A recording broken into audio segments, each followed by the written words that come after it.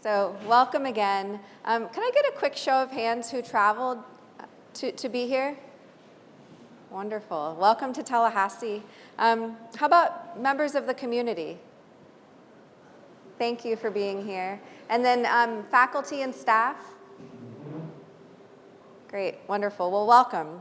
The IGC aims to be among the nation's premier policy institute in creating the next generation of effective leaders and responsible citizens. We focus on 4 pillars of liberty: constitutional liberty, economic liberty, conscience liberty, and educational liberty. We undertake bold research. In addition to policy and academic studies in our 4 primary areas, we regularly poll nationwide. One of our recent polls found that since 2016, growing shares of Democrats and Republicans describe the opposing party as more immoral or dishonest than the average American, with that number growing up to 2022. Similarly, 20% of young adults believe that people can employ violence to prevent harmful speech. There is work to be done. We pursue transformative teaching. We are working to create a new undergraduate degree in civics and liberty studies. We are working quickly to provide more opportunities for students, who there are a number of in the back of the room. Thank you for being here. For opportunities for book clubs, for essay competitions, and other monetary awards and fellowships where students can network in the community with leaders and build some of the soft skills that are needed for success today. We are teaching the next generation of leaders. And of course, we are engaging in fearless debate. Last semester, we hosted 12 events with 24 different speakers, and this semester has seen a similar flurry of activity, if not more. So thank you for being here, and for more information, always visit our website, igc.fsu.edu. Thank you.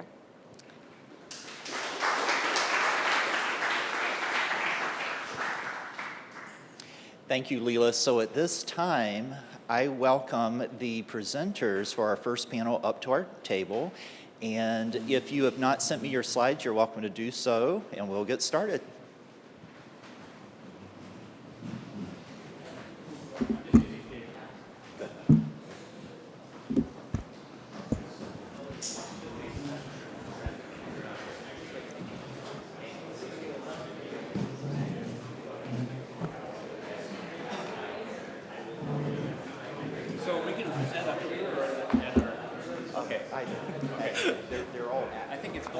Sam. It's probably good if we stand up. Hey, Sam. Joe Marbach. Nice to meet you. Good.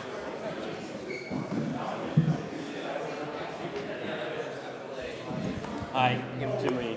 Joseph. Nice to meet you. Do the slides, or? I didn't do any slides, so Okay. sorry. Went old school.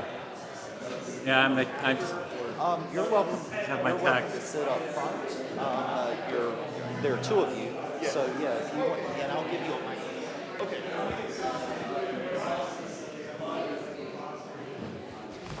All right.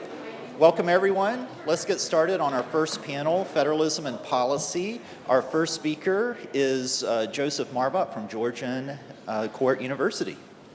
Okay. Well, first, good morning, everyone, and let me thank Dr. Strickland for organizing this. I think he deserves a round of applause. Thank you, James. And thanks also to the Institute for Governance and Civics for sponsoring this. My colleague, John Kincaid, sends his regards. Unfortunately, John was unable to join us this morning.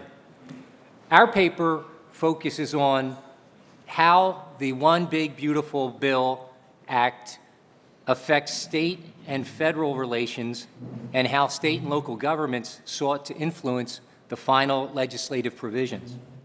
Previous research, including ours, often focuses on how individual reconciliation acts affect American federalism.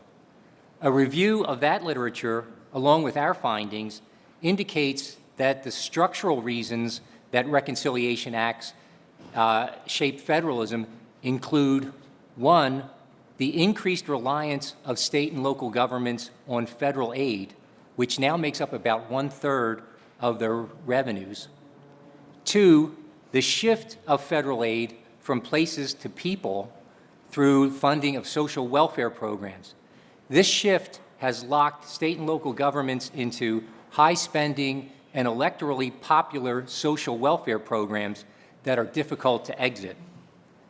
3, the voluntary linkage of many states' tax codes with the federal tax code so that changes in the federal tax provisions can lead to revenue gains or losses for those 40 states that have coupled their codes. 4th, the reconciliation process itself, which prevents the filibuster, significantly limiting the ability of the minority party and interest groups, including state and local governments, to influence legislation. And 5, the shortened legislative process that limits the number and type of amendments, again, restricting influence from interest groups, including state and local governments.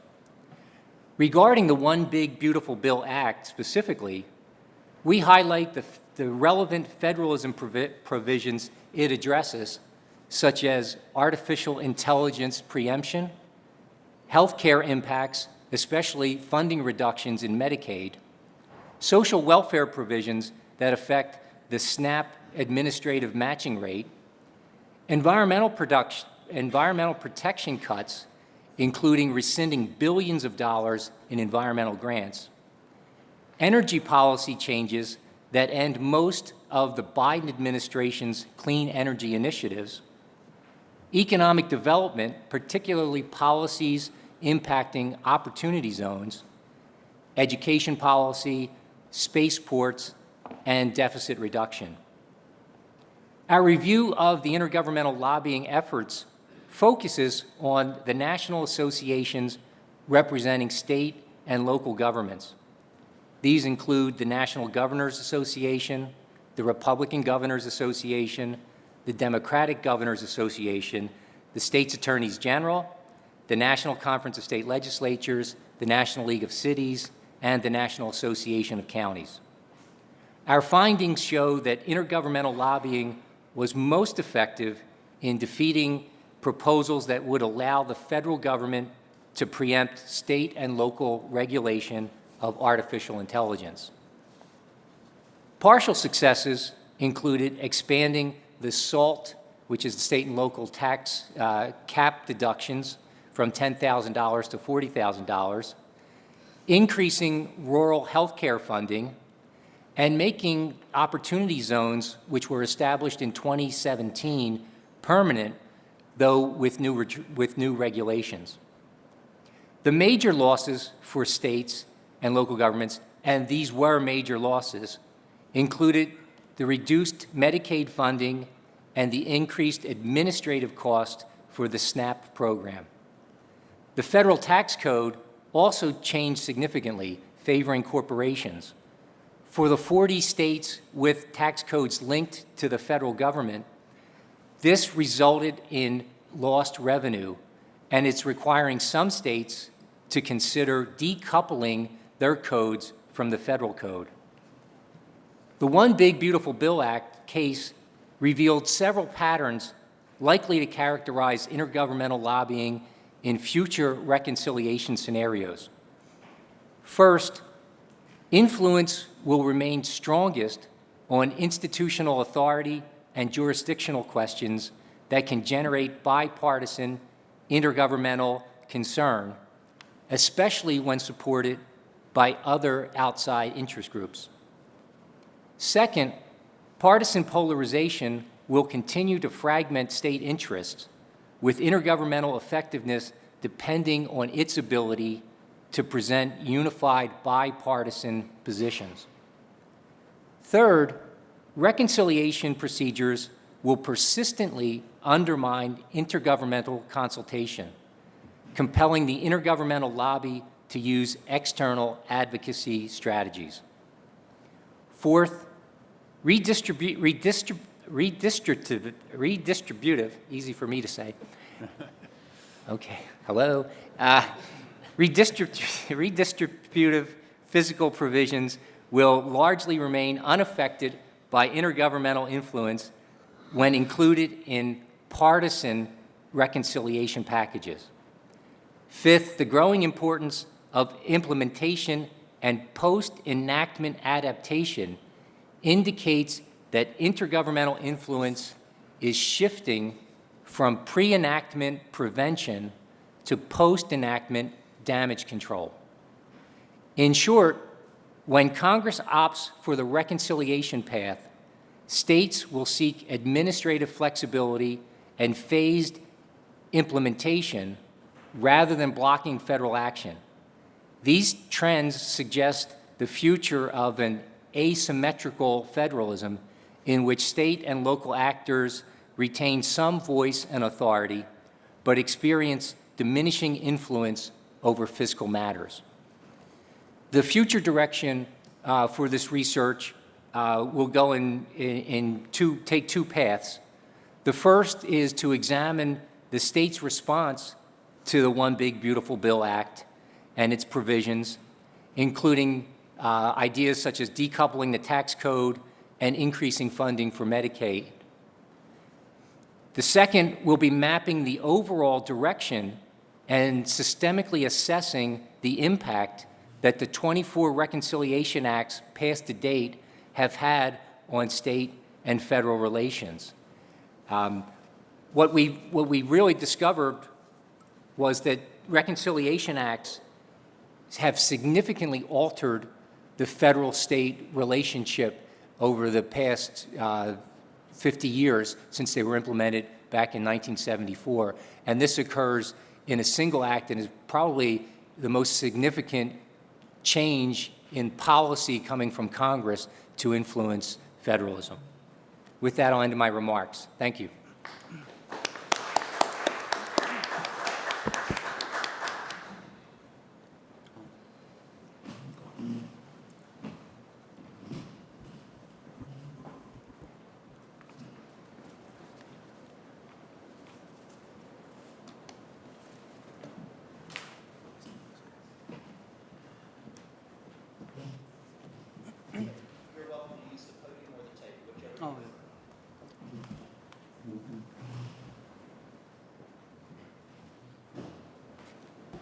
Good morning, everyone. I'm Shihyun from SUNY Brockport.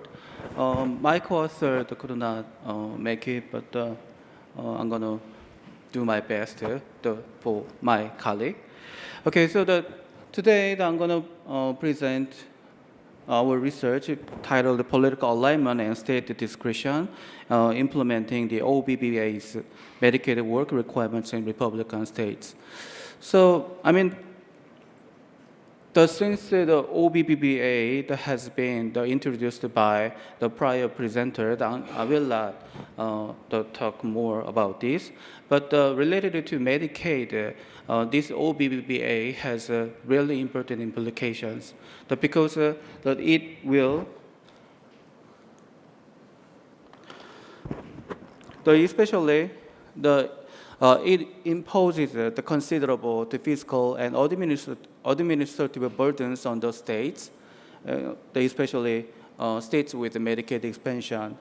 Currently, 19 the Republican-led states have adopted Medicaid expansion, and they are required to implement the Medicaid work requirements. The goal of this research is to examine the implementation of Medicaid work requirements in Republican-led states. As you can see, simply speaking, the Republican states seem to, they may need to fully comply with the Medicaid work requirements based on political ideology. But we don't think so, because their responses will be varied due to each state's internal inducements, constraints, and individual capacities.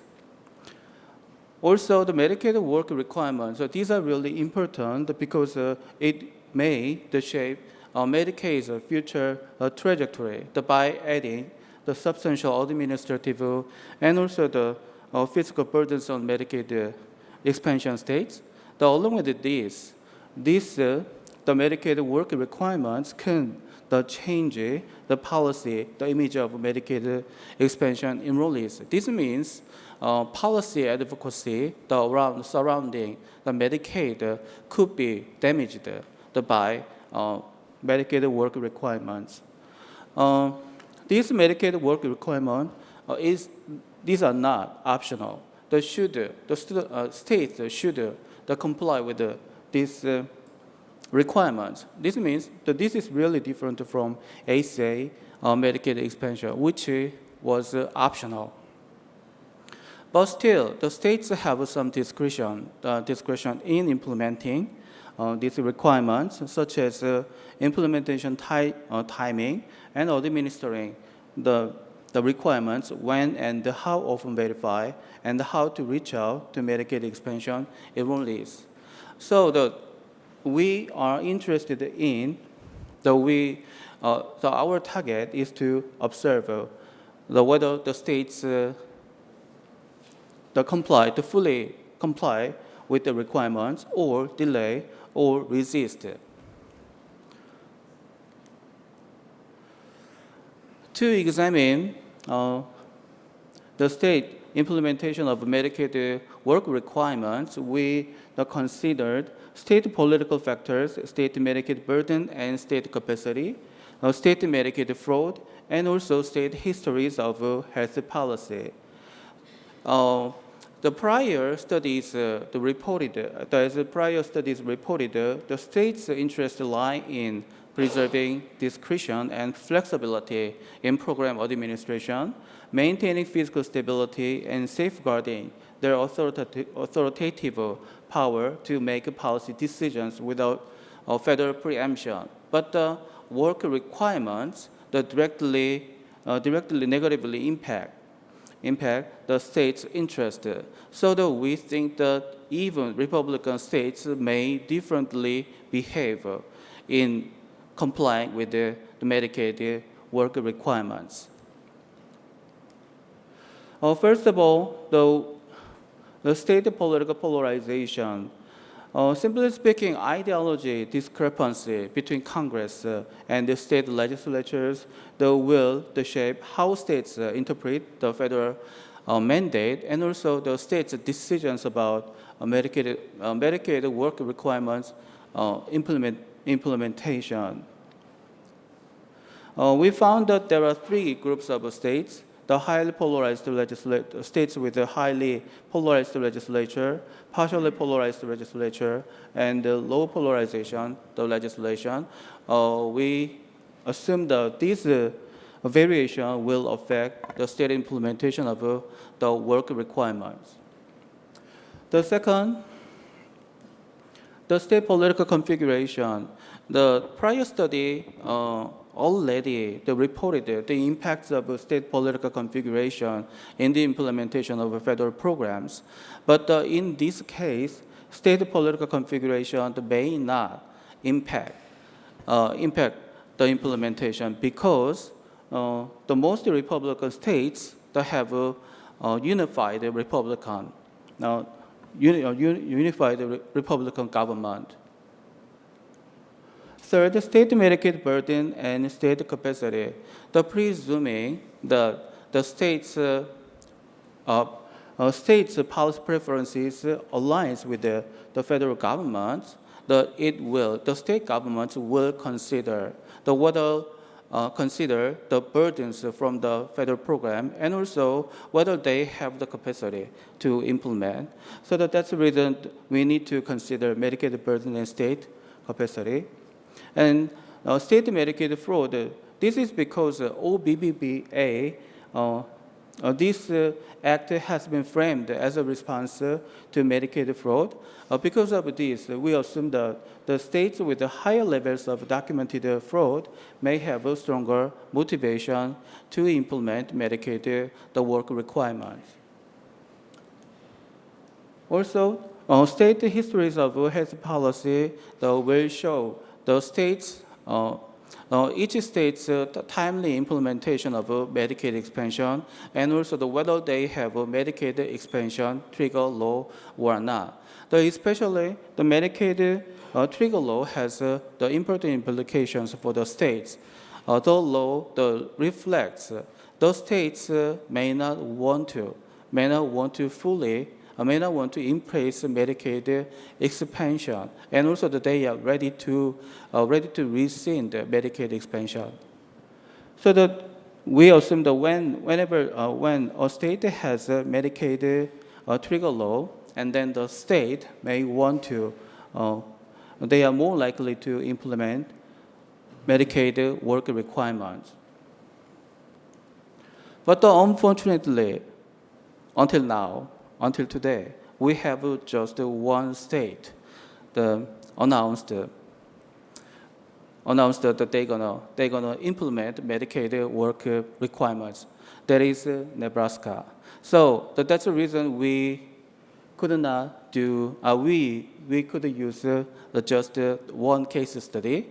So Nebraska, we think that Nebraska has actually based on our assumption, we thought that Nebraska has the high possibility to implement Medicaid work requirements because first of all, Nebraska's governor, the Republican, and also they is an ardent supporter of the OBBBA, and also the Nebraska legislature is not strong, and also the governor has the power over the Nebraska legislature.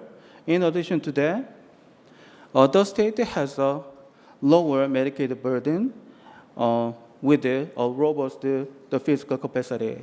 So that's the reason why we thought that Nebraska would be the one to implement Medicaid work requirements. So for our future research, based on our assumptions and also our data, we plan to conduct a quantitative research as more states move to adopt the work requirements. So, but we think the state variation, even among Republican states, that we can observe because they have differing constituents and also that they have differing political ideology, political configuration. Also, they have differing capacities and burdens, and also the histories of health policy. Yeah, thank you.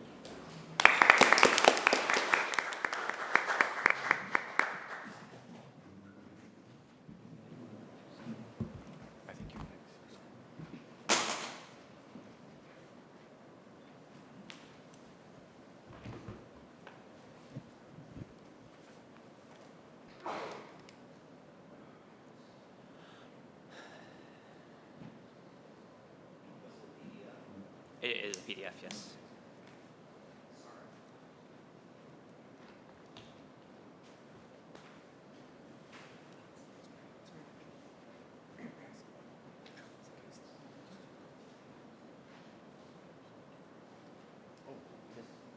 What did we advance this? Is this your phone?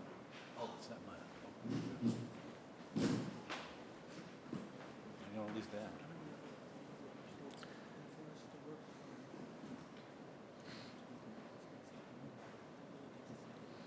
Sorry, I was magically trying to make my thoughts.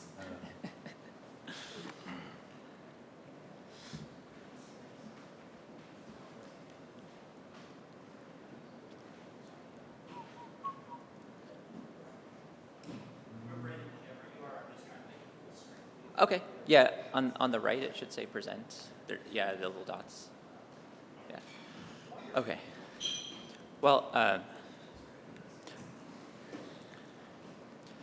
my name is Joseph Warren. I'm an assistant professor at the University of Alaska Anchorage. This is co-authored work with David Foster at Florida State University. The broad issue that we're focused on is something that I think is very significant for how federalism operates today, which is the large portion of state revenue that comes from the federal government.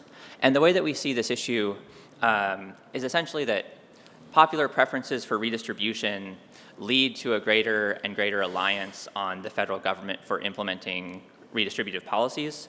And basically, we're looking for a way in which state governments and local governments as well can play a larger role in satisfying these popular preferences for redistribution in issues like healthcare, education, and housing policy. And so what we end up doing is we're developing a formal model looking at the source of inefficiency in state and local policies implementing redistribution, and then seeking a potential solution. So it's a work in progress. I thank you in advance for any feedback that you have. And so I will present them. I'll be summarizing the model. So as I said, in polling at least, redistributive policies are widely popular. And so we kind of use homelessness as an example throughout the paper, and I'll be providing more examples of homelessness policy. But you can see here a poll from 2022 in which a supermajority of respondents within the United States say that they support all levels of government doing more to combat homelessness. And over 2/3 of respondents support more homeless and domestic violence shelters, programs to counter addiction, support for people with disabilities, and counseling for mental illness, veteran services, and so on and so forth. So very popular policies. And so the basic question is, why do state and local governments fail to meet voter preferences in these regards? And there are some obvious reasons why you might think that local governments in particular would be well positioned to combat policies like homelessness.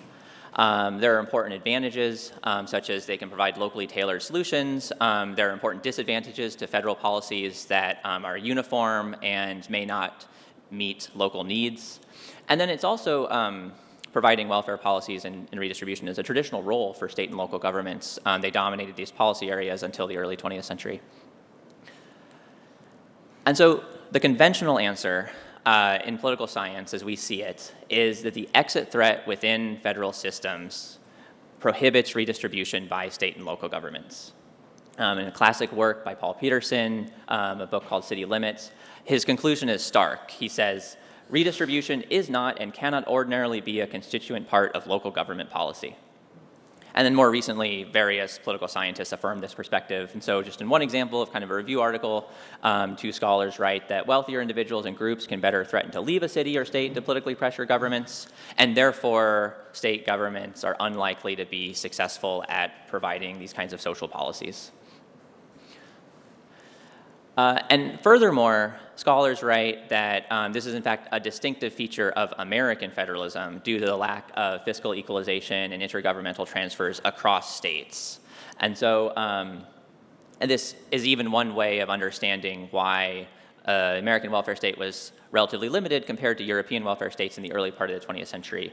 And so Paul Pearson and Jacob Hacker describe it in this way. There is substantial evidence that the principal source of state inactivity prior to the New Deal was the possibility that social legislation would discourage new private investment, encourage firms to relocate, or undermine the ability of local firms to compete with out-of-state rivals. And this is in contrast to a country such as Canada, where in the early development of the Canadian healthcare system, the province of Saskatchewan was a key innovator in developing a single-payer insurance system. And Jacob Hacker explains this as because unlike in the American states, the provinces in Canada benefited from a federal system of fiscal equalization that mitigated fears of capital flight. And so across all of these perspectives, it's the threat of exit by the wealthy that's leading state and local governments to be ineffective in providing popular redistributive policies, and hence that leads to a greater reliance upon the federal government. However, there are alternative considerations. I'm going to highlight two that have been developed more recently by scholars. And so one is just the simple fact that there is a lot of empirical variation in social policy among state and local governments.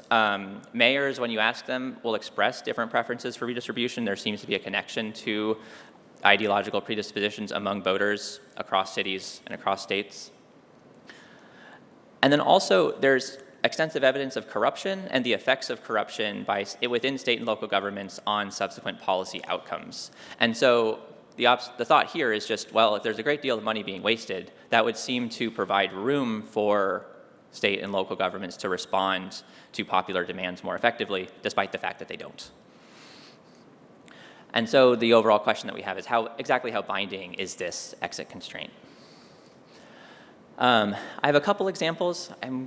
I'll go through them quickly, but one is New York City spends a great deal of money on homelessness. The Department of Homeless Services this year has a budget of almost $4 billion in response to a 1981 consent decree by the New York Supreme Court New York City has a so-called right to shelter. And I think that most scholars who study this agree that it's just drastically inefficient, that it does not accomplish the goals, and to the extent that it does, it wastes an enormous amount of money. And so one scholar of homelessness, an economist, describes an analogy to how a health care system would work if there was a right to shelter in a healthcare system. And he writes, imagine that anyone presenting to the emergency room first get treated as an emergency case. So cancer patients have their legs put in casts, diabetes patients start with coronary artery bypass operations, and asthma patients first get shocked with defibrillators.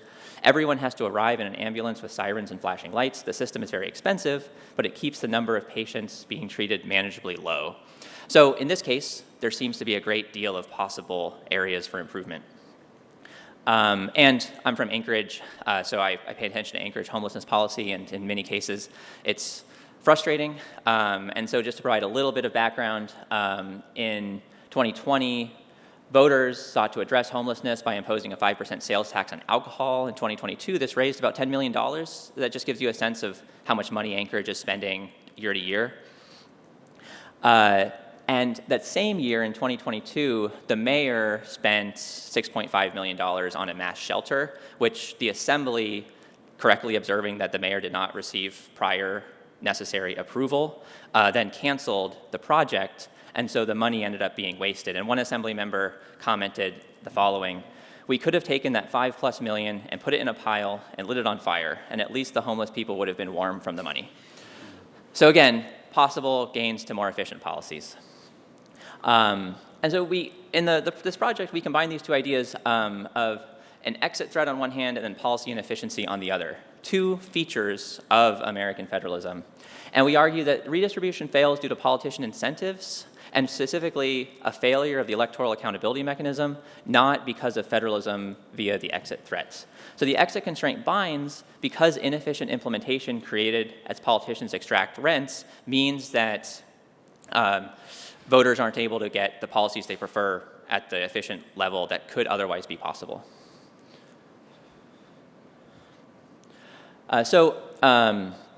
It's a common feature of electoral accountability models that politicians are always able to extract some rents.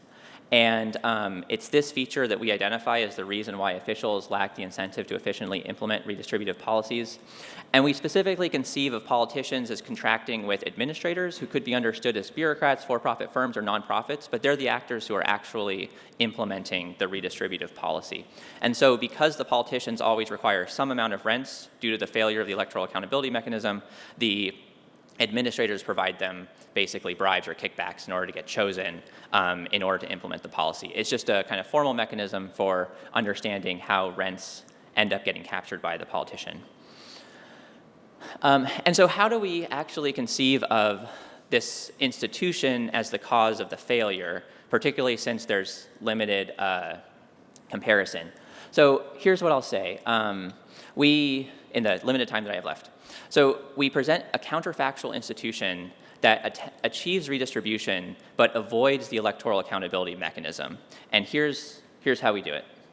So we present a policy called need claims, in which the wealthy taxpayers, the ones who are threatening exit, directly contract with the administrators, the ones who are implementing policy. And so policy recipients can bring a need claim against the wealthy, and then how do you ensure that they don't just demand as much as possible? Well, we have a random sample of voters determining whether the need claim is valid, so the policy is guaranteed to be popular if it's implemented with adequate efficiency. And so if voters side with the policy recipient, then the wealthy pay the tax, but the wealthy can also purchase a reduction in their tax liability from the administrator, thereby providing an incentive for the administrator to implement policy as efficiently as possible. And so what this does is it cuts the politician out of the equation. So I'm going to, because I'm out of time, I'm going to conclude. And so the basic problem that we're focusing on is the state and local governments spend billions on redistributive policies, yet implementation fails. Electoral accountability is one potential cause of this, and based upon various case studies, we think it's an important cause. And so we present a counterfactual institution to evade the electoral accountability mechanism by cutting out the politician. And we see this as countering a common presumption in political science and policy scholarship against the decentralization and fragmentation in service delivery. So thank you very much for your time, and I look forward to any feedback.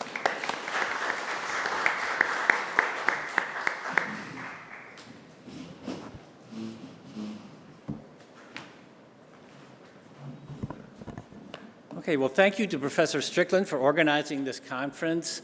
My paper is titled Remedy, Shield, or Mirror, Federalism in an Age of Democratic Dysfunction. My presentation focuses on how the framers of the U.S. Constitution understood the role of the states in safeguarding the liberty of citizens from the future possibility of a federal government grasping at unlimited power. The critics of the Constitution, the so-called anti-federalists, believed this threat was real and imminent unless a Bill of Rights was added. James Madison and Alexander Hamilton, co-authors of the Federalists, believed that weakness in the federal government and oppressive state governments were more immediate concerns. But both Madison and Hamilton admitted that a federal government aiming for despotic power was a future possibility. Both argued that if this came to pass, the state governments, supported by the people, would intervene to shield their citizens from federal oppression and cooperate with other states to remedy the crisis. Hamilton's and Madison's confidence that states would halt an out-of-control federal government rested on several important assumptions. Madison and Hamilton assumed first that factional divisions in the United States were principally state and local rather than national. There would be party conflicts everywhere, but the interests and ideologies of the parties would differ from state to state. The diverse and local character of factions, Madison and Hamilton believed, would enable the federal government to be relatively more just and impartial, and thus less likely to become oppressive in the first place. A second assumption they made was that under a well-designed constitution, it would be in the personal and political interest of ambitious men to defend the constitutional prerogatives of the specific branch or level of government they represented. A member of Congress, regardless of party, would stand up for the constitutional prerogatives of Congress. Likewise, a governor or state legislator, regardless of party, would stand up for the constitutional prerogatives of their state. Ambition would counteract ambition, Madison wrote in Federalist 51, and Hamilton made a similar statement in Federalist 28. Moreover, both Hamilton and Madison assumed that in a contest between a state and a federal government overleaping its constitutional powers, most citizens, regardless of party, would side with their states. Madison and Hamilton also assumed that if it came to a direct contest of coercive force between federal government and states, the states would have the upper hand. In the Republic's early years, the peacetime federal military establishment was relatively small and not yet capable of coercing multiple states. Finally, the framers of the Constitution placed the authority to conduct elections with the states, Article 1, Section 4. This would prevent the enormous mischief that could result from either Congress or a president exercising direct control over elections in every state of the Union. I would suggest that today, some of Madison's and Hamilton's assumptions about how states might restrain a federal government bent on despotism no longer hold, and others are doubtful. Party divisions today are not multiple, diverse, and decentralized, as Madison and Hamilton assumed. Instead, they are mirrored politically and ideologically at all levels, in Congress, between red states and blue states, and within state legislatures, and they're steadily growing deeper. The causes of this phenomenon are debated among analysts of polarization. I want to focus instead on its potential consequences. The tendency under hyperpolarization of this kind is for partisans to oppose only those incursions on state prerogatives initiated by a president or Congress representing the party to which they are opposed. Partisans will tend not to oppose and often actively support incursions on state prerogatives committed by their own president or Congress. There is today little personal or political incentive to stand up, regardless of party, for the legitimate constitutional authority of the branch or level of government one represents. Some analysts have argued that partisanship of this kind, despite its negatives, has some positive dimensions. The argument goes that partisanship mirrored at every level of government guarantees that any incursion on the constitutional prerogatives of any branch or level of government will be vigorously opposed by someone, even if the opponents are motivated more by partisanship than constitutional principle and would take the opposite stance if their own party did the same thing. I believe this is an important point, but this positive take on partisan federalism assumes that powerful players in these partisan contests still respect the democratic and constitutional rules of the game. But when partisan ideological battles continually escalate on all fronts, this fosters a win-at-all-costs mindset, potentially endangering the constitutional safeguards of federalism. Conservatives have long warned that the vast expansion of federal programs during the 20th century also expands federal power in a way that can be abused in the wrong hands. It is ironic that in the 21st century, it is President Trump, who is not conservative but who claims to be, who has demonstrated the degree to which every federal program, scientific research, child care funding, and more can be politically weaponized. Political scientist Eric Schickler argues that Trump's second term demonstrates that checks on presidential power, including Congress, the judiciary, the administrative state, and civil society itself, are far less effective than analysts have always assumed. Schickler, however, does not address whether states in our federal system might provide a more effective check. Political scientist Theda Skocpol provides an assessment of threats to U.S. democracy nearly as bleak as Schickler's, but Skocpol does specifically identify federalism as an effective counterweight. Quote, I see considerable room for dogged pushback against any outright authoritarian takeover because subnational resistance can proceed subnationally across many states and metropolitan areas. More recently, however, Skocpol has qualified her optimism in light of, quote, the enormous expansion and reconfiguration of ICE as, in effect, a nationalized police force at the discretion of the president and capable of overpowering state and local law enforcement. I live and teach in Minnesota, where President Trump has sent more than 3,000 heavily armed ICE agents, even though in numbers and percentages, Minnesota's undocumented population is much smaller than Texas or Florida. In practice, Operation Metro Surge has little to do with legitimate enforcement of immigration law. It is instead an indiscriminate sweep, detaining individuals without regard to criminal behavior, immigration status, or citizenship, and unconstrained by constitutional due process of law. Moreover, Trump has used this massive ICE presence in Minnesota in efforts to pressure the state to relinquish control of elections. Within hours after Alex Preddy was fatally shot by federal immigration agents, Attorney General Pam Bondi issued a letter to the state of Minnesota, including as one of its conditions for ending Operation Metro Surge, that the state grant full access to all personal information about all voters. Minnesota Secretary of State Steve Simon has refused to do this. These efforts are consistent with Trump's stated goal of, quote, nationalizing elections and his ordering the FBI raid on the Fulton County, Georgia election headquarters. It is not clear what would prevent comparable actions against any state, county, or city that Trump falsely claims helped to steal the 2020 presidential election. Thus, the constitutional prerogatives of states have become targets in our current partisan battles. It is clear, however, that states still can and do function as channels of resistance. It is also clear from events in Minnesota that civil society is capable of mounting significant resistance to unconstitutional federal actions. In this sense, Eric Schickler missed something. For me, the unanswered question, as a visitor from Minnesota to the Florida state capitol, is whether leaders of Republican-governed states are willing, on principle, to join in opposing oppressive federal actions against Democratic-governed states that they would certainly oppose if such action were taken by a Democratic president targeting a Republican state. It is my hope also that Minnesota would come to Florida's defense if the situations were reversed. Thank you.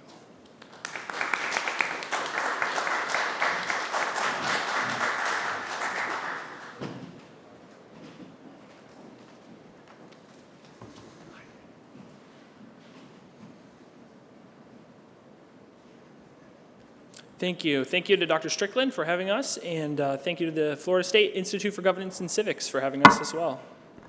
So today we're going to be looking at Arkansas, and Arkansas in particular, education policy as an example of federalism being worked out on the educational front. A brief lit review going back to Jefferson, right, the first statewide system of education designed at the state level in the state of Virginia. Federalist 45, delegating the powers, the powers that are delegated to the states in the Constitution are numerous and definite. And then the Constitution itself, particularly notably silent, Article 1 on education with respect to education, and the 10th Amendment clarifying that these powers are delegated to the states and the people. So when it comes to education, it's a state issue. A brief background here, Pierce versus Society of Sisters was an initial case, the Supreme Court, limiting state infringement on private agents. Brown v. Board, we're very familiar with, right? Limiting state infringement of individual rights in public systems.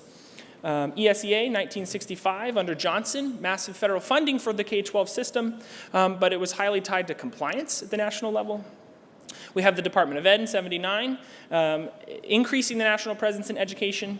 And then, of course, the two more familiar and recent federal legislation with respect to education is NCLB and ESSA. NCLB, right, focusing on assessment, right, assessment as the benchmark, setting standards without funding necessarily, and then ESSA, allowing states a little more flexibility to design their own systems of assessment, but benchmarks remain, and it's more a carrot than a stick. Current landscape is therefore a mix of intertwined state and national policies. And as has been talked before on this panel, right, our states have radically diverse views, multifaceted and pluralistic perspectives. But the real question in education policy today is this tension between accountability, the desire for uniform accountability across states, while still allowing for representative educational systems that are diverse and pluralistic. Arkansas, that's what we're talking about today. Historically a rural state, high poverty rates, but there has been a recent push in recent years, the formation of the Department of Ed Reform in Arkansas, the Office of Education Policy, a lot of statistically based reforms and innovations at the state level. Most particularly culminating in the LEARNS Act, which was a piece of legislation in 2023 that did a number of wide-ranging and sweeping reforms, including revamping the teacher salary schedule to have a minimum of $55,000. It included literacy reforms, the restructuring of accountability, and pertinent to today's research, the creation of education freedom accounts, which are present in 11 and counting states. Education freedom accounts, it's an education savings account, tax-deductible bank account. I'm sure you're familiar with it, perhaps. The state funds go to families for expenditure on educational options. This is a mechanism that increases portability of state funds to private institutions, and it was upheld constitutionally in the Montana versus the Espinoza versus Montana Department of Revenue, ruling that because there's this extra step of the funds to the parents, and then the parents, the family, guardians to some institution, there is a separation of church or state upheld, so it's not violating that. So in the context of this research, we termed the demand as the students, families, and communities, and the supply being the providers of educational services that are receiving the funds. In Arkansas, there's two classifications for the supply. There's official private schools and micro schools, which have a more stringent requirement for accreditation, and then there's vendors and providers, which have a less stringent. We're going to be focusing on the schools. And the research is ongoing since the implementation. We're starting to collect data across all 3 years. And so there's many questions we could ask, which include originally Milton Friedman, right, the father of school choice, you might say, had particular proclivities about school choice. He hoped that it would alleviate the financial burden on families and would drive up through choice and market incentives the quality of education that's available. Focusing here, right, everyone, parents, students, taxpayers, hopefully should benefit from these effects. So the question is that happening? Well, as we've seen that school choice tends to, the literature review here is that the higher regulatory burden precludes and prohibits schools from desiring to participate in school choice, in forming new schools. This is some on-the-ground research, though, we're able to track this in action. So some more literature review for federalism in education. we can move through that. But the two main research questions that are going on here is just basic, starting to ask the question of as the landscape of education radically looking different in Arkansas as opposed to other states. What are these schools like? What are these schools like, and what determines how many students are in these schools? So we're performing some econometric regressions, least squares, and linear probability, some Greek letters. But what you need to know is that as schools get larger in Arkansas, every 100 students, the share is going down in students. So larger schools, there's a fewer percentage of these students in the schools. And we also see more Greek letters. But there's something else that's going on here that we have to talk about, which is not all of these schools are the same. So those previous regressions are very basic, so we're not including normative frameworks such as the effect of religion for schools. So the percentage of schools that are religious in Arkansas maps on to the national average, right? We're looking at about 4 in 5 schools that are independent being religious. But when we bring this effect in, we see that for a similar result, as schools get larger, every 100 students, you're seeing a smaller share. So a large school might have 30% students in this program, but a very small school is going to have more like 60, 70% students. In fact, I was just checking my data, and the top 20 schools that have the highest percentage of students in this policy, 50% of them are in rural contexts, small schools, likely to have formed in the last 5 years. So this policy does seem to be incentivizing the formation of schools in rural contexts, and those schools have high take-up rates for this policy. We do see that religious schools have a lower share of students. And then we also see here that some schools, Catholic schools in particular, are very eager to take up this policy, 46%. And overall, rural schools take it up less, which is what we would expect to see in the beginning of a policy like this. Urban contexts, privileged contexts particularly, more contexts that have more information regarding the policy are going to take it up first. But we are still seeing the benefits of this policy to rural areas in Arkansas, which is encouraging. So what do you need to know? What do you want to take away? Larger urban schools are participating at a higher rate than rural schools. But as mentioned, several new, smaller rural schools are taking an extremely high percentage of students, implying that their survival or their existence could be dependent upon this policy. And religious schools have a lot fewer students in this program, despite participating in the program overall. So the next steps of this research, what we really want to look into, the effects of federalism in Arkansas with respect to education policies. Some of the complaints lodged are, well, these schools receive this extra money, these independent schools, and they just raise their tuition. So we're investigating right now, what is the effect upon tuition, controlling for school demographics, and what is the effect on teacher salaries? Teacher salaries are becoming more competitive in the private independent school market as opposed to the traditional public market, even with the legislation raising the first-year teacher salaries in traditional public schools.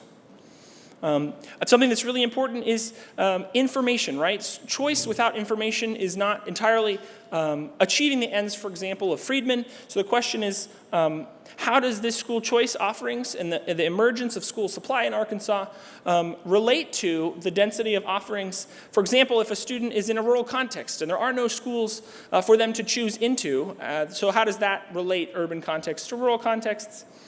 And then we're in the midst of beginning a process of interviewing school leaders at some of the outlier schools and bringing in a qualitative component alongside this quantitative component. So more diverse educational options seem to be coming up as a result of this policy.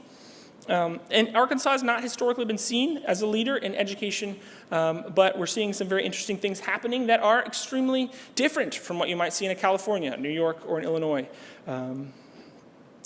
And so I would bring this back to the original comment on education at the federal level was the Northwest Ordinance way back then, and they really didn't say much. They just said religion, morality, and knowledge being necessary to good government and the happiness of mankind. Schools and the means of education shall be forever encouraged. And I think we are starting to perhaps see that happen in Arkansas, although we want to continue to monitor that and keep track of that. So thank you.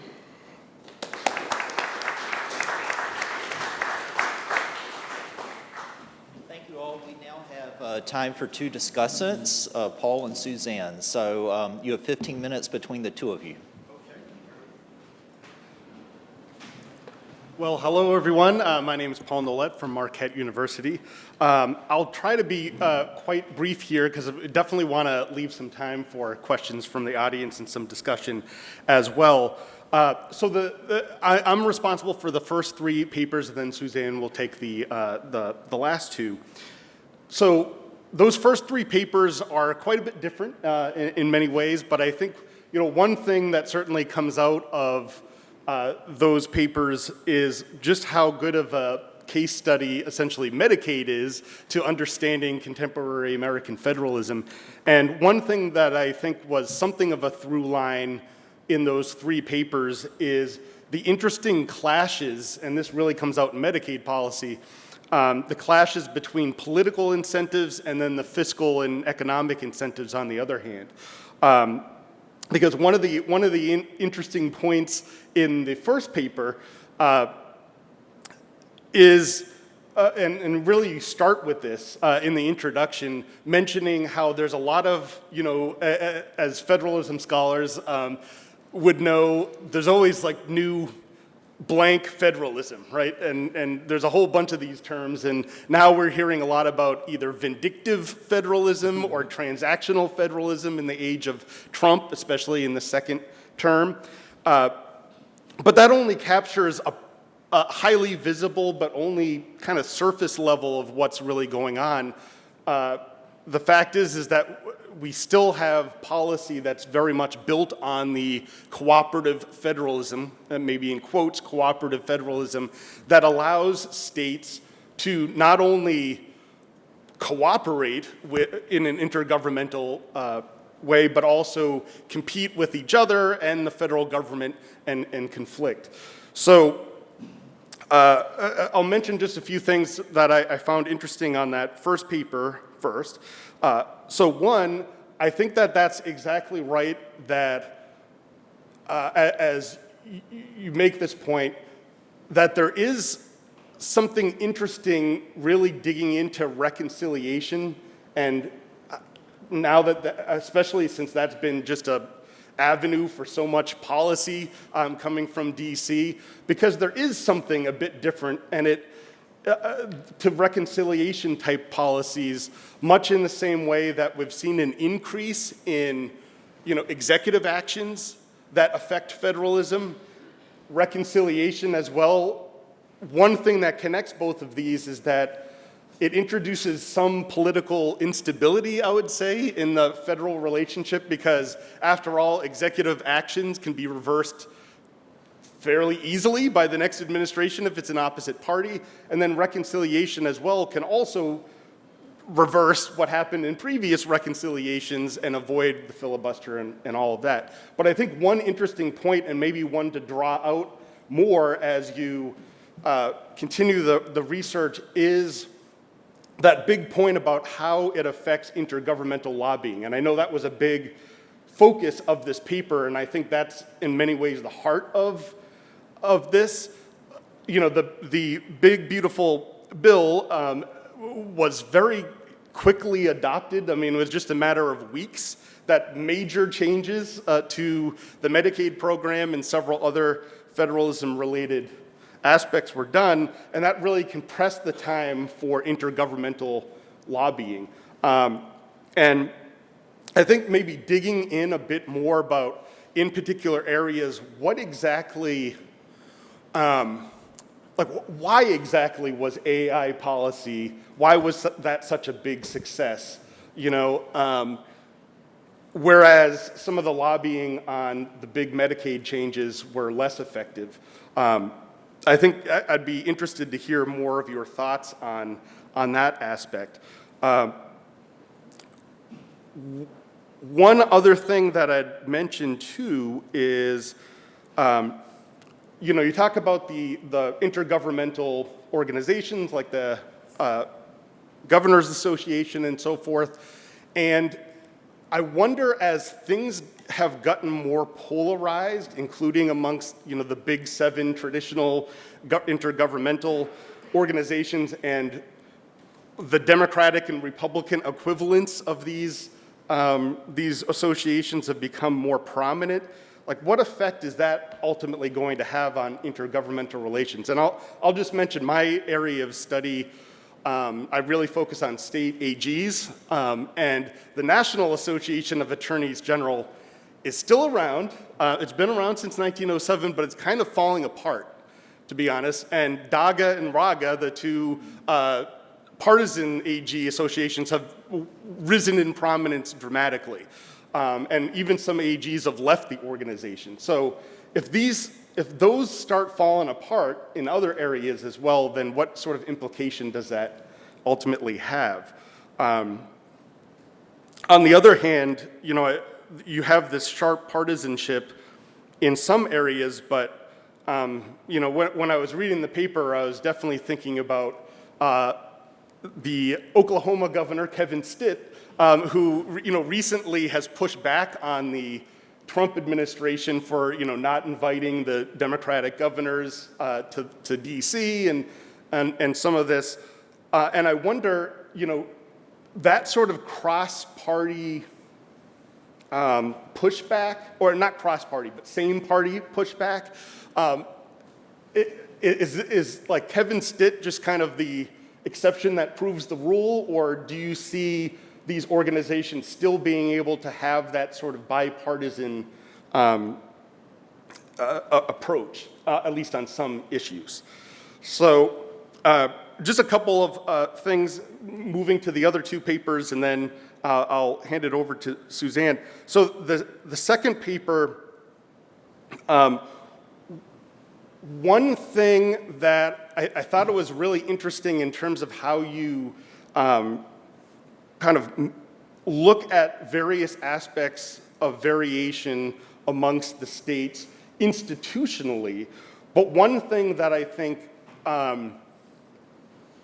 you want to consider as you develop this research, and I should say, I am not a methodologist, so take some of what I'm saying with a grain of salt, but that one case study of Nebraska is like trying to do a lot. Because you have a lot of different institutional variation, political polarization, state capacity, Medicaid fraud, all of this other stuff, and you essentially have the Nebraska case study, and it makes sense you focus on Nebraska because that's where we've seen some policy action, but surely I would think that there's still some policy variation amongst those states.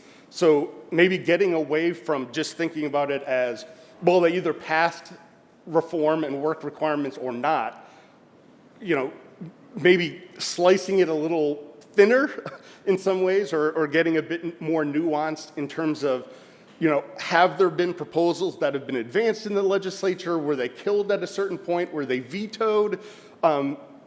As opposed to states where maybe there's been no action whatsoever.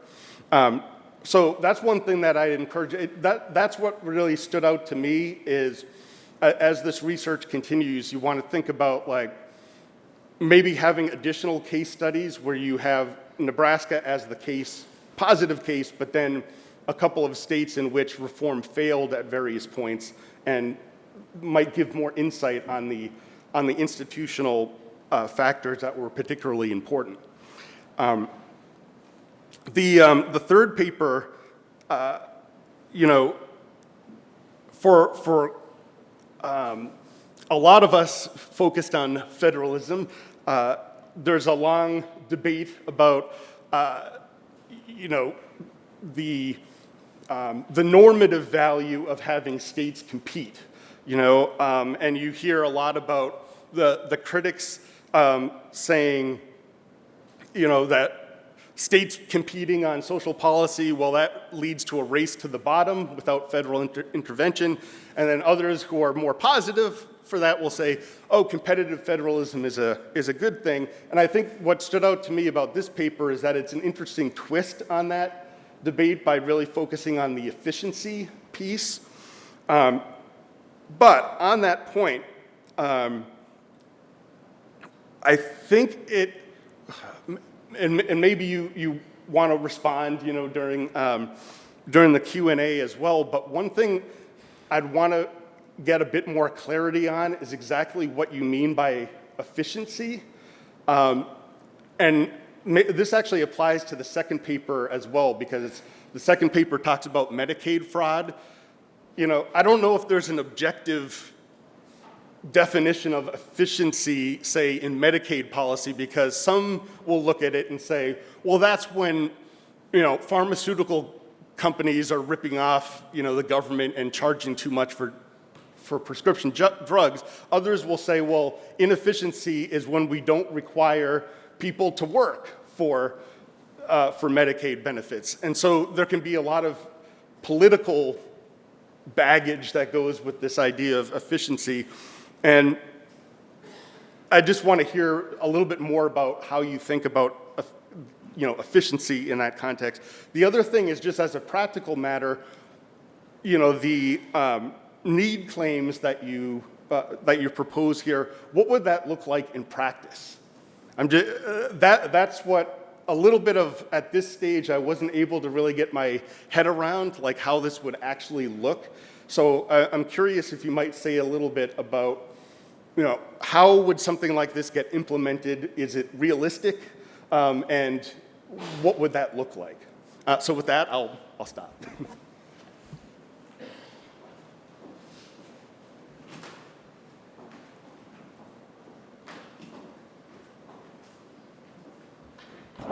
Thank you, Paul, and for taking the 3.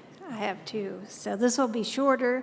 I know we want to get to audience questions, but I read the last 2 papers, and the first one was by James Reed, and his paper, you know, was the one that evolved around, is Madison's ideas that there's checks in the system, that states will fight back when they see democratic ideals and the Constitution being jeopardized. And so, you know, he sets it up so there's a couple different theorists there that talk a lot about the ideas of could this come to fruition, or were the framers wrong? Did they just get it wrong?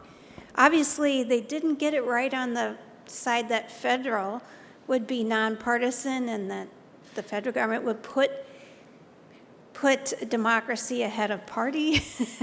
I think they saw the states as being, you know, more of partisan actors.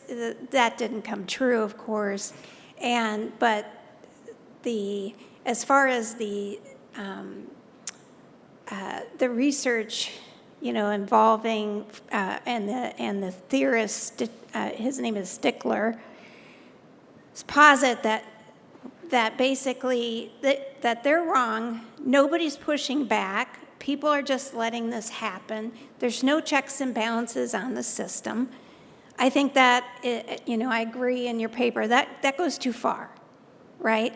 Especially to say civil society is not fighting back or care about these issues, right? It's actually a little insulting, I think, for a lot of us. But what I would say is that Scotchell's view of a more, where there will be resistance by some states, is a much more accurate picture of what is happening. And a lot of us are, you know, thinking about the moment, and we do have all 3 branches controlled by the same party. There seems to be less concern about the Constitution upholding separation of powers and the federal system. On the other hand, it's a 2-year period, and then elections start over. We don't know if all 3 branches are going to be controlled, and history on midterm elections tells us what? That we're going to be seeing a Democratic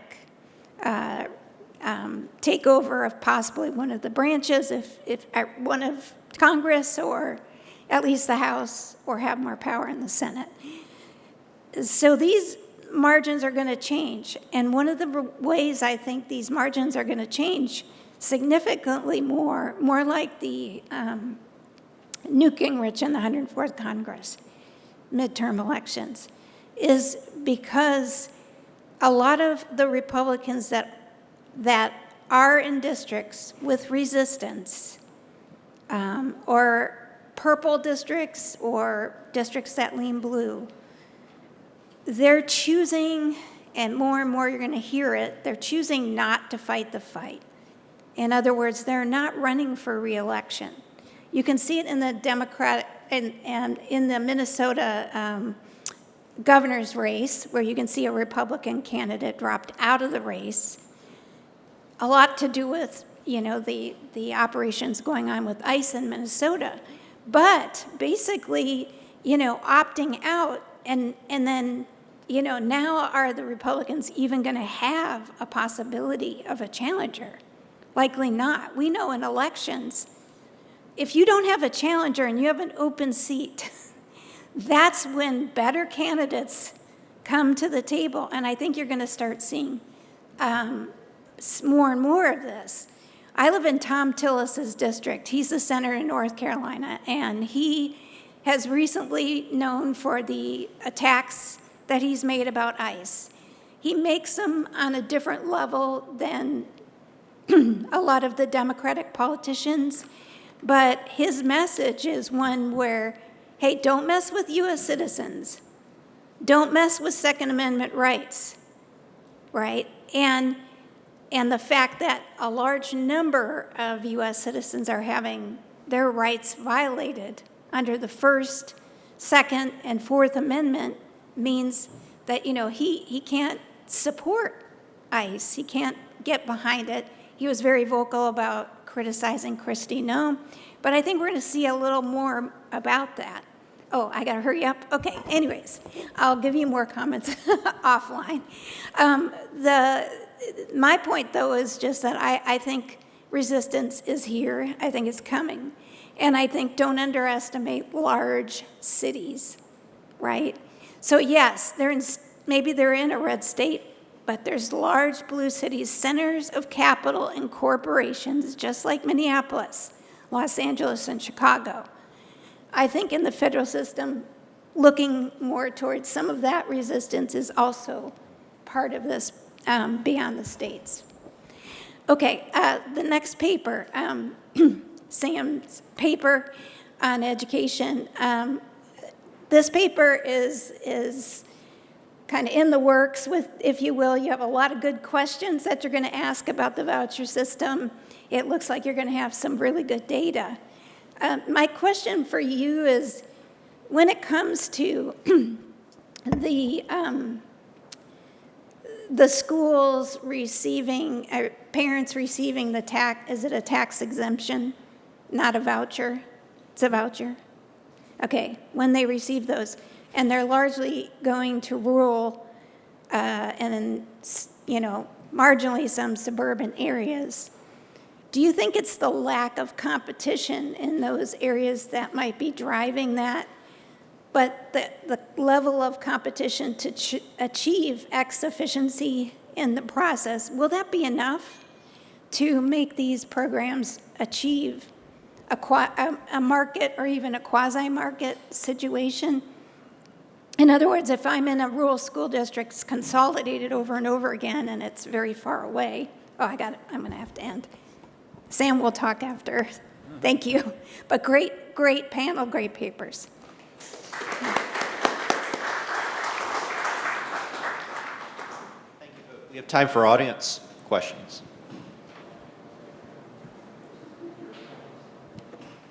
Hi, thank you. Yeah, I have a question for Dr. Reed.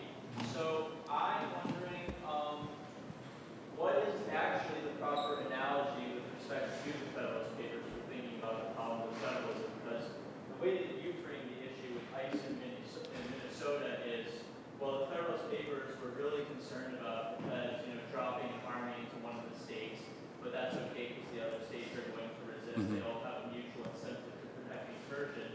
But I wonder if the better analogy is not that what animated the formation of the Constitution in the first place, which is the states wanted to have their cake and eat it. They wanted to benefit from, for example, the Continental Army, but they didn't want to pay for it with their requisitions. I mean, something like 40% of Minnesota's budget is federal Medicare and Medicaid, and yet the entire reason that there is such a practice about Minnesota is because they don't want to enforce the laws, and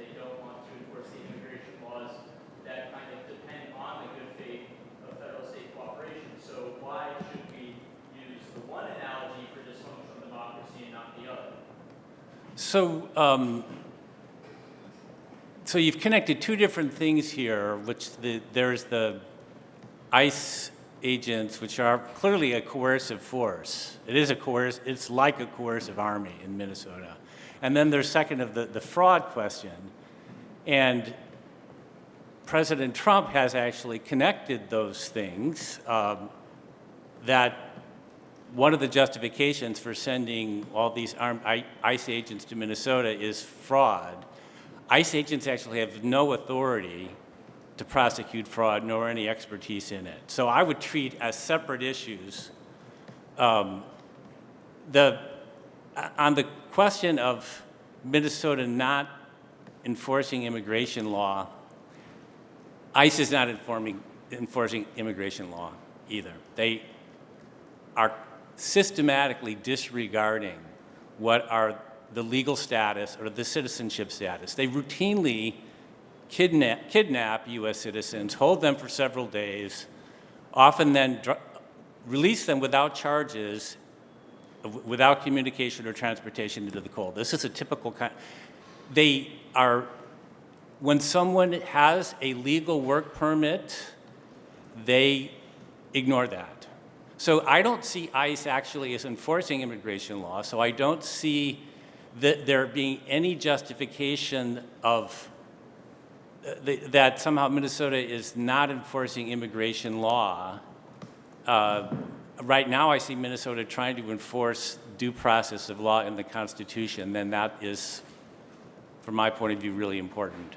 So then as a follow-up question, so what is a sanctuary city then? What makes it different from any others?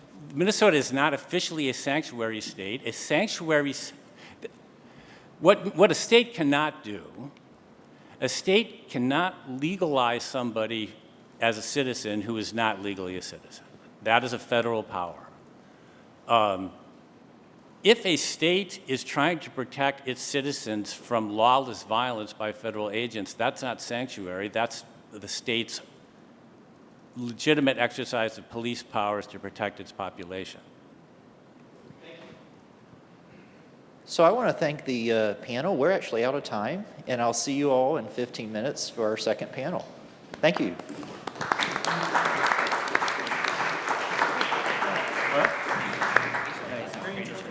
Yeah, it was.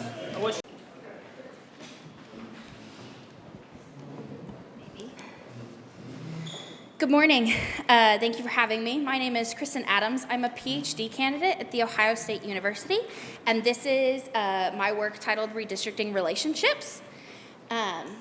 So I want to start with the tale of two congressmen. The 2010 redistricting cycle saw two Democratic congressmen, Jason Altmaier and Marc, pitted against each other for the 2012 elections. The Pennsylvania legislature drew both members into the new 12th district, breaking up Kritz's district and adding him to what was essentially Altmaier's previous district.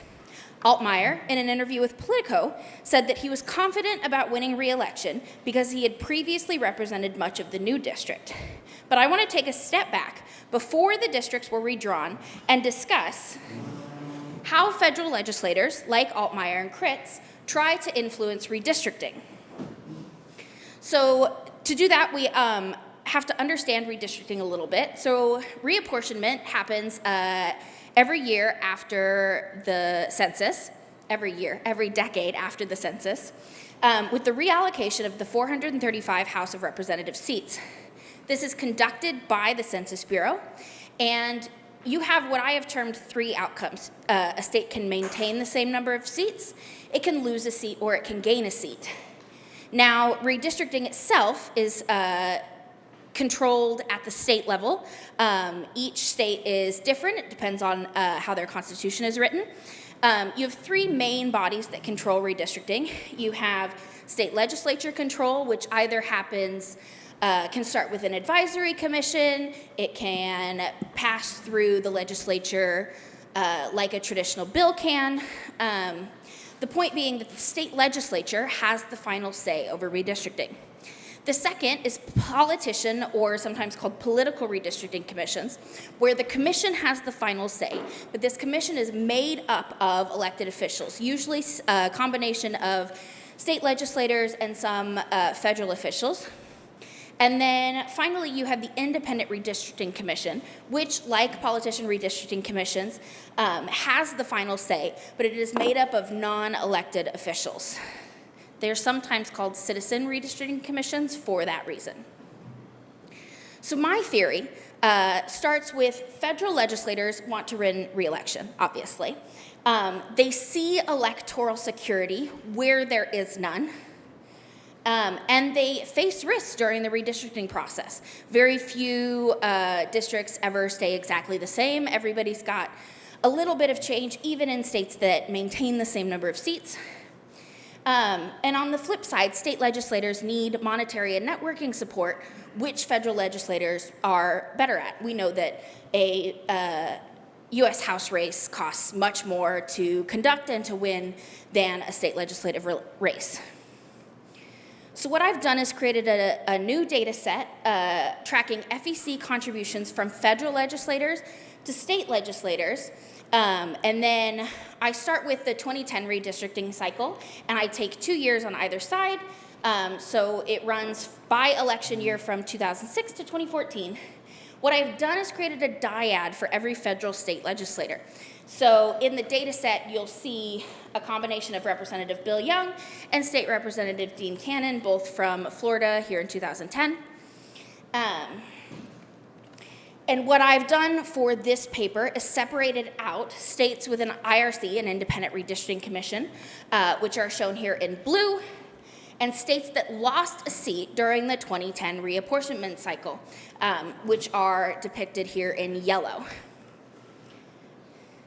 What I find, I track count of disbursements as disbursement amounts, one can be quite small. They average somewhere between $100 and $200 per contribution. But the count of disbursements is seemingly more of a signal between the two, a signal of a relationship. So as you can see, states with an Independent Redistricting Commission are here in red. States that lost a seat during the 2010 redistricting cycle are here in blue. The red or orange states with Independent Redistricting Commissions stays fairly baseline across the level. Obviously not a perfectly straight line, but pretty flat. Whereas states that lost a seat not only are 3 to 4 times higher the number of contributions than states with an Independent Redistricting Commission, but also we see a spike here in 2010, which I treat 2010 as the redistricting year, or you'll see I call it the census year, because 2010 is the election in which the legislators that are going to be doing redistricting, they're the ones that get to draw the maps, are elected in 2010 rather than 2012. So I find that census year elections have higher contribution rates overall.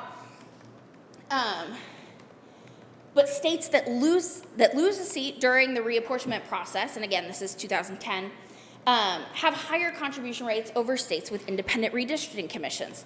So like I said, we see fairly flat, but states that lose a seat have 3 to 4 times higher.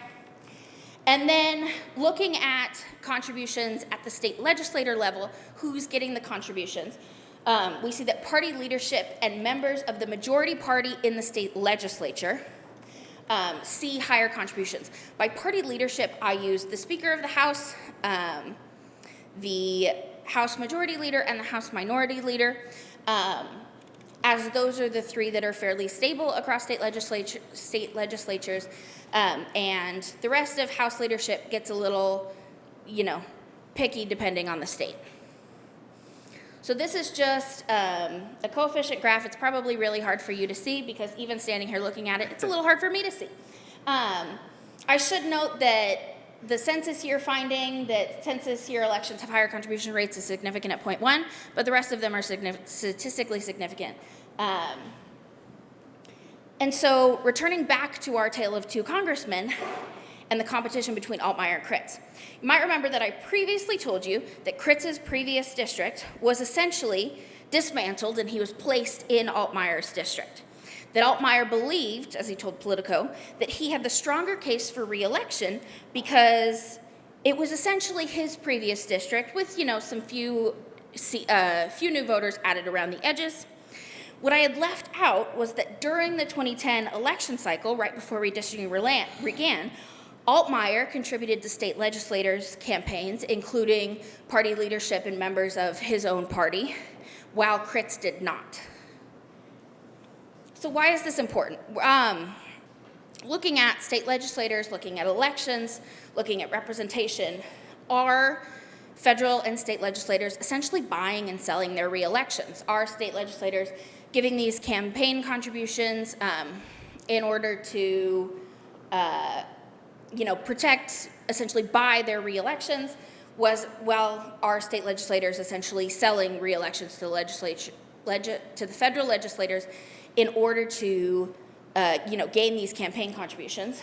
And then this touches on, but doesn't go too in-depth into, do independent redistricting commissions work to temper gerrymandering? We know that's essentially part of the reason why they were created, and as we see that in this data, independent redistricting commissions definitely temper the amount of campaign contributions between federal and state legislators. Future research I may or may not have mentioned. This is the first chapter of my dissertation. Part of that will be expanding it to the 1990 to 2020 censuses. 1990 is the earliest. We have FEC data that we can make a whole census block. And looking at states that gained or maintained the same number of seats. Looking at states with single congressional districts, it's not that interesting. They tend to follow the straight line of independent redistricting commissions, but at a fairly low level. And then more broadly, I look at federal-state legislative interactions and getting more into depth on these relationships. Thank you.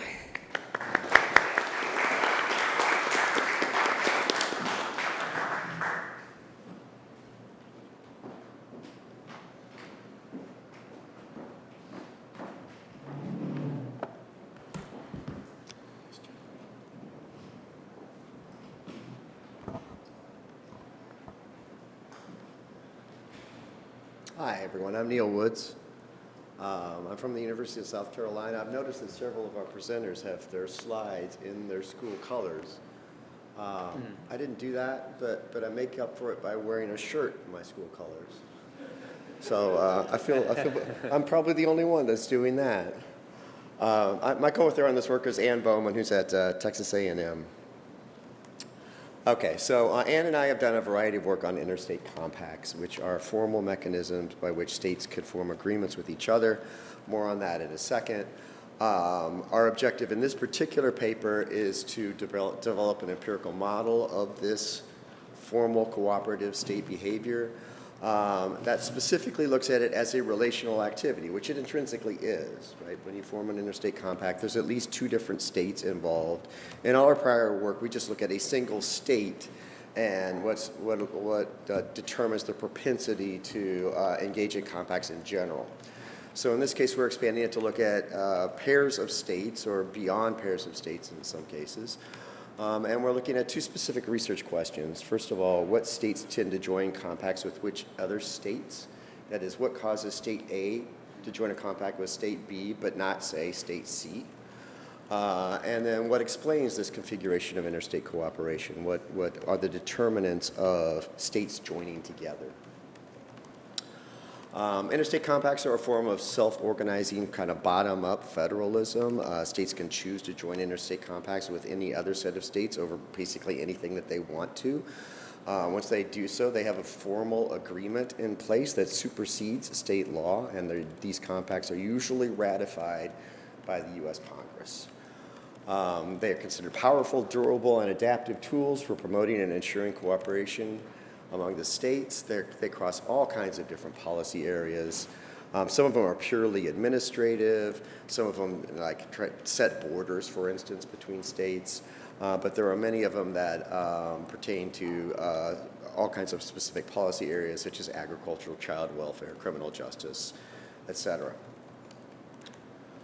There are a lot of benefits to joining a compact. They can deal with spillover actions that occur by actions that a state takes outside that state. They can help reduce economies of scale. They can reduce the costs of policy design and experimentation, but there are also costs. So you have costs associated with developing the compact, and these are sometimes very intensive costs. You have costs of administration, and in joining a compact, a state gives up some of its flexibility, some of its sovereignty even, because the compact itself is a supersessive government that usually that sets up sort of compact commission whose decisions supersede state law. Okay, so back to our research questions. Which states cooperate with which other states? To look at this, we kind of developed this map of state cooperation. And the map is developed using non-metric multidimensional scaling. And this produces a map in which the axes that I'm going to show you are not directly interpretable as meaning anything, but the clusters of states are. So states that cluster together tend to cooperate more. Now, what I'm going to show you is a map of just national compacts, and this is a distinction we're going to draw out, I think, more forcefully in the next version of the paper. But in some compacts are open to anyone. Any state can choose to join them, and there are compacts that have all 50 states as members.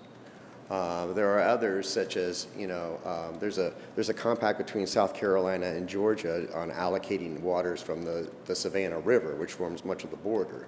There would be no reason for any other state to join that compact. And so those are regional compacts. This map is a map of national compacts. So these are states that join together, and I apologize, many of you in the back probably can't see this very well. These are a configuration of state participation in compacts that are open to every single state. And one of the interesting things about this is that you still see pretty strong regional patterns. I don't think I have a laser. Do I have a laser pointer?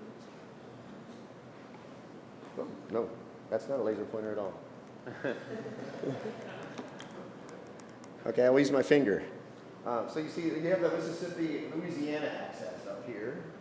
And you've got the South Dakota, North Dakota axis down here. And you've got kind of the Nebraska, Iowa, Wisconsin, Michigan, Minnesota, Midwest kind of thing going on here. Alaska and Hawaii are pretty regional zones. And so as you look through this, you can see that states that are in the same region tend to participate together in the same types of compacts, despite the fact that these compacts are open to all states.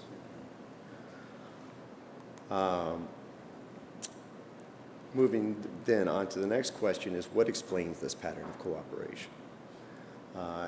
We have a theory in the paper that's rooted in the theory of institutional collective action, which was primarily developed to explain interlocal cooperation in the United States. We're just basically transporting that theory to state cooperation. And the ICA theory focuses on minimizing transactions and costs associated with developing, maintaining, implementing a compact. And it leads to these types of expectations. First, greater institutional and fiscal resources should lead to more cooperation. Common socio-political interests, or homophily, should lead to greater cooperation. More interaction on a repeated basis should lead to more cooperation as the political units develop more trust and familiarity with each other. And greater economic integration should lead to more cooperation. So we're going to take this and apply it from the interlocal framework to states. One thing I will say is that we're doing so despite the fact that this first one kind of contravenes what Ann and I have found in previous work on the states, which is that we have generally found that states with lower fiscal resources tend to join more compacts generally. And we hypothesize that, and this is in part because compacts can act as a substitutive form of institutional capacity. But that's not what the ICA framework suggests. Okay, so what we're doing is we have a count on the number of dyadic compacts. So the number of compacts between Alabama and Arkansas, or Arkansas and Louisiana, or whatever, entered into over the course of a decade, and we do this over 4 decade slices. So we're measuring our independent variables at the start of the decade, and the dependent variable is the count of the number of compacts each pair of states has ended at the end of the decade. We do this for the 1970s, 80s, 90s, and 2000s. We are currently gathering data to extend it through the 2010s. And we're using an event count model. I've got a table of results, but I won't show it to you right now. What I will say is that these are not all the variables in the table. So some of the variables are not significant. But each set of variables that is significant in each of these categories is significant in the same direction. So homophily variables, if they are significant, they are consistently indicating that greater homophily between states that are more like each other in terms of population density, percent urban, percent black, join compacts together.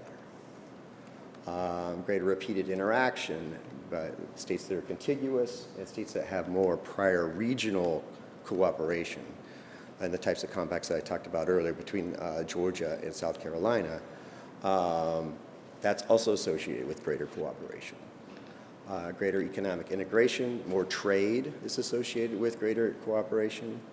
However, greater fiscal and institutional resources are not associated with greater cooperation, but less. So consistent with Ann and I's prior work, but inconsistent with the ICA framework generally. And so going forward, we're going to update the data set as I suggested.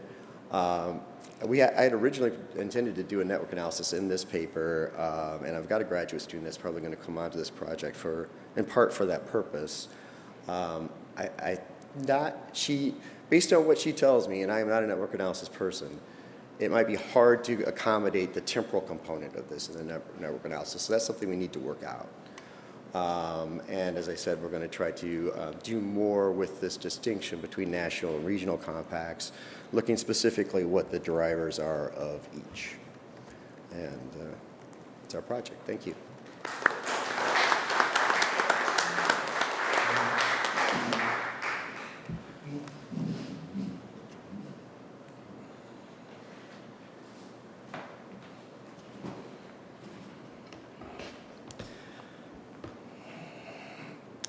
Thank you, Dr. Strickland and the Institute for hosting this timely and important conference. I'm Troy Smith. I'm from the Center for Constitutional Studies at Utah Valley University. And my topic is the race to the bottom. It's already come up in an earlier panel today. And I call it Federalism's favorite phantom.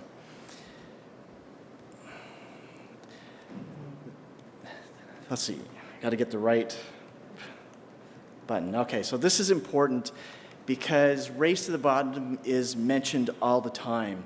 If we just take mentions in ruled newspapers from 2010, it's been mentioned over 29,000 times. The implication when people mention race to the bottom is that competition is harmful. It leads to a race, an iterative race, to some sort of oftentimes undefined bottom, but is beneath what would be desired in levels of taxation, regulation, so forth and so on. It is a profound influence, I find, in shaping debates across the policy spectrum, from corporate charters, welfare, globalization. It's even become a huge issue within China's environmental decentralization. But I find that the empirical record tells a different story. Kind of like the marble cake metaphor that was so common in federalism studies, I find that it distorts more than it informs. So the research question that I'm asking is, does the empirical literature demonstrate sustained, competitively induced downward spirals in federal systems? And actually, I extend it beyond federal systems. I'm looking for it anywhere it shows up in the literature. Or does it show does the actual empirical literature show bounded competitive adjustment? Wallace Oates, one of the leading fiscal federalism scholars, didn't develop the idea, but he gave it a lot of credence early in his career.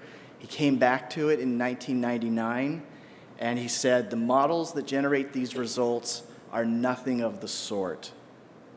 It's much more modest in what these empirical findings actually find. The findings are oftentimes based on a Nash equilibrium, which would be what would be the intended or ideal results if it were centralized, if there was no competition going on. And I can talk about that more in the question and answer session and why I don't think that should be the test measure. But what I found is that federal systems may be structurally second best relative to an idealized centralized coordination. So second best isn't a race to the bottom. And this was even in China, with its centralized control, isn't able to maintain that high level that it wants. It has levels of competition that are driving significant questions about this issue. A second best equilibrium may be normatively contested, but it's not the same thing as an iterative descent. The risk here is conceptual stretching, taking a metaphor and trying to apply it to a strict empirical study of what we're going to find. What I did is I looked at the most cited articles that mentioned race to the bottom. I did this in 2 studies. I did it in 2018, and then I came back in 2026. I found 150 articles that were selected 150 that were most cited. From those, I reduced which ones aren't empirical. Sometimes it's a chemistry paper that's mentioning race to the bottom. Reduced that out. I found 89 studies, and then I tested those using a Tier 2 evaluation. I'll show that in a second. And then I did a qualitative review of the ones that said there's a race to the bottom, or independent reviewers or others who pointed something out to me that said you should look at this. I pulled that into the study as well. I did use AI, the top models, to assist in this, but I verified everything in doing that. So what counts as a race to the bottom? I have 2 tiers. The first one is competitive interaction. If there's spatial interdependence, if there's responsiveness, if there's mobility effects. If we see 2 different regions or states competing with each other and a responsiveness happening. This is what the contemporary empirical work typically labels as a race to the bottom. To make it more consistent with the metaphor, I added a Tier 2 to say that there's a spiraling descent that works towards a floor. This matters because many studies can show a competitive adjustment, that would be Tier 1, but far fewer demonstrate an iterative downward spiral implied by the race to the bottom metaphor. The gap between these 2 tests explains why race to the bottom claims are so common yet weakly supported.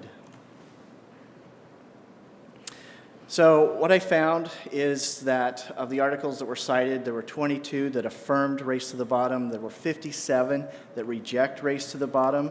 There is much more empirical evidence against race to the bottom.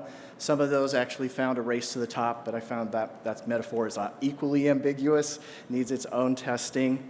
And so it was those ones that affirmed it that I looked more specifically at what they were saying and if we could actually identify what's happening there. What I found is that concept creep is a key mechanism. Many studies operationalize race to the bottom as reduction, convergence, or suboptimal equilibria. Conflating competitive adjustment with systematic decline, however, is not that common. Under a stricter definition, consistent with the metaphor, very few cases actually qualify. Now, I'm not suggesting that scholars are careless. I'm just suggesting that once we insert the distinction between competitive interaction and what the race to the bottom metaphor implies, is there is a significant gap between those. Let me just take a look at a couple of cases. The strongest case that I found was corporate tax competition on the international level.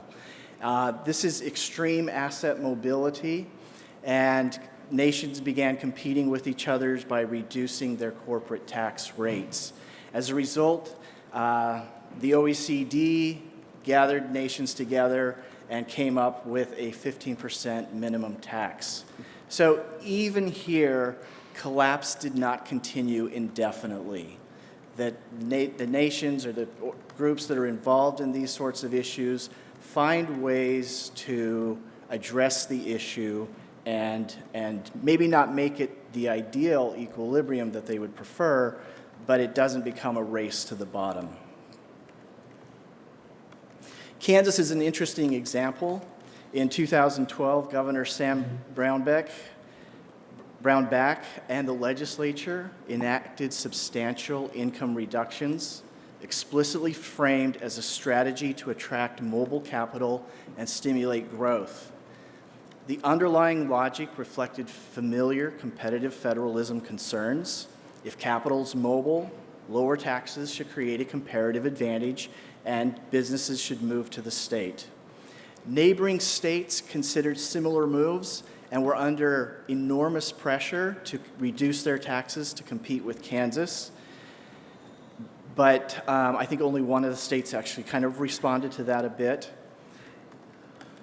The anticipated growth effects did not materialize, and Kansas was actually forced to raise its rates back up. And so we can see the competition, the policy idea drives, the race to the bottom metaphor drives the policy, but it doesn't actually come through. So what we find is that I find a number of responses going on. There's competitive responsiveness, there's maybe a selective or temporary decline, there are institutional constraints that prevent it from being a race to the bottom, and there's stabilization and coordination over time. Many of these studies are short time periods. If you extend the time period out, you find out that they actually come to a stabilization. A couple of implications from this. Regulatory competition is real. Sustained iterative descent is uncommon. The race to the bottom metaphor is a cautionary metaphor, but it's not a structural feature. If we reserve race to the bottom for the kind of iterative, competitively induced reductions that the metaphor implies, then the evidence suggests such cases are very uncommon. Thank you.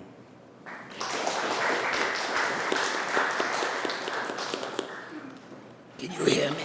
Let's try this. Can you hear me? Is it working? Good. So, on May 6th, Routledge is publishing my book on the development of the periodical Constitutional Convention referendum since America's founding. My paper is a case study in that book. Now, I've learned that I cannot assume of an audience, even if they're political scientists or constitutional scholars, any knowledge of this institution. There are 14 states that have this institution, covering 88 million Americans. That's roughly 1/4 of the population. Now, this ballot item appears in those states between every 10 years and 20 years. And most of them, it's every 20 years. So it's infrequent. So, how does this institution work? It's a legislative bypass institution like the ballot initiative. The ballot initiative is in some form in 24 states, covering 145 million Americans, almost half the population. With this legislative bypass mechanisms, there are 3 public votes. The first vote is whether to call a convention, hence the name. The second vote is who to elect as convention delegates. The third vote is whether to ratify the recommendations of the convention, either a series of amendment or a revision of the Constitution. All 50 states have the state constitutional convention as a mechanism, which gives the people proposal and ratification power.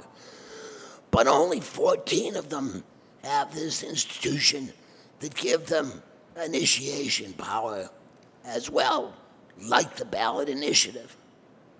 So, basically, in terms of historical context, if you study the American Revolution and early state constitutions, it's not going to come up because it's a later invention.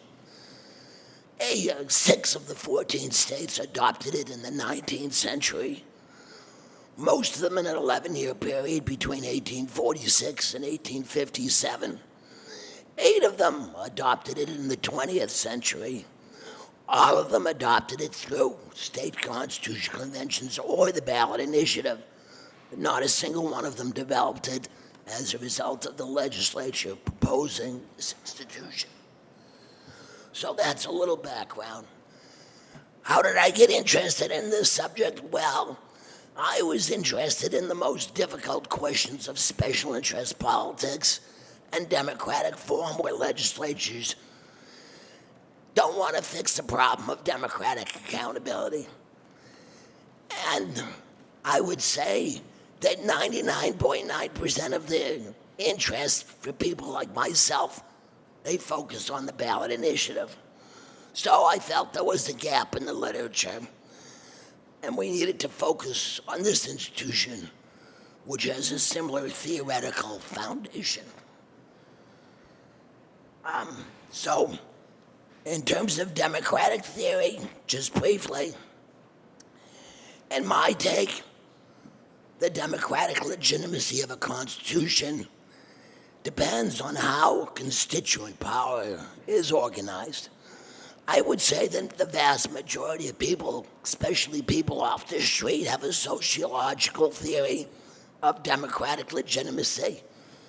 If a constitution works and it's old, then it has legitimacy just because it's there and it has worked.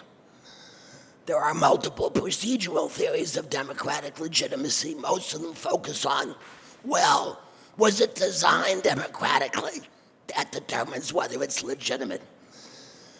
My theory, which is a minority view, but still there are prominent scholars who endorse it, is that the ability to amend a constitution, how it structures constituent power, is what gives it democratic legitimacy.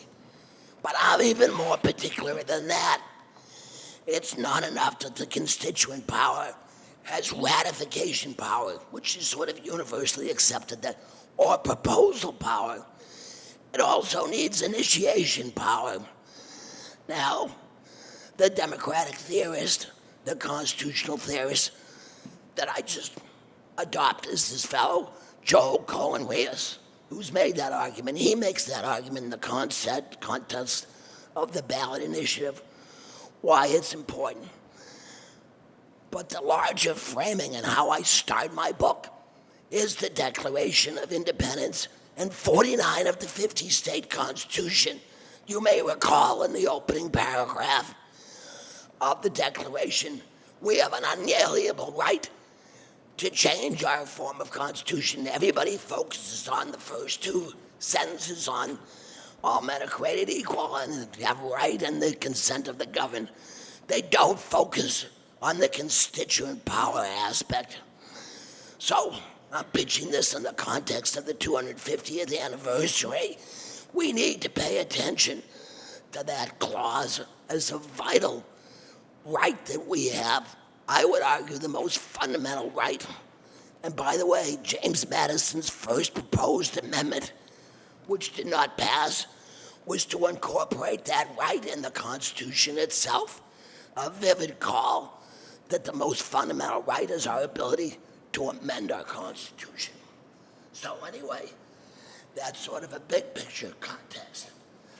So the title of this chapter is called Sedating the Sovereign. I've got 3 contemporary case studies, one focused on campaign finance, one on messaging, and one on all of them related to the politics of the institution, on how the institution has been systematically undermined. That's the notion of sedating the sovereign.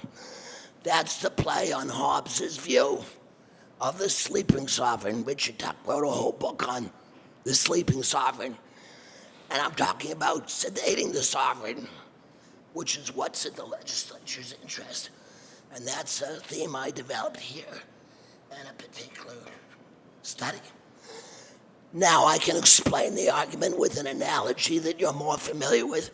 I imagine that many of you are familiar with ballot initiative politics. And if you're a student of those politics, you will see that state legislators systematically and very cleverly in many different ways try to undermine that institution. So let's take petition signatures. Well, you can increase the threshold. You can reduce the time to collect signatures. You can have all sorts of requirements on who can collect signatures being in state and having credentials and allowing people to challenge them. It's incredibly inventive, all the ways legislatures have devised to undermine. The same thing, but it's less subtle, is the thresholds to approve signatures. It's routine to try to increase the threshold, the distribution requirements, other requirements. That's happened in the last 5 years in multiple states to make it more difficult to pass ballot initiatives. Or the wording of ballot initiatives on the ballots, often highly politicized, lots of lawsuits. Legislators, Secretary of States often rig those in subtle ways. So these are well known and well studied pretty well. Same thing goes on in states with the periodic constitutional convention referendum, and that's what I have focused on. One state where the name of the game is interpreting a vague majority denominator. So all of you probably have read Locke and Hobbes and Rousseau and the Federalist Papers. If you have, and you remember how they use the word majority, they never specify the majority denominator. But the really crazy thing is for the first 100 years or so, it was common in state constitutions to be highly vague in how majority denominators were stated. And that created a point of leverage in Maryland, the subject of my case studies, to shut down this institution because of a hardly unusual vague majority denominator. So to conclude, this organization, the Institute for Governance and Civics, is heavily focused on civic education for constitutional democracy. And it's absolutely abysmal on this institution at the state level for clear political reasons.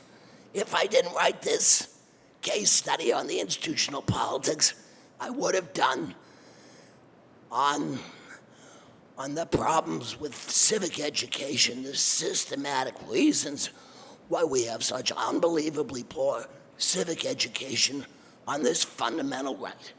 So that's all. Thank you for your time.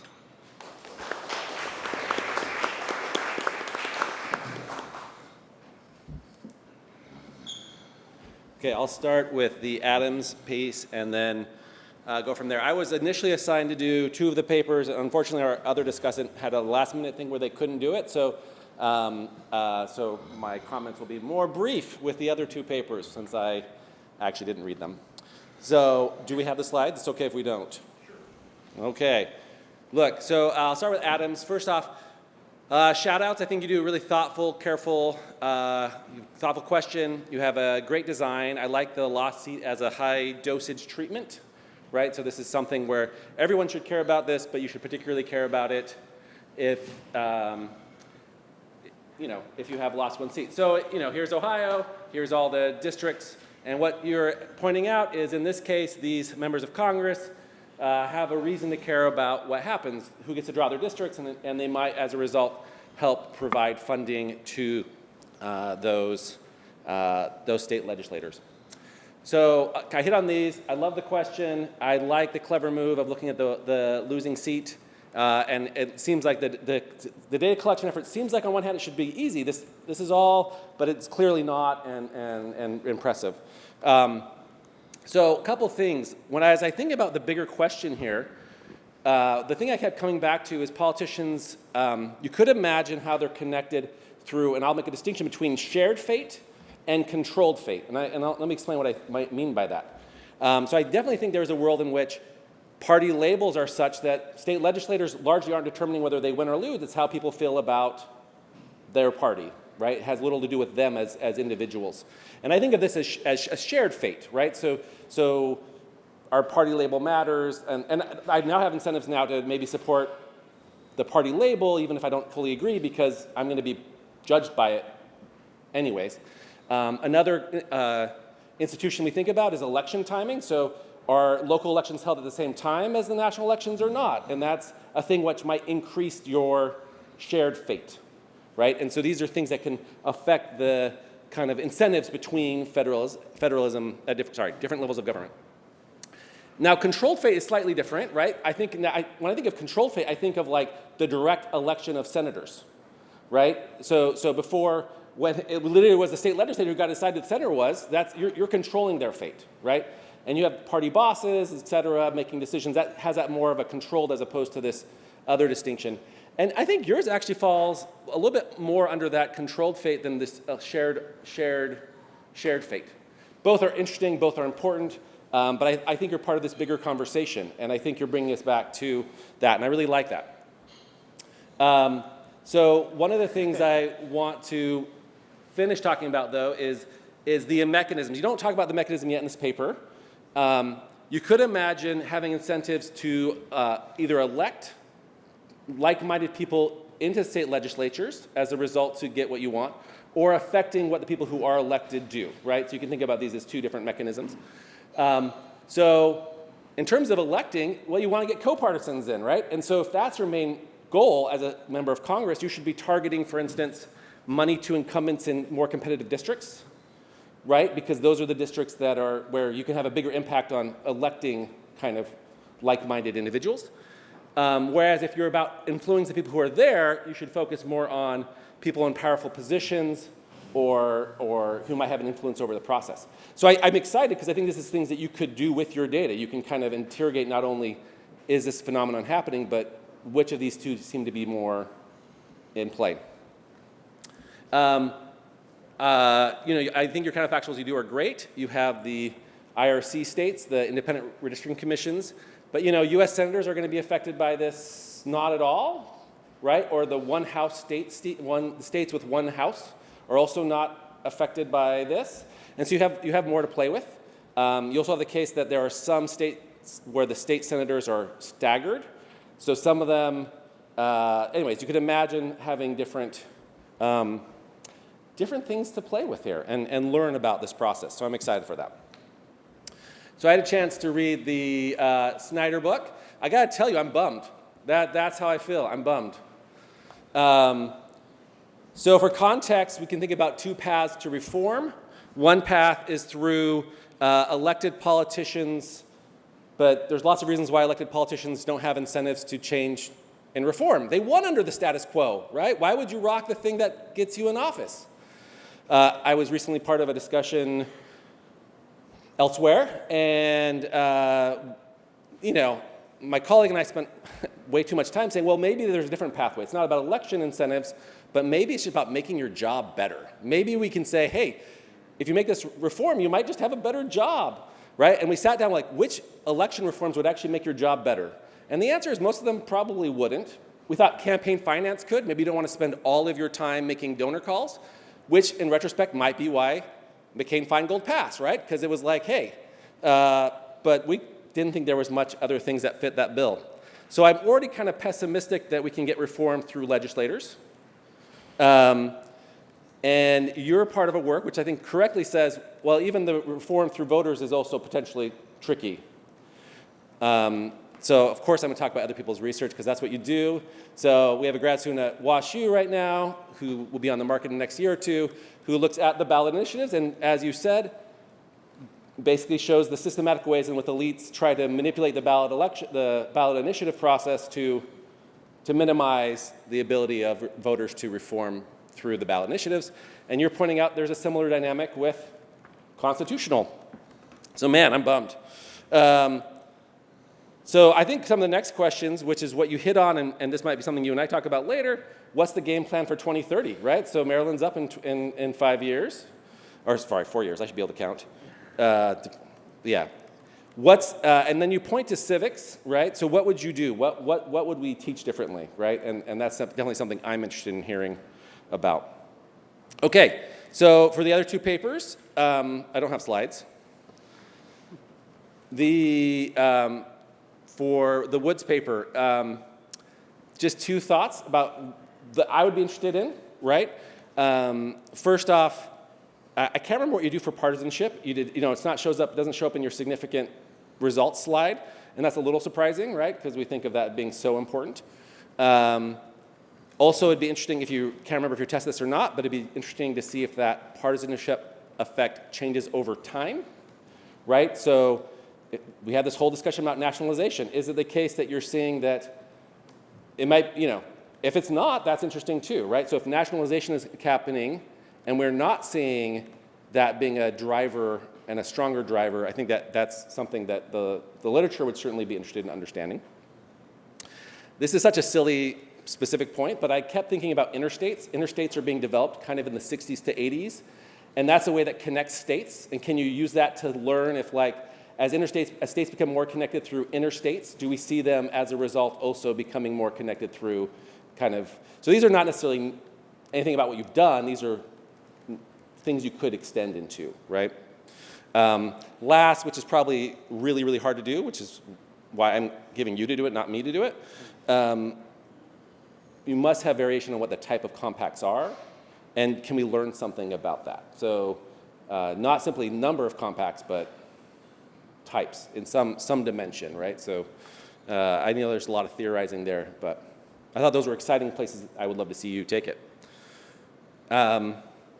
So for the Smith paper, my first reaction was actually surprised there was only 89 sites, and I think it's because I think of this as a larger question about the diffusion literature, and I think of the competition element in that diffusion literature as being, again, the problem is I think you just limited it to race to the bottom, though, right? People who use that term. Okay. Because I was like, 89 sites? That seems like way too few. And it was just the upper level, the most cited ones. Okay, yeah.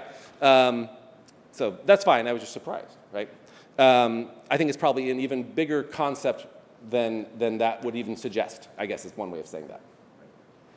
I just have a simple one-question thing, which is is the next step like a sociological study of why this gets used? Right, and what does that look like? So if the empirical evidence is not there, then why is this being used? How is it being used? Who's using it? Thank you.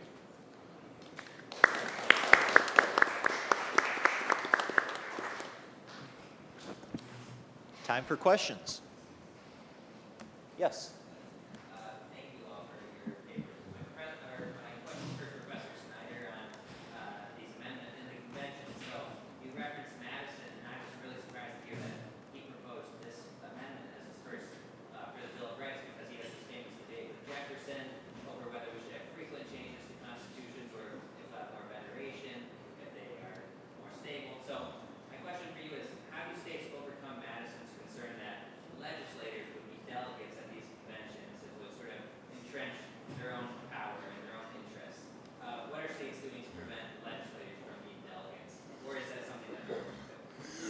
Well, Michigan is the state this year with it on the ballot. Michigan explicitly bans incumbent legislators from serving. Some other states, like Missouri, banned all state officials, regardless of their branch, from serving as delegates. I would go quite a bit further, actually, like we have with many fourth branch commissions, where we ban the commissions from being lobbyists. Any family relationship you can't serve. Some of them are just remarkably complex, ethics commissions and revolving doors. We have some revolving door requirements for legislatures. I would extend them to constitutional conventions. The core principle is this. The reason we have the Constitutional Convention, as Massachusetts invented it in the late 1770s, is because you do not want to have legislatures designing their own powers. It's a blatant conflict of interest. And the original theory was that voters were smart enough, of course, they wouldn't elect delegates like in Massachusetts that were incumbents to serve. That didn't work always, so these other states, Montana, Michigan, Missouri, created these conflict of interest bans. Those need to be extended. The general problem is, when we have crisis, we fix our ordinary elections, our lower elections, but there are no crises for higher elections, so we have allowed this institution to degrade and not be improved like our other institutions. And getting people to focus on how to fix higher elections it's difficult enough with lower elections. Higher elections, it seems impossible. And you have touched on one of actually many critical issues about updating our higher elections to be more effective. I have a question for Neal, please. Maybe a little bit unfair because it goes a bit outside your data set, but I was curious to hear your thoughts on how the dynamics of interstate compacts, like formal compacts themselves, differ from the more informal ways that states collaborate, like thinking about anything from the regional greenhouse gas initiative, which I think is not technically a compact, but it's, and then maybe things like data sharing and things like that that might not be as legally binding. And the reason I ask is because I wonder if there's proclivities of certain states to either want or not want the legally binding part of that. Like, are there reasons why a state might be pretty open to working informally with other states, but then when it comes to a formal mechanism, kind of says, no, we don't want to give up that aspect of our sovereignty? Yeah, that's a good question. There are other ways that states can cooperate. They can have administrative agreements. They can have all kinds of informal cooperation. Obviously, you do stuff with AGs, and AGs cooperate across state lines all the time in an increasingly partisan fashion, right? Interstate compacts do serve specific functions, and if you have a parolee in your state who received their parole in another state, it's hard to do to monitor their compliance with the provisions of their parole with any other kind of mechanism other than an interstate compact. And so there is a compact for that purpose. I think all 50 states might be members of it now. It's very widely diffused. And so for certain types of policy areas and for certain types of policy actions, compacts are really the only game in town. And so, if you're a state that wants your parolees supervised correctly, you don't have really a choice other than to join a compact. There are lots of things like that. I don't know how you would get at the question. It's an interesting question. I don't know how you would get at the question of some states just more inclined to do informal agreements and not join compacts. If you have ideas about how to address that, I'd be interested to hear them. I have a few questions in the first two papers, or comments, I should say. So, and both these are excellent papers.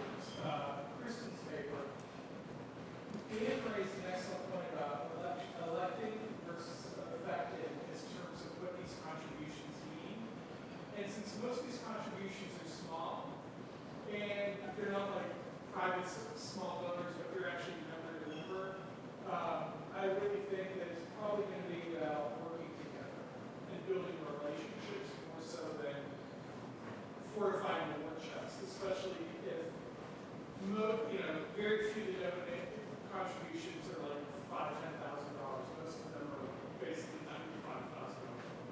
So that may be something you want to jig on, but I do think linking it to outcomes that can differentiate between effective versus electing or war chest construction, like Dan suggested, I think it's going to be really important so we know what exactly are those contributions, what do they need in those diets.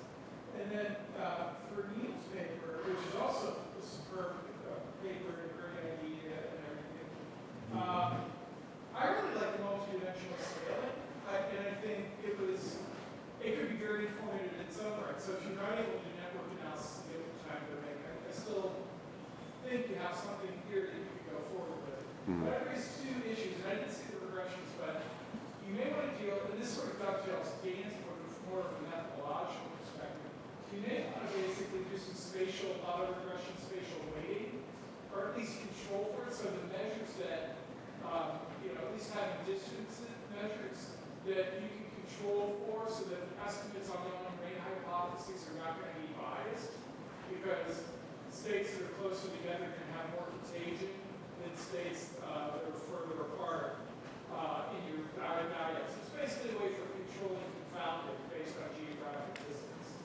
The other is more of a theoretical issue that relates to empirics that I would really like you and Hayden to dig into. And that is, you have this notion of transaction costs, that it's about more resources or more competition. But one can think that the transaction costs in terms of partnerships among the members of the contract. So the more unequal powers between the states and or comparable resources, the higher the transaction costs are going to be, because there's going to be a dominant partner and a secondary partner. And what I'm worried about is those are going to be cases where we see lower cooperation, not necessarily less resources, less fleet, etc. But it's going to be the composition between the two or three or combining compound members. What's the balance of power between them? That's going to be important for understanding their ability to negotiate and agree and their likelihood or prospects of cooperation. Both are great papers. Both like terrific papers.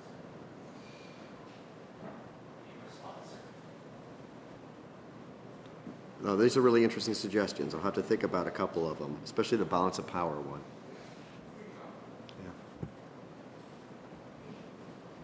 Question for Dr. Smith.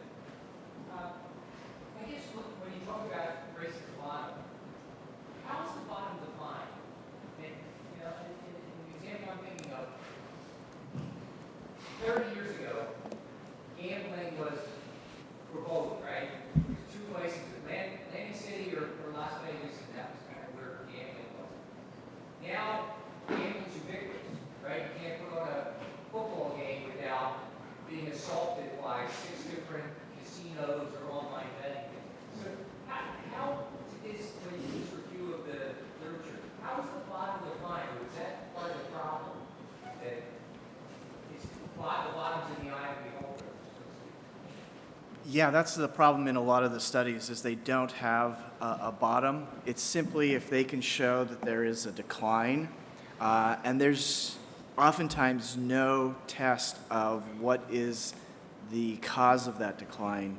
So there's a famous case that came out of Australia with workmen's compensation, and the provinces the territories were disagreeing with each other, and the politicians were arguing that they needed to do this because there was a race to the bottom. The study concluded there was no race to the bottom. It's just the different states, provinces, what is it in Australia? Territories? I think it's territories. The territories were, they would do different things to make up for the change in a reduction of workers' compensation. So they would benefit the workers in a different way in this territory or a different way in that territory. And so they found there was actually no actual race to any bottom, but people would conclude there was a race because somebody said, oh, they reduced their rates a little bit. So that's quite a common problem across the literature. And the spatial models that they use just show if there's a difference between provinces, territories, states, whatever it may be, then that qualifies as a race to the bottom. It's a race to the bottom effect.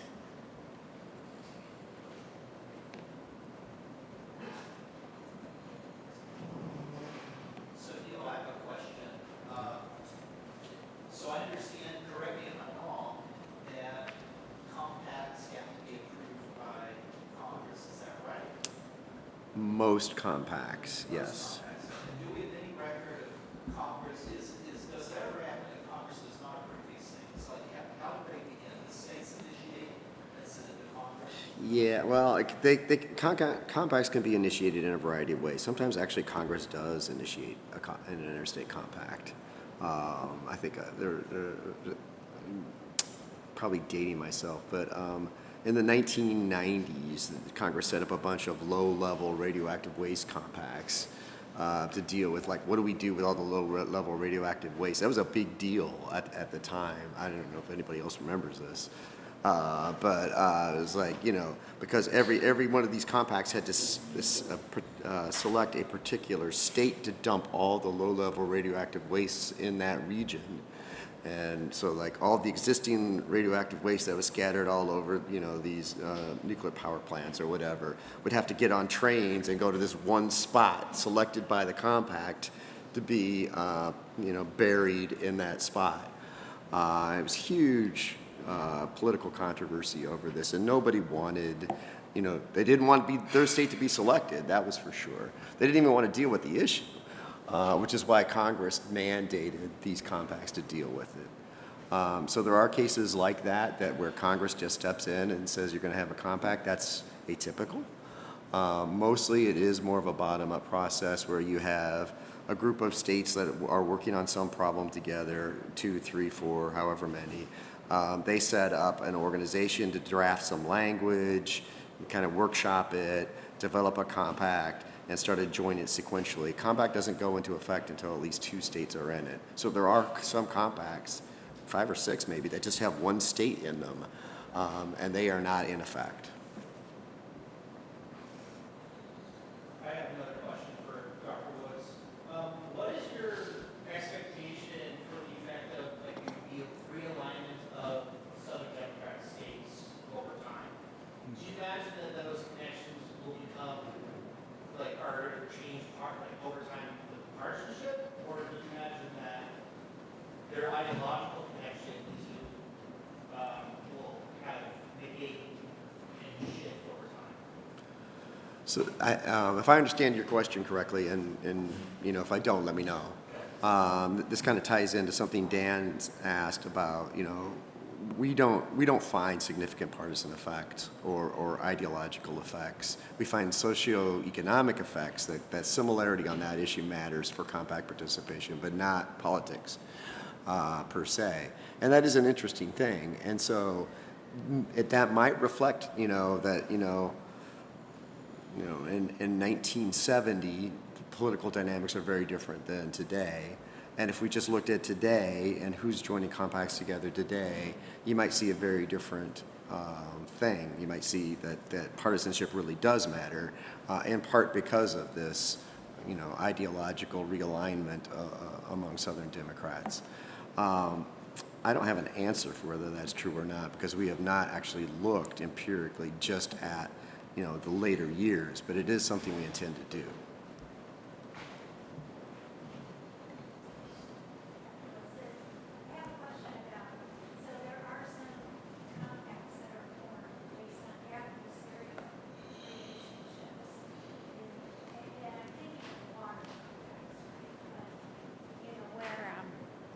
Sorry, where you would have one state suing another over the use of water.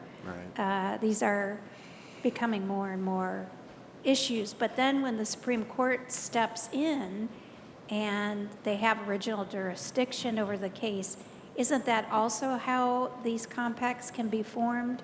So they're not necessarily friendly relationships, but they're ordered relationships, if you will? Yeah. I know of court cases where the courts have, mandated, certain or institutional arrangements to deal with water, like particularly water issues. That's what I'm most familiar with.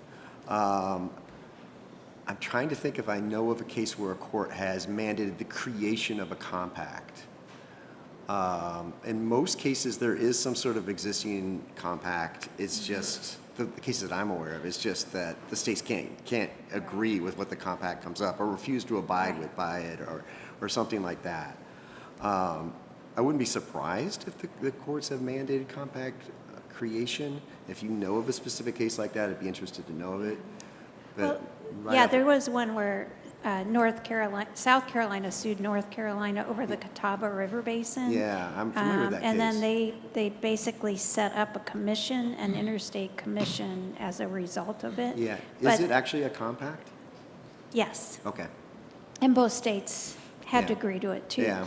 But there was another one between Kansas and Colorado over water as well. Yeah. Because it's riparian rights are the rights that the water, where it originates, that if it's on your land, you can do whatever you want with the water, right? So you can dam it up, you can do whatever you want. The problem is that it hurts the whole flow of water into the system, and water is valuable for obviously a lot of reasons, human life, but when somebody draws down on that basin too much, before it gets to the next place, it can have real impacts for agriculture, but also growth and development.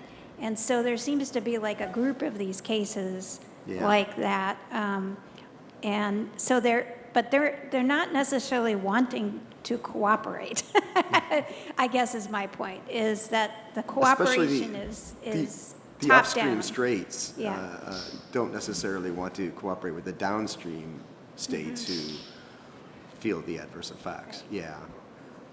Interstate river compacts are a very big point of controversy, and increasingly so, especially in the West, for exactly these reasons. We have a few more minutes. Yeah. I have a question concerning the definition of a compact. So, the way I understand your economic analysis of compacts, there are other institutions that you don't cover that I would sort of consider to be compacts. Let's take the National Conference of State Legislatures. I think I could argue that they're a compact of 50 states to overcome economies of scale problems locally. And there are actually a lot of other institutions that have been developed to reduce coordination, economies of scale costs, the same logic. So even though you focus on those that are geographic or something like that, I think the phenomenon is much potentially larger than your scope of examples. So that's, or you have to be a little bit more careful in your definition of the economics of the thing to exclude these other institutions that had valuable economies of scale at a minimum and reduce coordination costs often. Oh, by the way, like the National Association of Secretary of States and governors or attorney generals, they also can be viewed as ways to reduce costs at a national state level.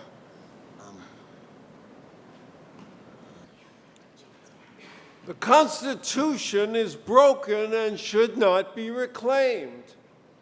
This headline from a 2022 New York Times op-ed written by two law professors from Harvard and Yale is simply a more hyperbolic expression of a point of view that became increasingly prominent in the writings of law professors, journalists, political scientists, and politicians who deem the Constitution to be not only broken, but paralyzing, undemocratic, and obsolete.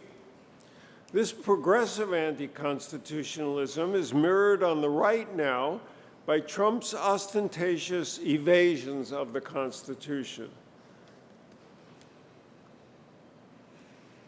I'm the only one, this is the way he talks. I am the only one chosen by all the voters, and what I say goes.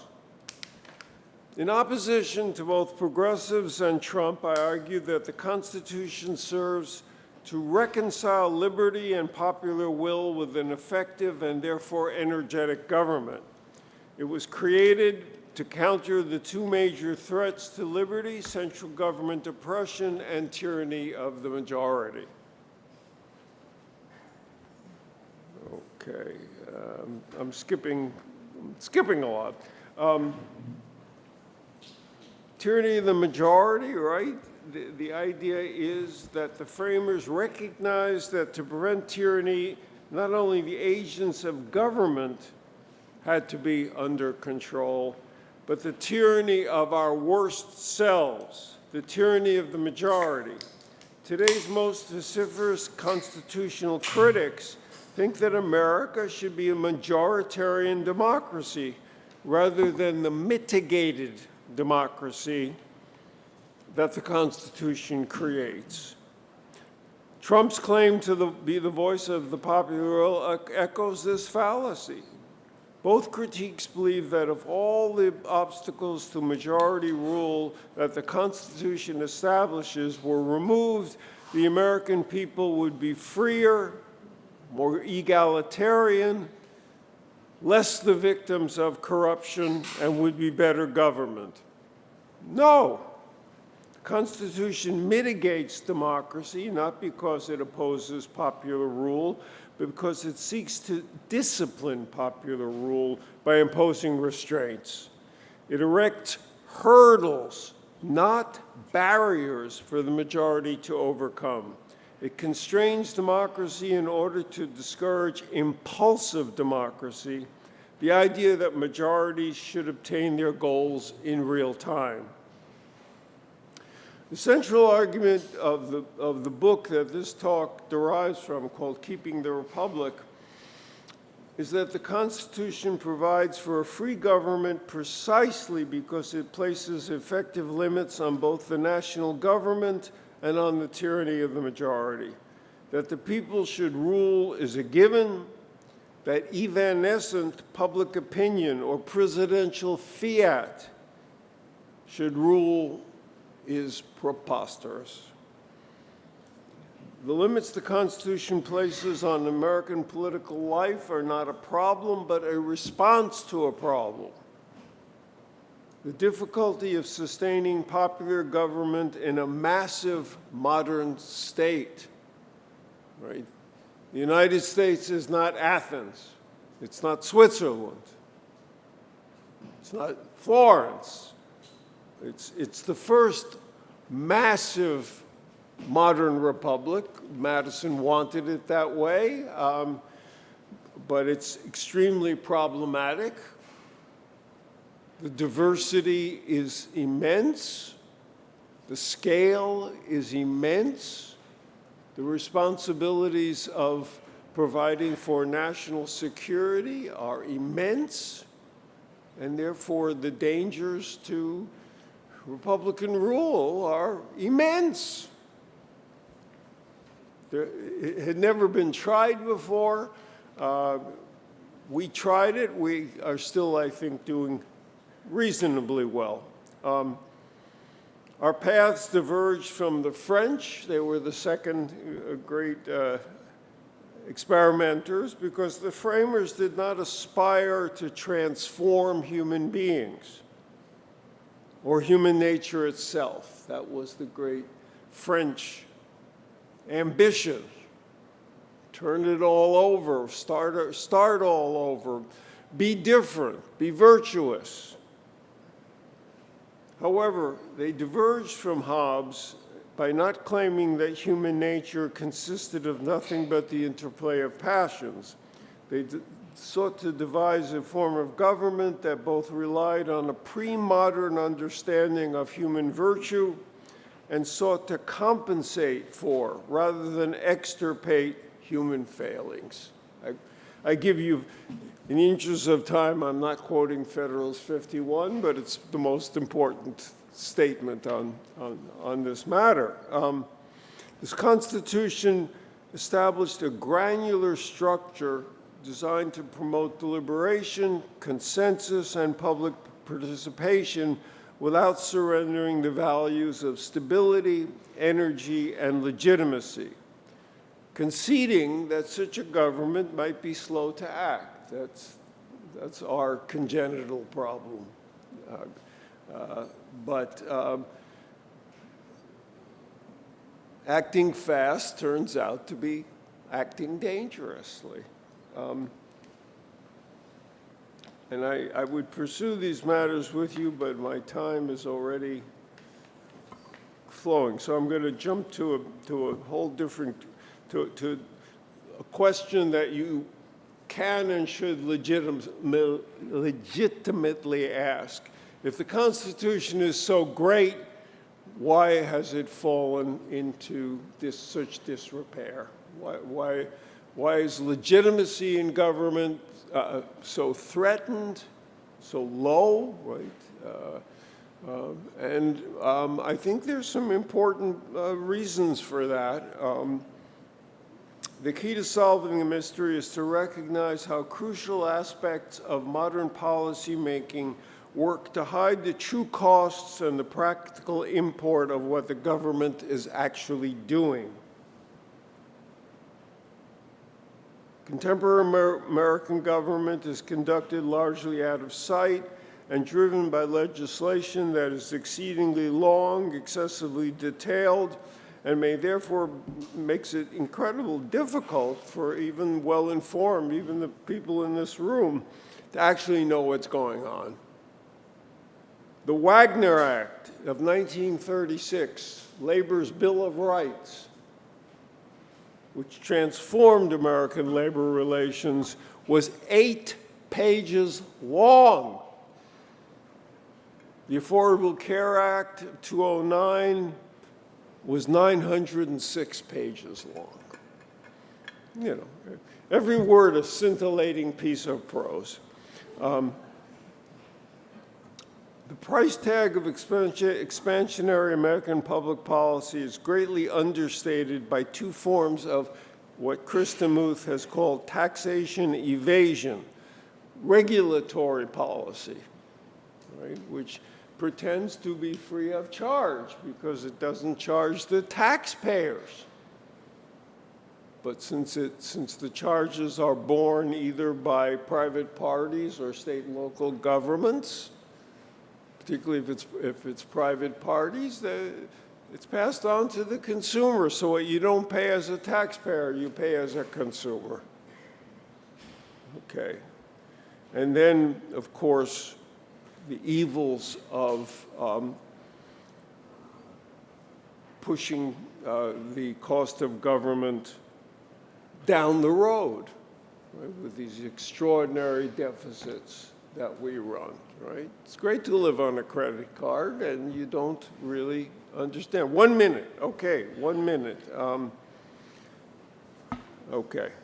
As a modern state, the United States will inevitably take on a whole wide variety of tasks, and thus be charged with performing those tasks will inevitably seek to maximize their discretion. Mindful of the possibility that federal officials, even the president, might be less than faithful in pursuing their assigned roles, the framers created Congress as the key countervailing power, expecting that the ambition of its members would drive them to fight against executive and judicial aggrandizement. The future of our constitutional republic rests on the willingness of Congress to reassert that noble ambition. Thank you.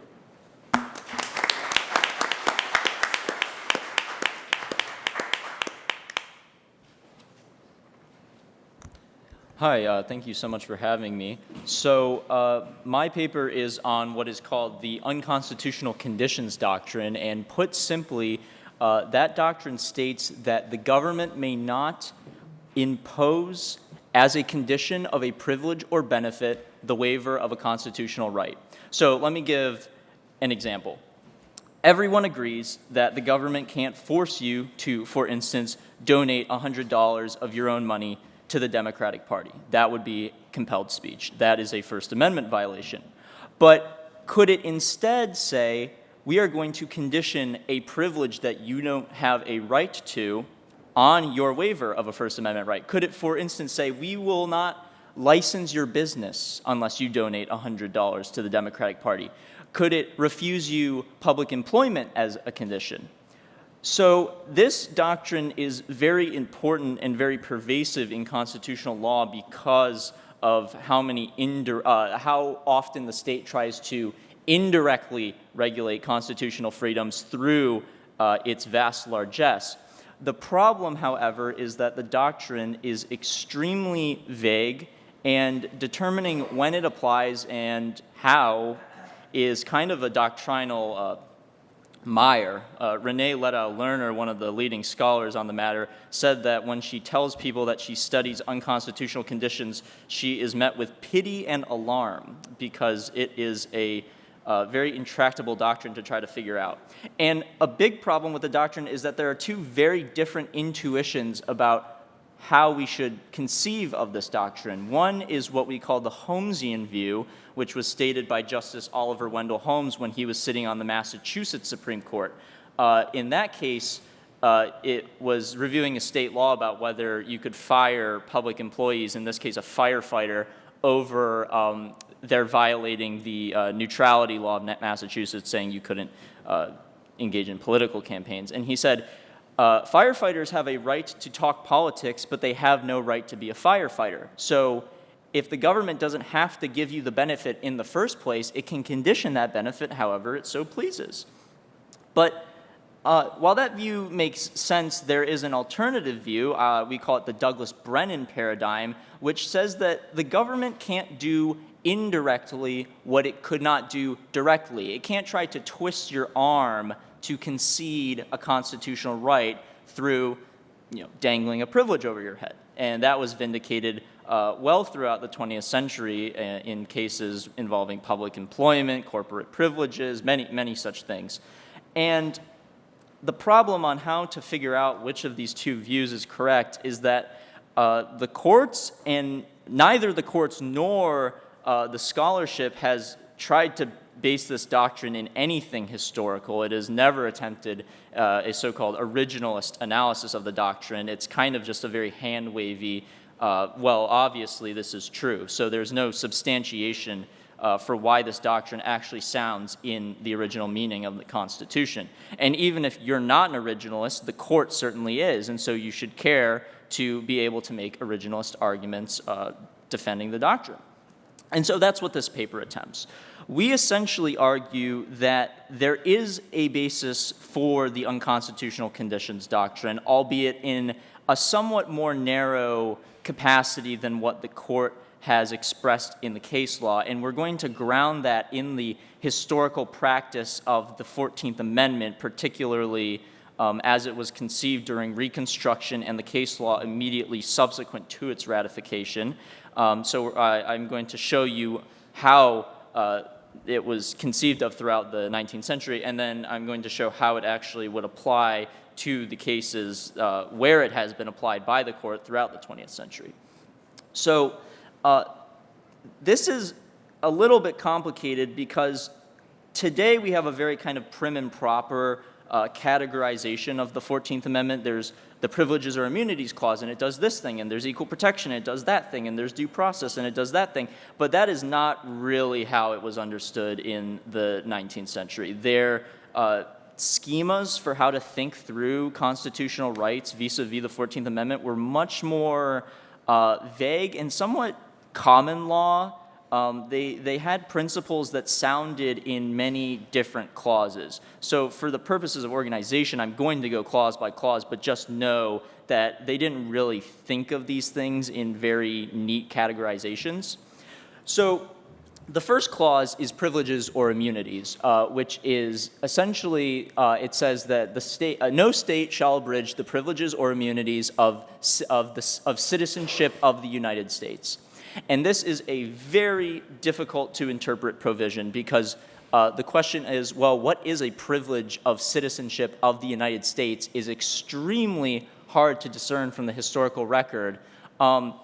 The most obvious place to start is Article 4, which says a similar thing about the privileges and immunities of citizens, but not of the United States. It says citizens of the states. And so there's this question, well, is there a difference between the privileges of state citizenship and federal citizenship? And to make a very long story short, there's this famous case called the Slaughterhouse cases where the court basically said this clause is essentially meaningless. It only applies to a very limited set of privileges that are inherent in federal citizenship, such as the right to travel between states. It's not really a substantive guarantee. And I'm not going to opine on, trying to disambiguate what the clause means, but at the very least, you should know that the dissent in that case expressed a much more robust view of what it means to have a privilege of citizenship. They thought that it applied not just to these very limited guarantees, but to some of the so-called fundamental rights of every citizen. And to get like a laundry list of what some of those rights are, you could refer to Corfield v. Coryell, which was an earlier 19th century case, which was talking about the Article 4 citizenship clause. And there, Justice Bushrod Washington wrote that some of the privileges of citizenship would include things like the right to pursue an ordinary occupation and the right to have equal burdens of taxation. So these are quite substantive guarantees. And to see what I mean, one place where the doctrine has been applied most vigorously is in licensing regimes. Basically, when the court forecloses you from doing something and then tries to provide an exemption from the license by conditioning your constitutional right. For example, saying, you can't do this business. We won't give you a license for this business unless you agree to not say this or that. This, I think, pretty clearly sounds in the privileges or immunities clause because it's clear that the right to pursue a normal occupation is a privilege, if not of at least Article 4 citizenship, but also 14th Amendment citizenship if you agree with the dissent in Slaughterhouse. And this forecloses licensing regimes, or at least some types of licensing regimes, because you are foreclosing a privilege of citizenship and then making it conditional on a constitutional right. And so it's not merely that the state can dispose of its privileges however it so pleases. You would have to make sure that it doesn't run afoul of privileges or immunities. And then the other question is, does a privilege pertain merely to negative rights? I mean, like, for instance, the right to pursue an occupation is a negative right. You can do that in the state of nature. You can be a farmer in the state of nature. But does privileges have a more expansive meaning as well? Does it apply to things like public benefits? Take, for example, the right to use a highway. I mean, in the state of nature, there are no highways, and the state's not obligated to create highways. So if you're a Holmesian, you would say the state can condition access to highways however it wants, and it did indeed try to do that throughout the 20th century. However, in our paper, we argued that's not true. The 14th Amendment privileges or immunities clause did apply to some privileges that were not merely negative rights. One example is the right to use public conveyances. And so that's where we mainly ground the doctrine, and then equal protection and due process as well. There are cases like Barbier v. Connolly which make clear that it's not just a protection of negative rights. There were some very specific, historically enumerated privileges that the government could not condition as it so pleased. It had to be reasonable, and their understanding of reasonable would support a limited version of the unconstitutional conditions doctrine. Our main exception, though, is that the court today applies the doctrine very vociferously to public employment, saying that the government can't condition public employment. I don't think there's any historical evidence of that. The spoils system was practiced well into the 19th century, even into the 20th century, and I think that you can't really read the doctrine into the 14th Amendment for that reason. So that is basically our paper.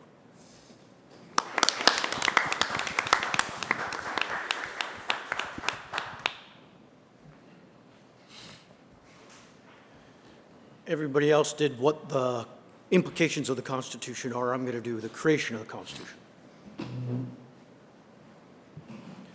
So this is a paper I'm doing with Emma Bebina at the University of Georgia, fantastic graduate student, pivotal voters at the U.S. Constitutional Convention, Shapley values reconsidered.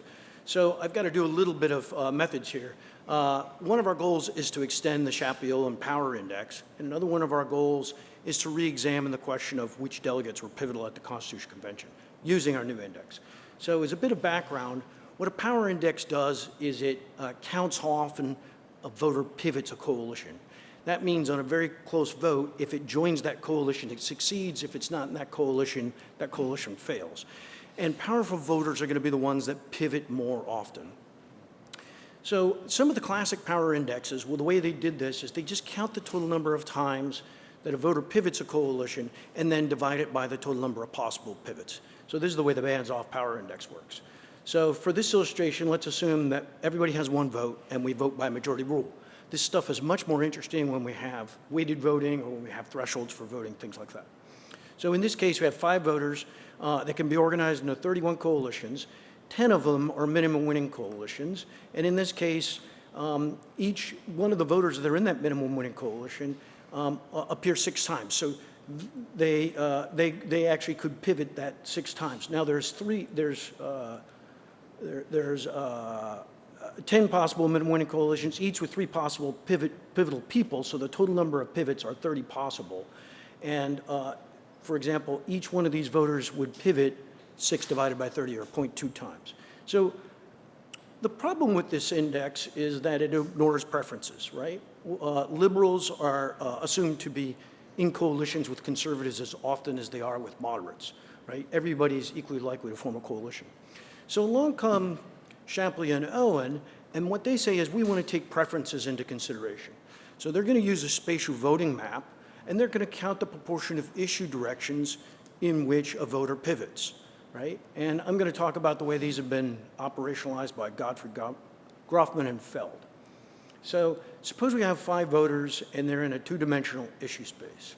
The idea is that we have a normal vector which points in the direction of a proposal, and we sweep through the space in small increments and try to count for each one of those increments which one of these voters is actually pivotal, right? So we do it like this. We find out, oh, look, C is in the middle, so C is the pivotal, and we count 1 success for C. Then we keep rotating through, and we find, oh, C is again pivotal, and we count another success for C. And we do this and so on and so on. So the Shapley-Owen value is actually the proportion of angles in which a voter pivots, right? It's the proportion of increments that a voter pivots. And you can see that on some of these things, C's not pivoting, B's pivoting on that angle, D's pivoting on that angle. We have different voters pivoting on different angles, so we'll have different percentages. Now, the whole idea, the reason that this works is because each one of these projections is supposed to capture a proposal and a status quo. For any proposal and status quo, if you were to connect a line between the 2 of them, that line segment has to be perpendicular to one of these projection lines. So if each X and status quo pair are equally likely, that means that equally increments through the space would capture exactly how often someone would pivot given that set of preferences. So the problem with Shapley-Owen values, the traditional ones, is it ignores the behavior of proposers. So, for example, not all angles can actually might get proposed, only some angles will be proposed. So rather than treating each projection line as equally likely, what we're going to actually do is take information from typical spatial estimates of where the normal vector is and use those. So they're actually the angle of the vote, right?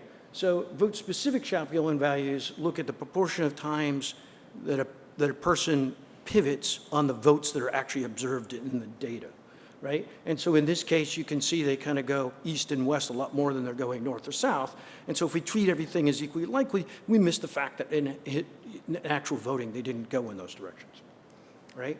And this fits really nicely with all those idea point estimation techniques like nominate, optimal classification, Bayesian RRT models, because we have the information to calculate the angle of vote, even if it's not given us directly. So some advantages of the vote-specific Chappellian values is it captures behavioral tendencies to propose certain angles, right? Some angles are getting proposed more often than others. It better describes which voters were pivotal at an event, who was actually had a power in a historical event. It adjusts to attendance, rather than assuming that everybody's at a fixed level of attendance and sweeping through a space. That's not going to be true most of the time. What's going to happen is some people are going to attend some votes and some aren't. And so it's naturally going to adjust to that. And it's going to allow us to analyze power by category of vote or other subsets like time, things like that. So some of the disadvantages is that Chappellian values in the traditional sense might be better at a normative analysis of the possibilities, the a priori pivotal power of anything that's possible. And our vote-specific Chappellian values might be better for a descriptive analysis of what actually occurred. So any historical event, including last week, right, might work well in that framework. And these can be applied to any number of dimensions, weighted voting, various voting thresholds, and block voting, which is the case that we're looking at. So now you guys care more about the substance, which is very reasonable. There's an interesting paper by Dougherty and Heckelman, and they claim that Connecticut's the most pivotal state at the Constitutional Convention, and the most pivotal delegate amongst the Connecticut delegates is Roger Sherman. So David Robertson finds that Sherman is being much more influential at the Constitutional Convention than people thought. Doesn't really have a reason, but here's a very good reason. It seems like Roger Sherman is pivoting a lot of votes. So we're going to re-examine this using the vote-specific Chappellian values. And this is data collected by Dougherty in 2020 using optimal classification and multiple imputation. If anybody's interested in that, I can tell you about it later. But keep your eye on two characters. Roger Sherman is the old guy from the old story, and John Blair, a very unknown delegate from Virginia, is the new guy in the new story. So what we have here is each value is actually the percentage of times they pivot for each one of the votes. So up top, vote VSSOV is for all the votes across the convention. And then I broke out a few categories, those related to the legislator, those related to the executive, those related to the judiciary, and then a subcategory of the legislator, and those are votes on apportionment, which we know are very important at the Constitutional Convention, right? And a couple of interesting things to note. The first thing to note is Madison, Hamilton, Franklin, some of the biggest names at the Constitutional Convention are not pivoting anything. That doesn't mean that they're not influential.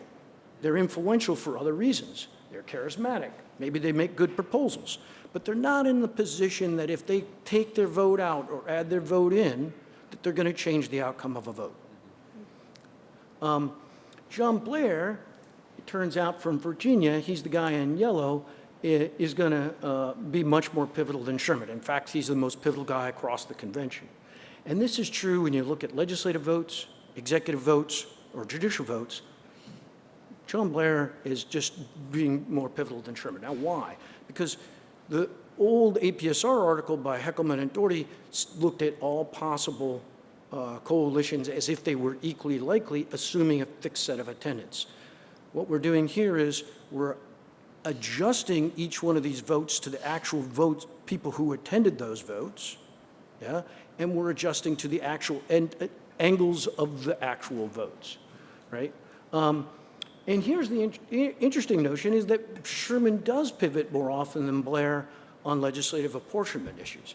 So even though Blair across the board is much more pivotal, Sherman's being pivotal on this thing that David Robertson found was the thing that really set Sherman apart. And maybe it was because he was looking at that subset of votes.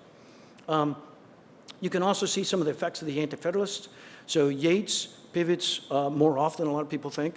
Some historians have debated whether if the Anti-Federalists went home, Yates and Lansing or they didn't go home, what would be the effect on the Constitutional Convention? Well, we now have some data to suggest that they would. So we can run a counterfactual and say, what happened if all three of these guys, two of which are anti-federalists, stay the course of the convention?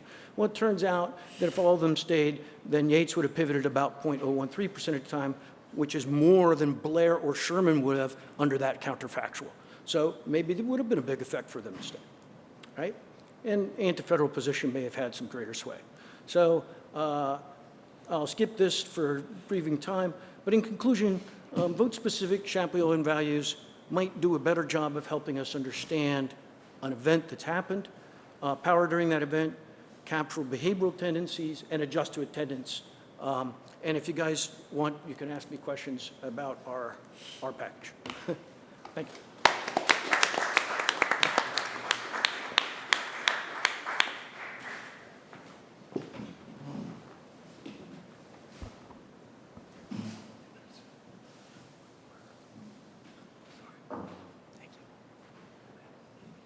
Excellent. Well, first let me say I'm very grateful to Professor Strickland, IGC, and FSU for bringing all of us together for this conference. My name is Andrew O'Donohue. My research identifies a paradox of U.S. Supreme Court independence and develops an institutional theory to explain that paradox. So what is the paradox of U.S. Supreme Court independence today? Well, on the one hand, by conventional measures of judicial independence, the U.S. Supreme Court is highly independent of the executive. By judicial independence, I mean the court is capable of making decisions that clearly defy the president's wishes.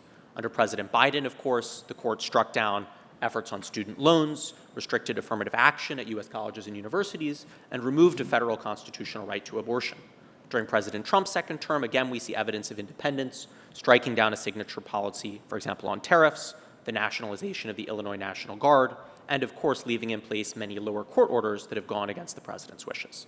And at the same time, an emerging literature in political science shows us that the U.S. Supreme Court's behavior has become increasingly aligned with one camp in American politics. So Chuck Cameron and John Kostelik showed that today, the U.S. Supreme Court's median justice is more conservative than at any time in the past 75 years. This is mirrored in longitudinal survey data, which show that the court has over time become more conservative than the median voter on certain issues has become more conservative than the median voter in the public over time. So what explains this paradox? Well, a canonical theory of judicial behavior is, of course, the attitudinal model developed by Siegel and Spaeth, and that attitudinal model offers us a very straightforward explanation of what we're seeing today. The court today has judges with conservative attitudes as well as judges with more polarized attitudes as political parties have appointed judges who are closely aligned with their own policy goals. But this explanation, on the other hand, is insufficient, not because it's wrong, but rather because judges' attitudes are downstream of deeper structural forces shaping American politics. So what this paper does, and what my theory develops, is an institutional explanation for why we see this paradox of a court that's both independent and increasingly aligned with one political camp. So the theory argues that judicial selection institutions, the written and the unwritten rules for choosing judges, affect the ability of political actors to appoint judges that are aligned with their ideological goals. That claim is relatively intuitive, and a central contribution of this argument is to identify how these judicial selection institutions vary and shape the capacity to appoint ideologically aligned actors. So my argument is that judicial selection institutions vary both across countries, across U.S. states, in the degree to which these institutions disperse power among different political actors or instead concentrate power in the hands of one political actor or political party. So what are the institutions that might disperse power and thus limit the ability to select judges? Well, one institution is a supermajority requirement for choosing judges. In many democracies like Italy and Germany, you need more than 50% to choose a new judge to the highest court. That means more political actors, like political parties, have a veto over who gets to be on the court. Many democracies in U.S. states also have multi-actor selection procedures. So in Italy and Germany, as well as U.S. states like Connecticut, South Carolina, and Virginia, both houses of the legislature, not just one, play a role in choosing judges. In many U.S. states like Alaska, as well as other countries like the United Kingdom, you have professional judicial selection committees that offer nominations to elected politicians and therefore constrain their choice over judges. These formal institutions tend to work best when they're accompanied by informal institutions that make these formal institutions work. So one informal institution is a tradition of multi-party compromise that makes it more feasible to select judges even under conditions where a supermajority requirement is required. Or another institution that I look at in other countries such as Israel is what I call the Noah's Ark strategy, which is that when you have a supermajority requirement, you need a very high bar to appoint a new judge. Often judges are appointed in pairs, one from the conservative side, one from the more liberal side, which is a form of log rolling that helps you get judges onto the court.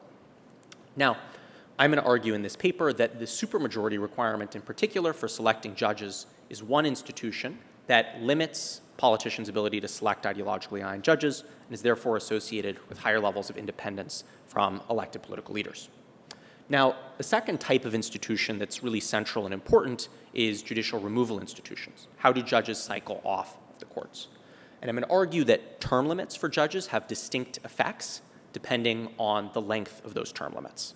So I'm going to argue that there's a Goldilocks effect for term limits, that short term limits can undermine or weaken judicial independence by making it more feasible for political leaders and parties to capture the courts, but that more lengthy term limits, such as 18-year term limits that have been proposed in the United States, are actually positively associated with judicial independence.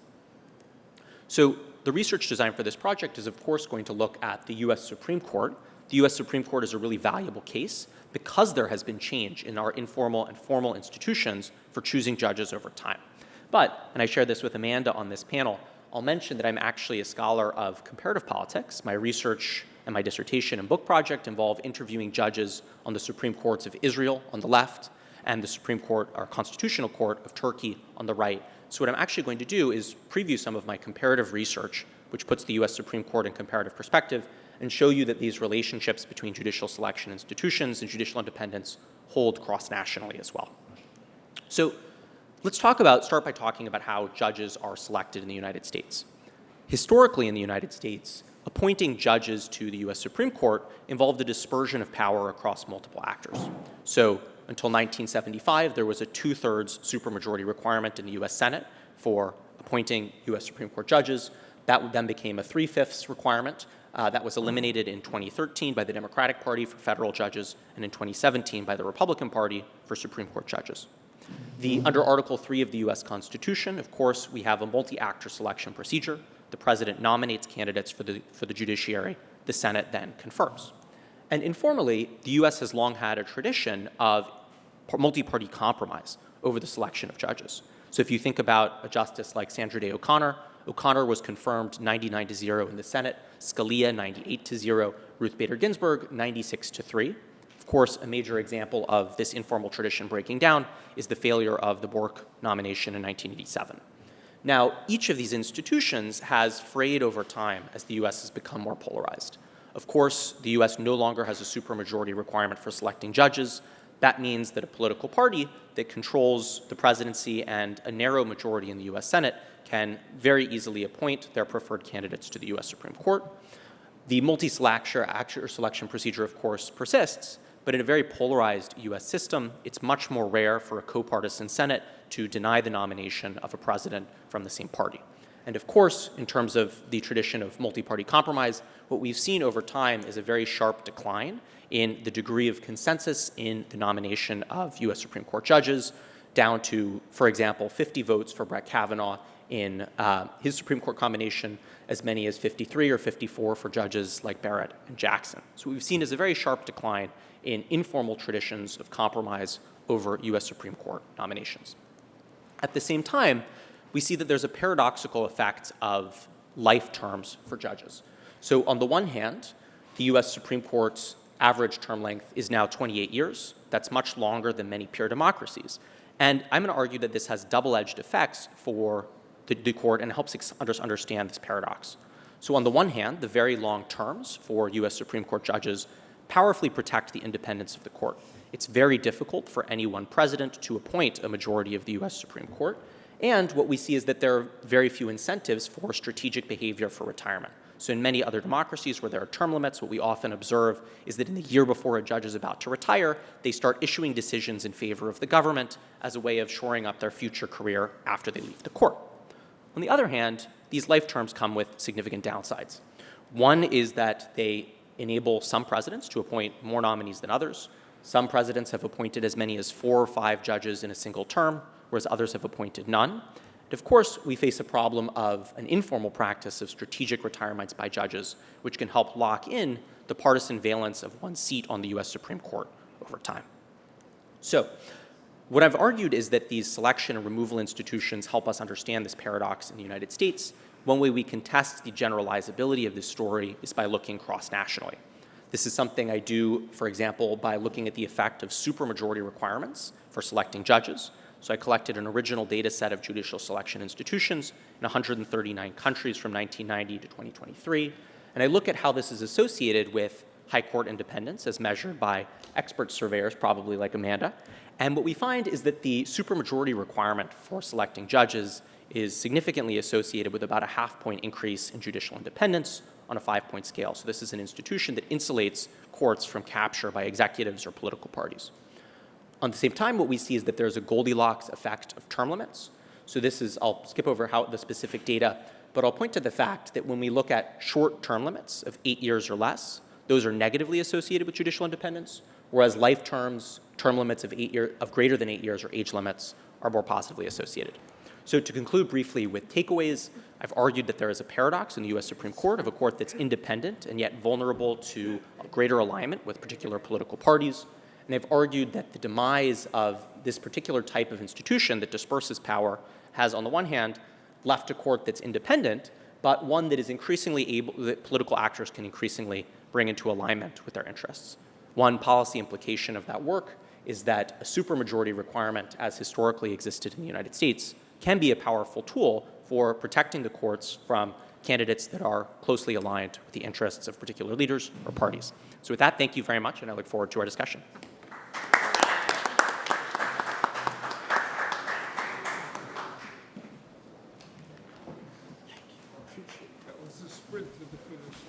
Could you see me speed up a little? Andrew just set the pace, so we're going to see how quickly I can speak, how quickly I can talk.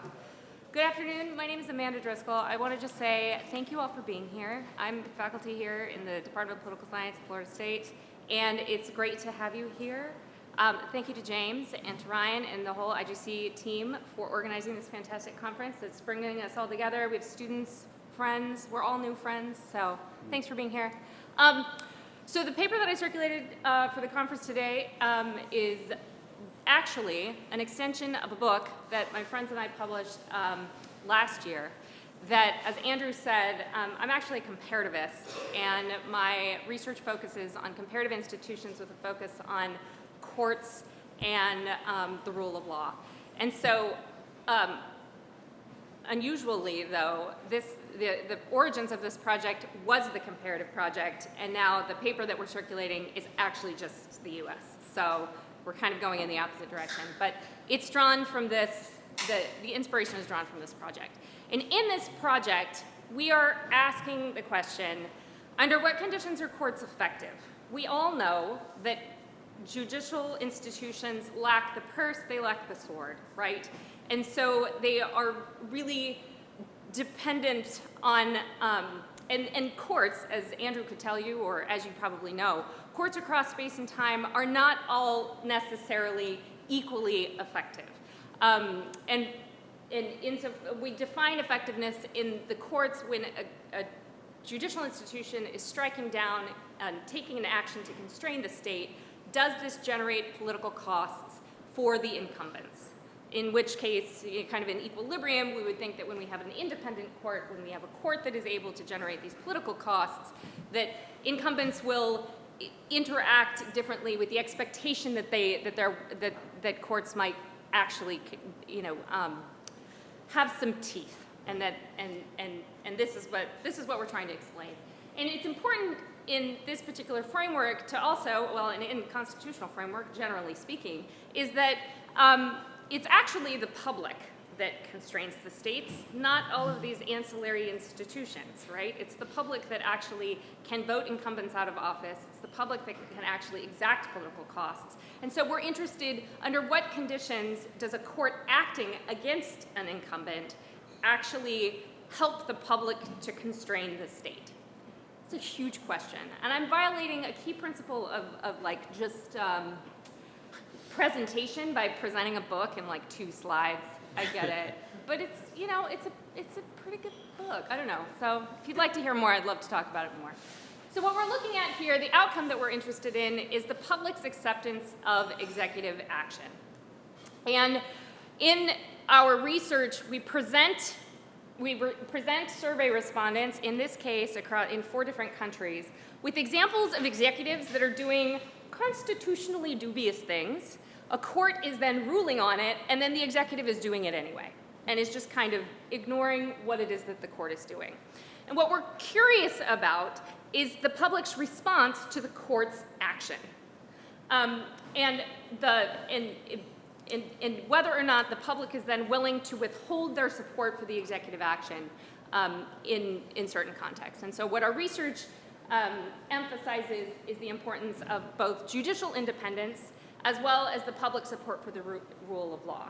And really critical here is that it's not just about kind of expert surveys of judicial independence, but the public actually has to see those courts as credible signals of constitutional authority, right? That they have to view the courts as sufficiently independent such that they can see that the court is striking down an executive action and say, oh, there's something to this. So this is the kind of big picture idea of what we're working on in this project. And what we are looking at in this paper, as an extension of this, is focusing first in the United States, but there might be some comparative politics in this in the future. We'll see where we go. Looking instead at comparing how the constitutional structure here in the United States might impact public responsiveness to court rulings. So we all know that judicial review in the United States, as well as most other federal systems, is diffuse. We have courts at the district level that have the power to render injunctions so as to constrain executive action, right? And that this can go up as well all the way up to the Supreme Court. And so we see this in the case of the United States and other countries as well. But we're theorizing that, well, these courts, these district courts, these lower courts, are less visible to the public. They are less well known. They do not have the institutional prestige, and therefore the source credibility that the Supreme Court offers. And so we anticipate that the rulings that are coming down, handed down from the Supreme Court, will be received by the public differently than the rulings that are rendered by the lower courts. And so we anticipate that there will be a difference in the public's reaction to judicial actions attempting to constrain the political executive. So this summarizes the kind of key hypotheses that we have in this paper. We make a hypothesis about the different levels of the courts, right? That executive defiance of the Supreme Court will yield larger public backlash than if we're talking about a lower court. We also theorize here partisan accountability, co-partisan accountability. And this is an extension of the book that is a little bit novel, a little bit, I don't know, perhaps controversial in the kind of comparative literature, because there's a lot of work here in the United States, as well as in the comparative work, that is emphasizing, affective polarization, that partisans just absolutely, that we're very concerned about polarization. And we make the argument, and what we have seen in our work thus far, is that we actually see the public are not necessarily just blind co-partisans. And that, in fact, the place that we see accountability happening, meaning the people for whom are most likely to withdraw support from an incumbent for ignoring a Supreme Court's orders, it's actually the executive's co-partisans. So this is what we're hypothesizing in this project, and I'll tell you in just a couple slides what we find. So our research design, as with our previous work, hinges on survey experiments. This is a survey, nationally representative surveys. We've done several here in the United States. And what we are presenting respondents with are, these are some pretty simple vignette experiments. We run them in other places as well. I can talk more about that later. But the president is issuing an executive order. In this case, the example that we're taking was a proposal to close the Department of Education. We then randomized respondents into 3 different conditions. Either there's no court ruling, the court doesn't say anything, there's just no court involved. The district court says, no, you can't do that, or it's the Supreme Court saying, no, you can't do that. In any case, the executive does what he does. And what we are measuring is support for the policy. Do you support the closure of the Department of Education, as well as the perceived appropriateness of the executive's action? Okay? This is the text. I'm going to skip through it because it's a lot of text, and we've got a couple minutes. To get into the results, so I can go back to more of this.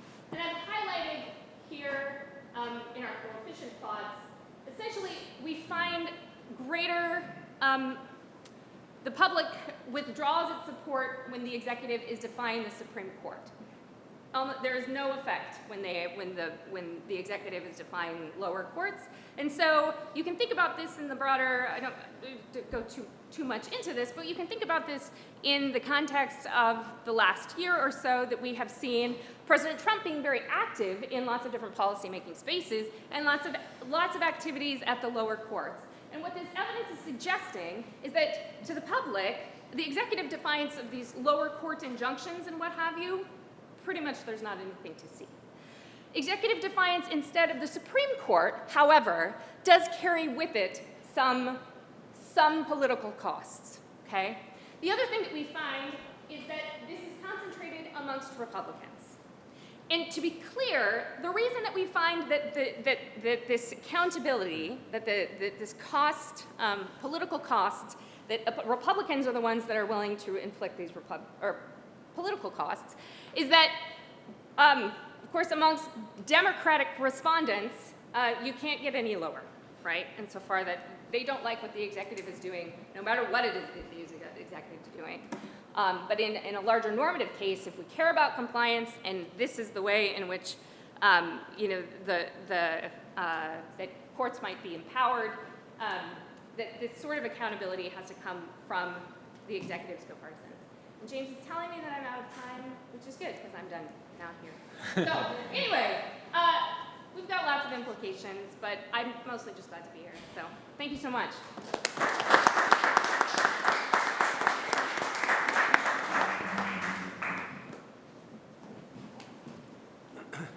My name is Bob Williams. I'm retired from teaching for 40 years at Rutgers Law School in New Jersey. I want to take the papers in order. Marc Landy's paper, he stands between the liberals and the conservatives who want to reform our undemocratic U.S. Constitution. I'm familiar with a book by Sandy Levinson. I can't remember the title of it, but it's about being trapped in the compromises of the Constitutional Convention. Some of you may be familiar with it. That sounds like it. Thank you.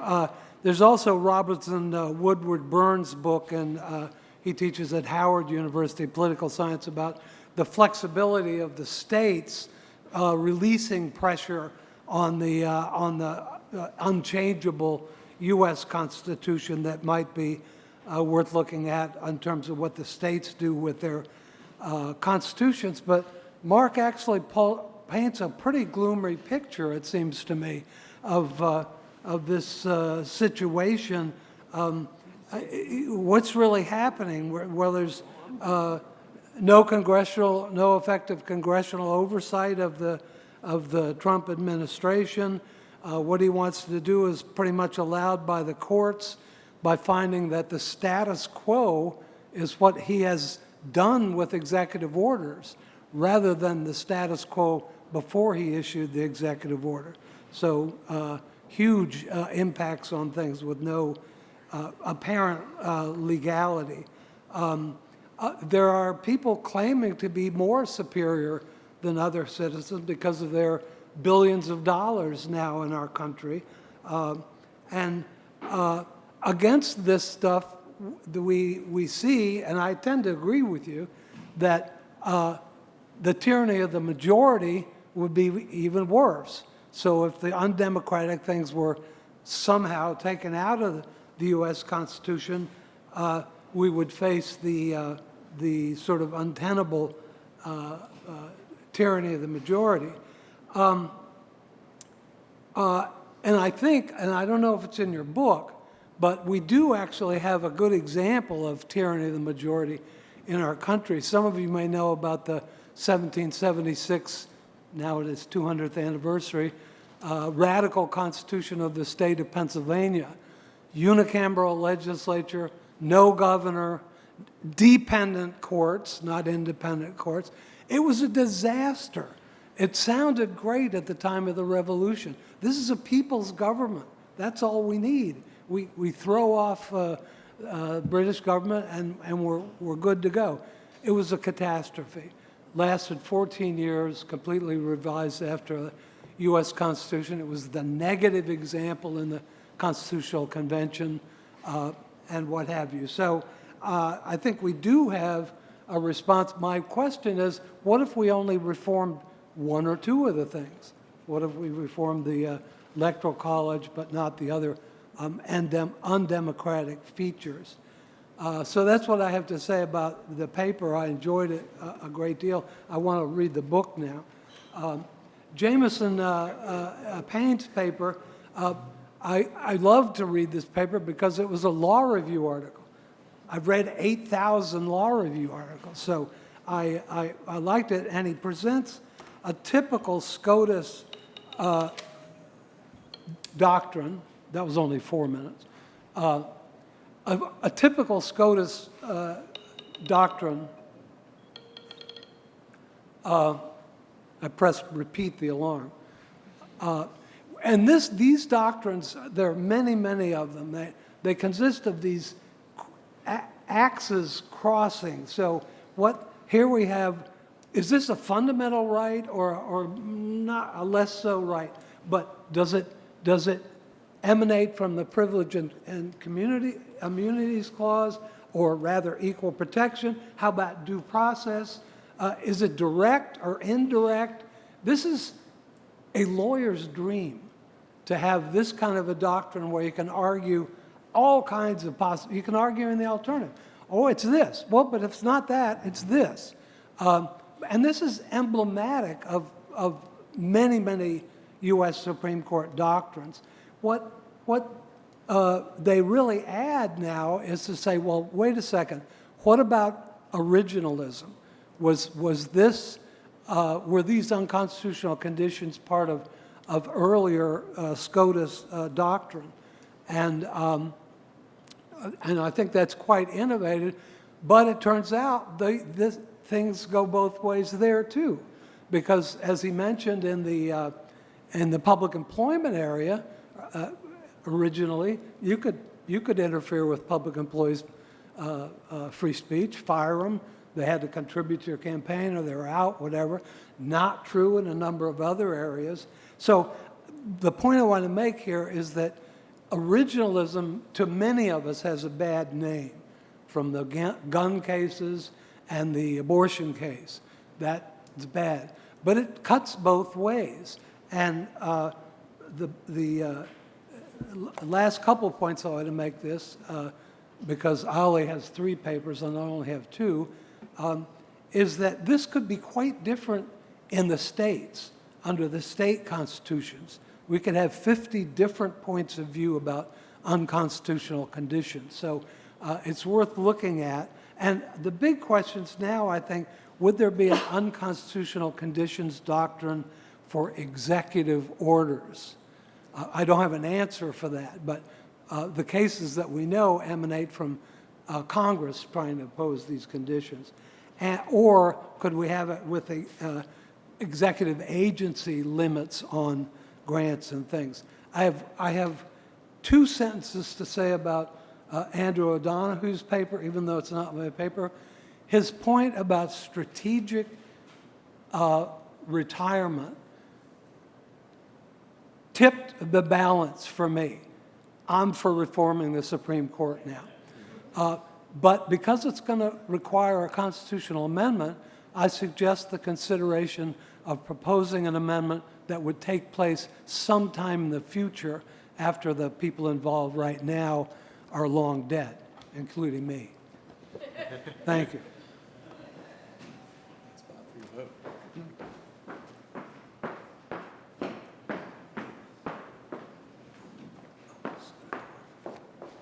All right.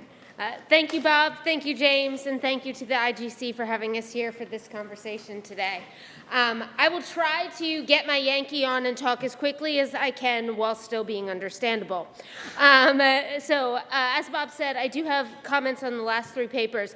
But before that, I do want to just sort of dovetail on one point regarding the Payne paper, which is on the Privileges and Immunities Clause. You talk a lot about slaughterhouse and defining the privileges and immunities of citizenship with respect to employment in the slaughterhouse dissent.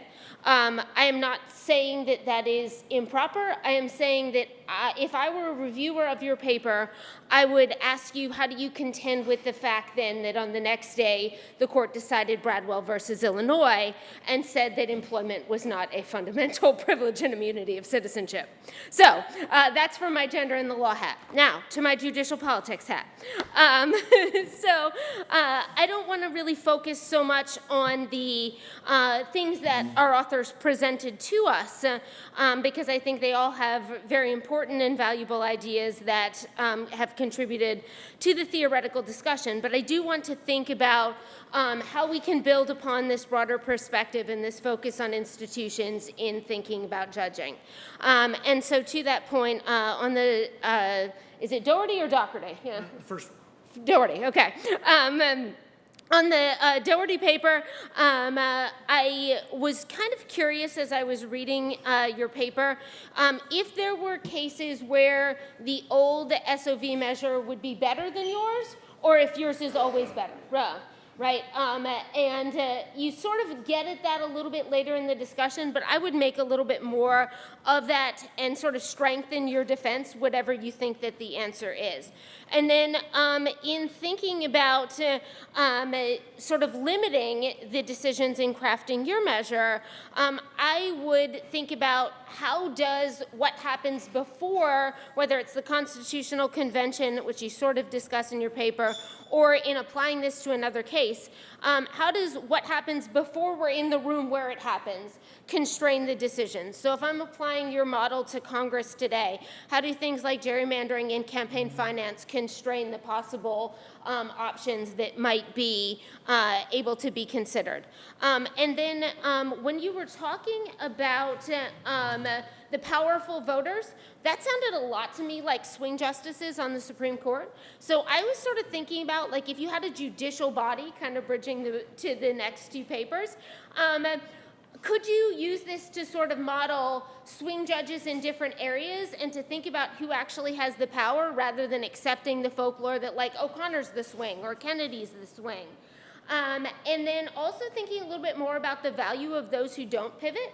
Maybe the people really at the extremes who never pivot aren't power players, but maybe it's those people who are sort of pulling people that are actually power players but aren't getting the credit because they aren't having to pivot, but they're the ones that can manipulate the people to pivot. So playing that up a little. Now, on the O'Donoghue paper, I hope that you will test your other selection mechanisms as part of your theory of judicial selection. So in the paper, you talk about 3 other ones.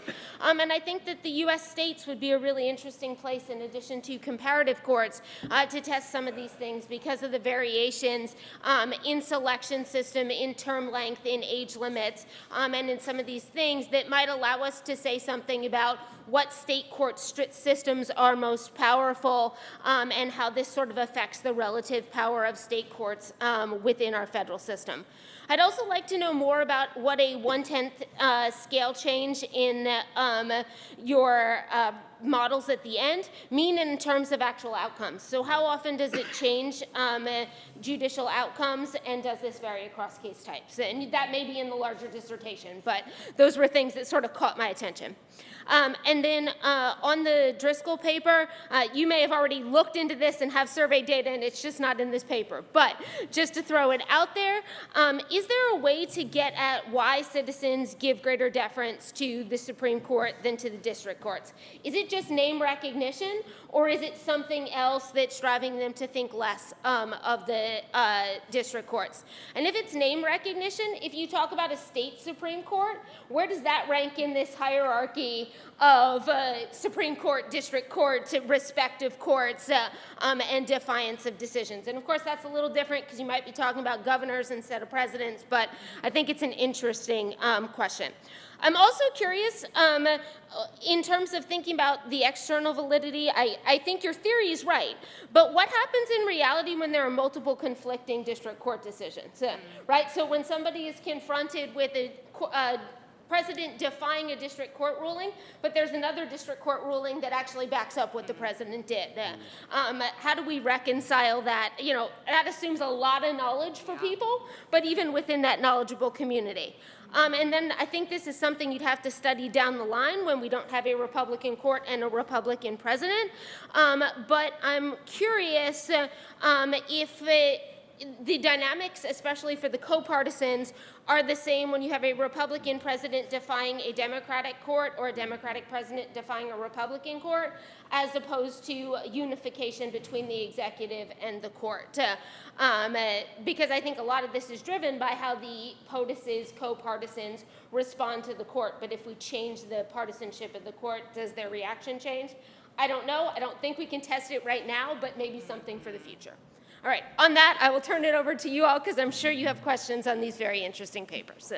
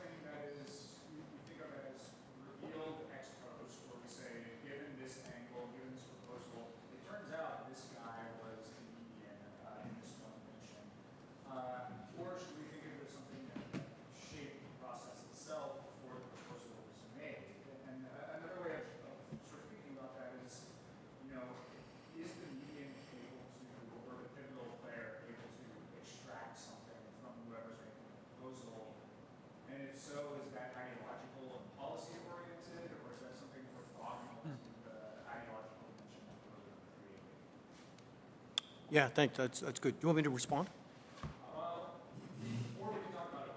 Okay, I'll talk about it later, I guess.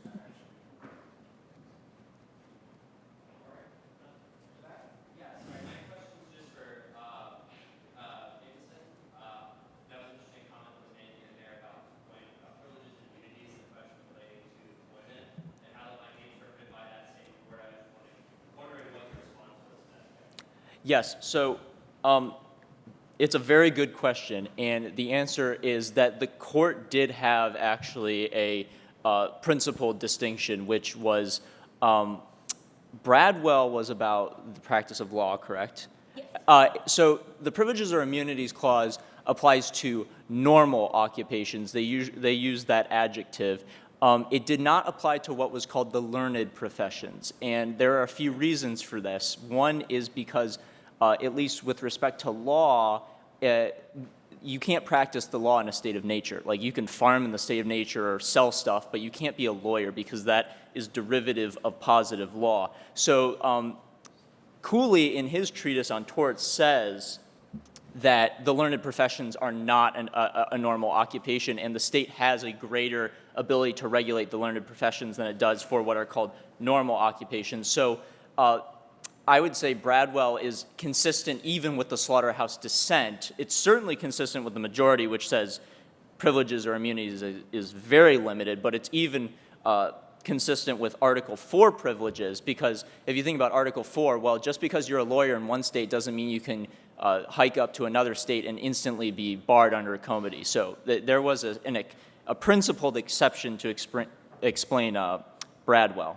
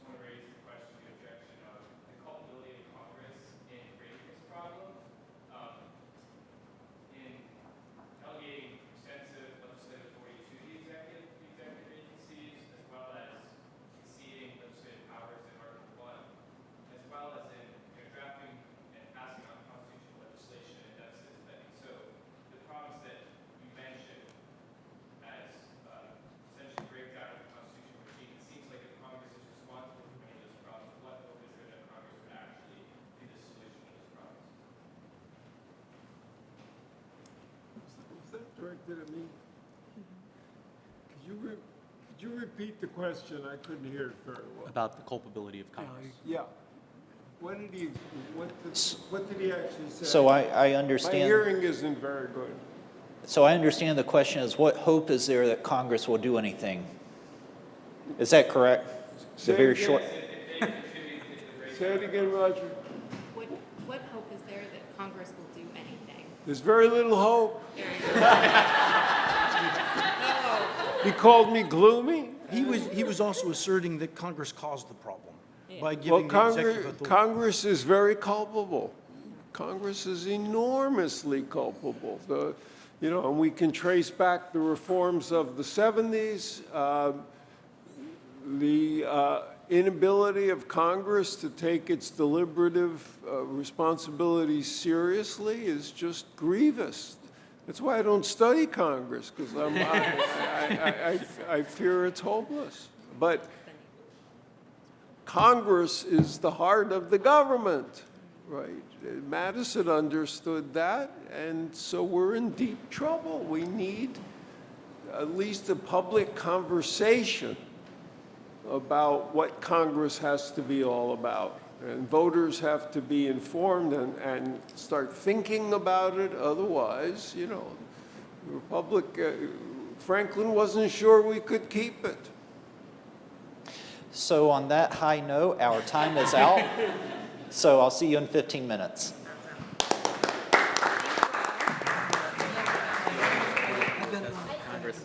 No, that's okay. My hearing. Oh. No, he was far in the back.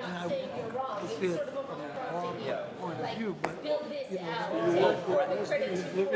Well, yes. So Bradwell was decided by the slaughterhouse court, so you could say they didn't care about having like a expansive interpretation of privileged communities. But even if slaughterhouse had come out the opposite way, I think it's still consistent with how they understood privileges. Because they make an explicit exemption for certain types of professions. There are two. There's the learned professions and the dangerous occupation like selling So I think it's a good question. I'll have to explicitly outline that. Jim, James, do I have your email? yeah, it's one of the. Yeah. Yes. Right down. I think that's right. Now, obviously, the court today would not say that Bradwell is good law, and they would. But what you could say is the court would say the state has more leeway with regulating the bar than it does with regulating a normal occupation. And, as a political scientist, let me bring it back to you. All right, J.H. Snider, Yeah, Snider, yeah, J.H. yes, I think that's right. Yeah, exactly. My pleasure. So we can sit there and go, well, there was 51 Yes, I think that's right. I think that's right. Yeah, I was going to include something in my draft If you about look at my book, and I just ran out of time. there's a whole section discussing Sandy Levinson. And it's not, it's critical. I mean, Yes. So, Cooley does actually I read this book carefully and I profoundly disagree. I will definitely incorporate But that. it's in the book version, keeping the, rewrite that version. He's right, which is, this is not, we can't do it. It's not that it's unworthy of a goal, it's that it's, there's not enough evidence to oppose it. And there was all these differences. Interesting. I don't know how long I'll live, but I'll keep an eye to see if this, and I'm not a federal interesting. I actually worked on the Brent, this Constitution, Florida, in the 60s.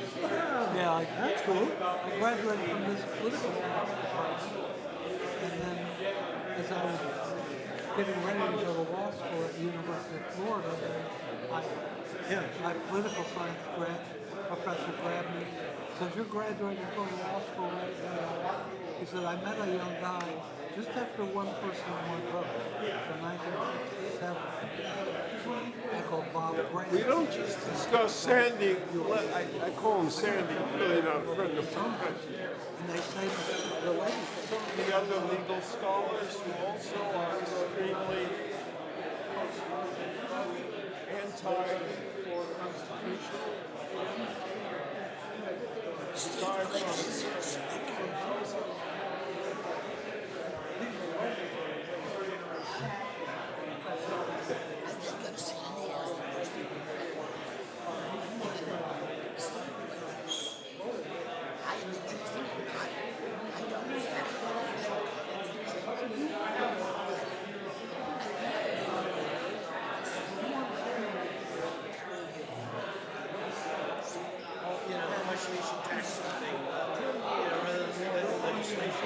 I think everybody uses it as a way to protect their policies, constitutional provisions. I'm convinced that if we did the US Constitution, we'd get a better product, particularly in this works environment. I think we'd only get more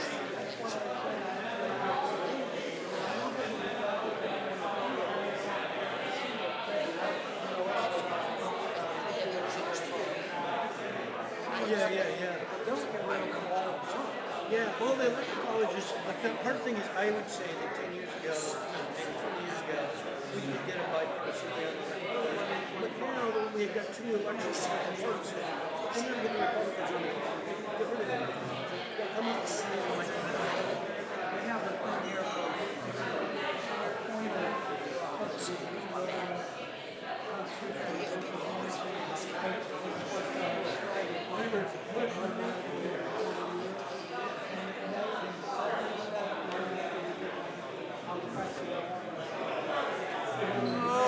Scholarship, that's advocacy. Okay. I am not averse to advocacy. Certainly not.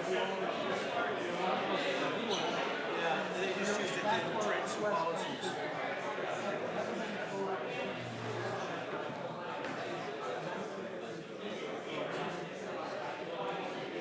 You know, even the Constitution of 1787 has got policies, like you can't tax slaves more than $10. You can't, I mean, there's tons of policy things in there, and it's just people wanting to entrench their interests. But anyway, yeah, hey, it's good talking to you. I'm gonna sit here. I think that's awesome that he asked. And I have no. And then oh, mine is going too. Mine is going too. So I have to put the ear for it, which I think.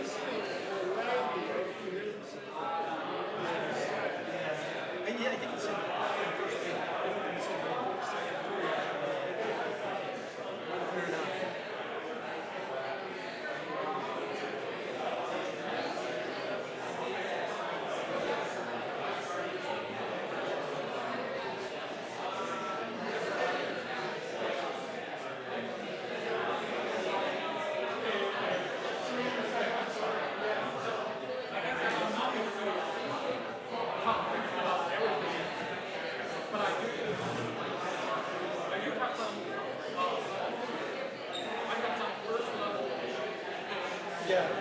because I was rushed and didn't make it clear.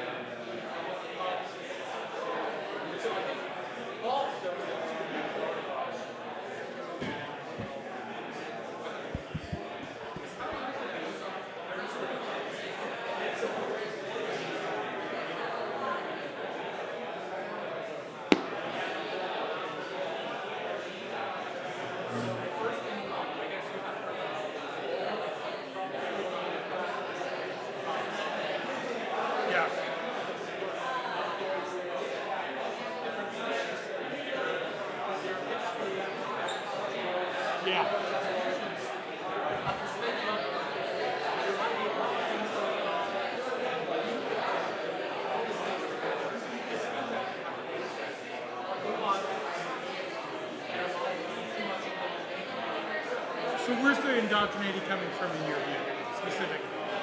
So is it basically between state variation?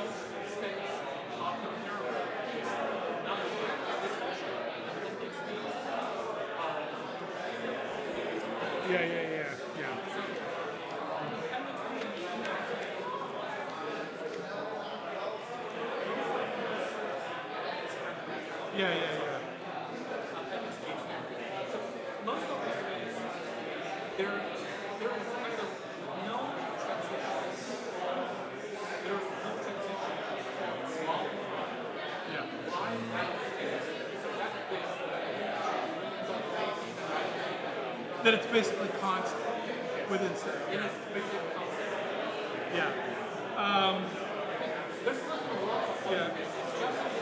Yeah. Well, I mean, for this paper, this is the first time we presented it. This is the first draft of the paper. Literally, it's never been presented. We don't have it on the website. I'm not going to put it up until the Midwest version will revise it.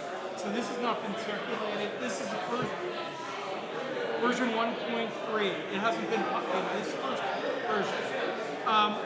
So what we did was we had two-way fixed effects. We had agency or fixed effects. And so these are basically receiving, these appointment methods are exogenous. And what you're suggesting is, so what we're trying to leverage on, because we break it down by different groups, by party, we're assuming they're not changing across Democratic unity, Republican unity. Because unless it's a state that's always Republican or Democrat, there's very few in our state. And same here for disunity as well. So I think one way we could try to deal with that, rather than finding some magical instrument that may not exist, is to run the analysis, sensitivity analysis on the states, and the ones that are pretty much always have a Republican or Democratic governor, or predominantly, or completely, like strictly or weakly have one party governor in our sample group, drop them and rerun the analysis.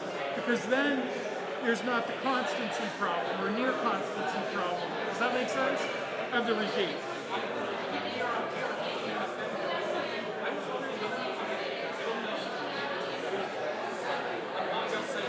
Yeah.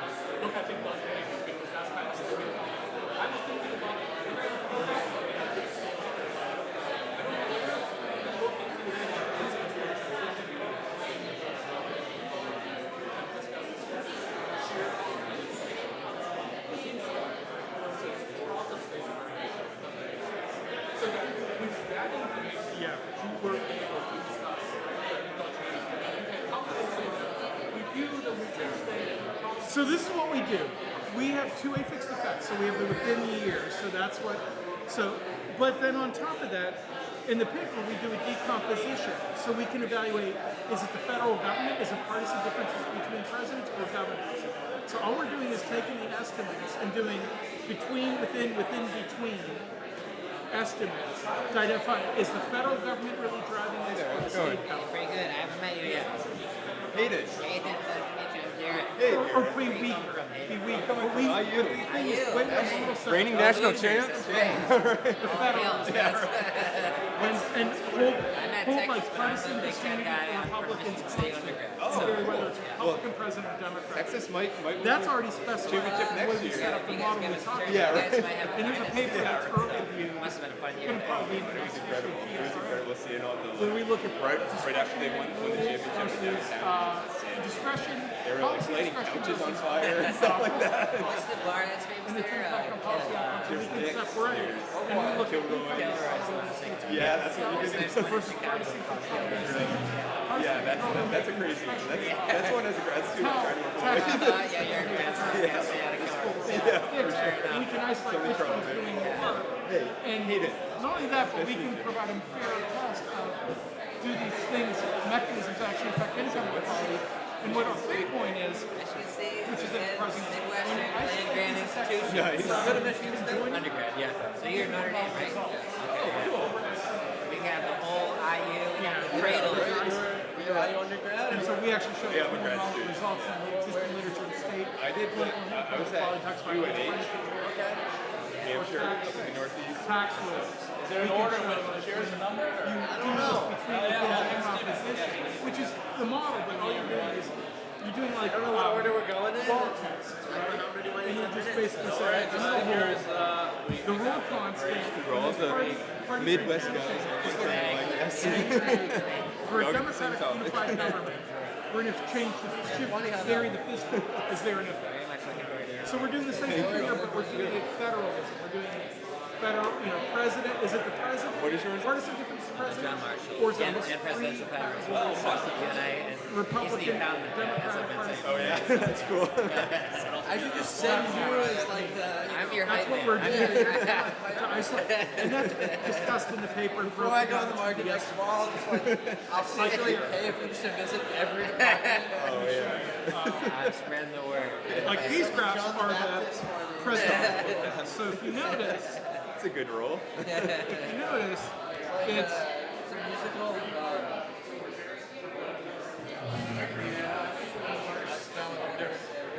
yeah. If you Yeah, that book of Mormon. so if you notice, I'm afraid I'm mic'd up. I can't say these. so if you notice, See where I put my index cards. That sounds good. so this is looking at partisan difference between Republican presidents and Republican unity, Democratic unity, disunity, and it's just sort of isolating the partisan differences, holding what the state regime is. So are you saying tonight? And then this does the opposite. This is doing, Families in okay, what happens if grabbing you, back this, there tonight, you know, right? hold, just look at Republican or Democrat, and then vary the state regime. If that makes sense. No flights tonight. And that's separate from the two-way fixed effects. And so what we're doing is we're getting, because we have individual cases, right? Like we're basically, trying to, get rid of any like time shocks or, like economic downturns that have like large effects in a given year, or Yeah, the same. I leave it. between state differences, and then we're isolating the federal aspects. That flight may not satisfy you, and if you have an alternative, I think the only thing I can think of is run the analysis of states that are like heavily. Good afternoon. Coming from Michigan. Welcome back, everyone. And then run the analysis Welcome, welcome. Let's take a seat. Good afternoon, everyone. Welcome. I have 2:30, so let's get started with our executive politics panel. We have 5 papers and 3 discussants, and we will get started with the paper by George Krause. George, it's yours.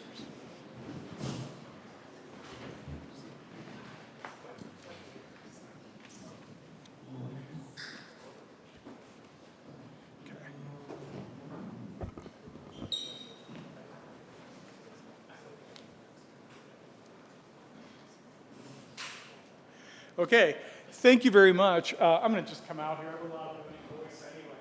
I'm Brent from the University of Georgia. I'm presenting some work with my co-author Shihyun, who's at the University of Georgia, but is in Arkansas State in public administration. This is part of a larger project of ours where we're looking at unitary control within the executive branch and its impact on what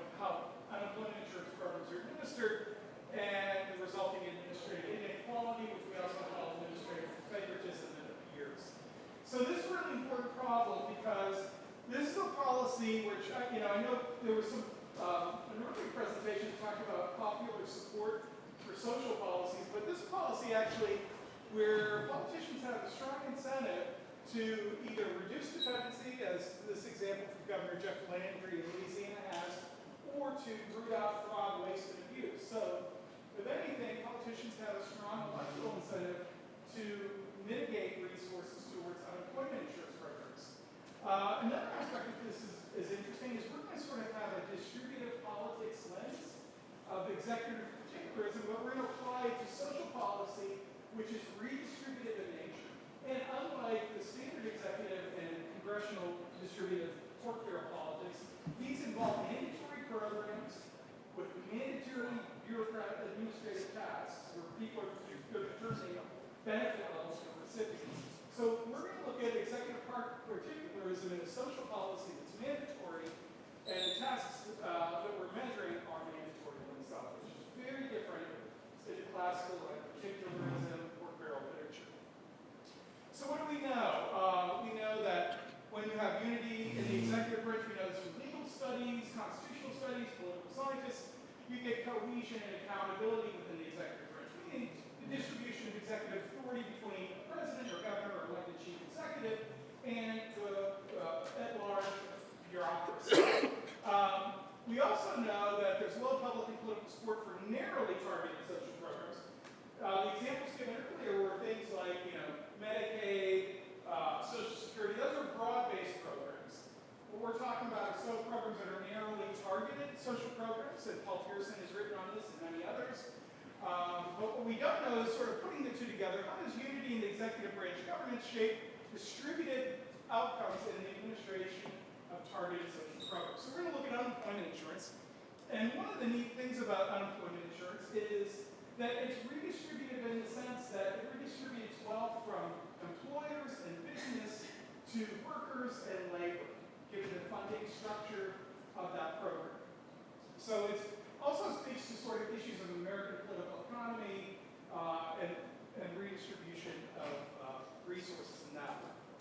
So big point here is executive branch unity allows elected chief executives, mayors, governors, presidents, to shape policy outputs consistent with electoral goals. If we have disunity, then there's some kind of fragmentation. One form of fragmentation is intergovernmental, which is basically a chasm between the president and the governor, the two chief executives, and their agencies at the federal and state levels. And the other is intergovernmental, which for many cooperative programs, they're actually administered by state agencies. And the problem here is going to be the relationship between the governor and agency. We can argue the agency head is the fulcrum of this relationship. And moreover, the ability for the governor to have direct appointment authority over the agency head, which doesn't always happen, is going to be really, really important. And in some other work that we have forthcoming with JPARC, we show that that affects how agencies target errors and try to correct overpayments that redistribute unemployment program resources from labor and workers back into the coffers of employers and business for instances when claimants were paid too much money. So the theory is really simple. There's electoral incentives that chief executives have.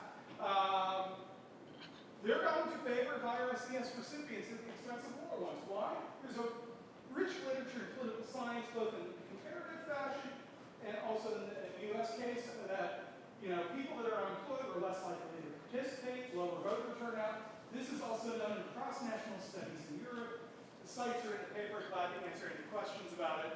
So, governors are going to have an incentive to make sure that benefits are skewed favorably towards higher socioeconomic unemployed individuals than lower socioeconomic employed individuals. But to make that happen and to engage in this form of executive particularism in a social policy, they need cohesion within the executive branch. They need to have a direct appointment choice over who's running that agency, the ability to hire and fire them at will. And that's what we're going to argue. So both of these together produces this sort of implication down here about administrative favoritism, whereby we're going to see positive bias and greater consistency in the distribution of these benefits for higher SES recipients. The ones that are lower are going to have a negative bias, receive less than they should, compared to if they're in a system where the governor doesn't have direct appointment authority over the head, and those benefits are going to be administered in a way more volatile or inconsistent manner. So the testable implications for our logic is the bias hypothesis, which is just that unemployment benefit generosity is increasing in socioeconomic status under a partisan regime versus a disunity regime. And the consistency hypothesis is that benefit volatility is decreasing in socioeconomic status under a partisan unity regime versus a disunity regime. We have down on about 463,307 unemployment claimants from 2002 through 2023, January 2002 to June 2023. How we measure this is the replacement wage rate, which basically takes the benefit level over what the prior employment wages were for that person to standardize it. We have these measures broken down. There's an appendix with the breakdown of all this. I won't go into it because I don't have the time. These are just the hypothesized coefficient signs based on our theory. Plus is positive bias or greater inconsistency, negative is the opposite. And then our SES is a latent index based on the claimant's in education level in our data, plus the natural log and the reservation wage, which they basically elicit what weekly salary or pay will it take for you to go back to work and take a job. So we have the reservation wage. We cannot use what they made before because that's in the denominator of the replacement wage rate, right? So we have like an identification problem from that. And then we interact the two. We've done some analysis without the interaction correlated at 0.97. So it doesn't, and we've done it a few other ways, it doesn't really make a difference for our findings. Here's the model, that's ugly, so we'll just basically move on from that. We'll move on from the ugly regression table. I'll just show you a couple slides, and you can see here, this is sort of offering evidence for the bias hypothesis when you have Democratic unity states and Republican presidents. This should be increasing over time. As you increase socioeconomic status, here it does not. I don't have the time to explain what's going on. And then here we get another pattern like that as well. The important thing, and then here's the pictures of the consistency. Notice the estimates are getting, they're getting smaller in some cases, but the standard errors are too large. I think I know what may be going on and some future tests that I'll talk about at the end of the talk. I'm going to just move through this. What have we learned from this initial, this first draft of our paper? First, unity in executive branch governance contributes to administrative favorism. It's actually good to have some insulation between the president and the agency to check their incentives for offering electoral benefits on behalf of unemployment insurance claimants. Executive policy control over policy administration as a class bias. This bias is true for Republicans and Democrats, and there's no difference between which party. So this is really interesting because a lot of literature says Democrats, are more generous than Republicans, but this class bias is really not rooted in partisan differences. They both do because they both have an incentive to win elections and target funds in a way that maximizes that. Fragmented executive authority is beneficial, narrowly targeted social policies. So we think of executive branch disunity as a credible commitment, institutional device to work against this kind of administrative inequality and favoritism. Our next steps we're going to do, plus anything you go to see here for our Midwest political science version, is explore different incentives of re-election eligible and linked up partisan governors. It's to determine limits like Besley and Case and others. Look at unified divide and control, and look at the prior business experience of state executive branch officials. We have an established status that we've used before in an ancillary manner, where we have whether the governors or agency heads had prior business experience that we're going to look at, sort of in the tradition of Patricia Kirkland's work in recent years. So that's it. Thank you very much.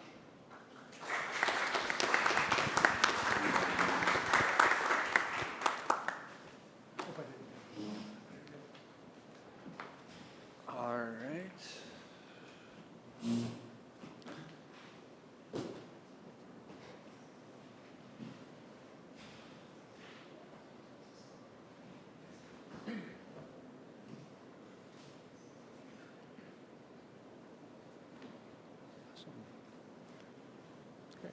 Thank you. Thank you to the IGC for hosting me, and brief thank you and disclaimer to a variety of funders, including the Bradley Foundation and the National Science Foundation.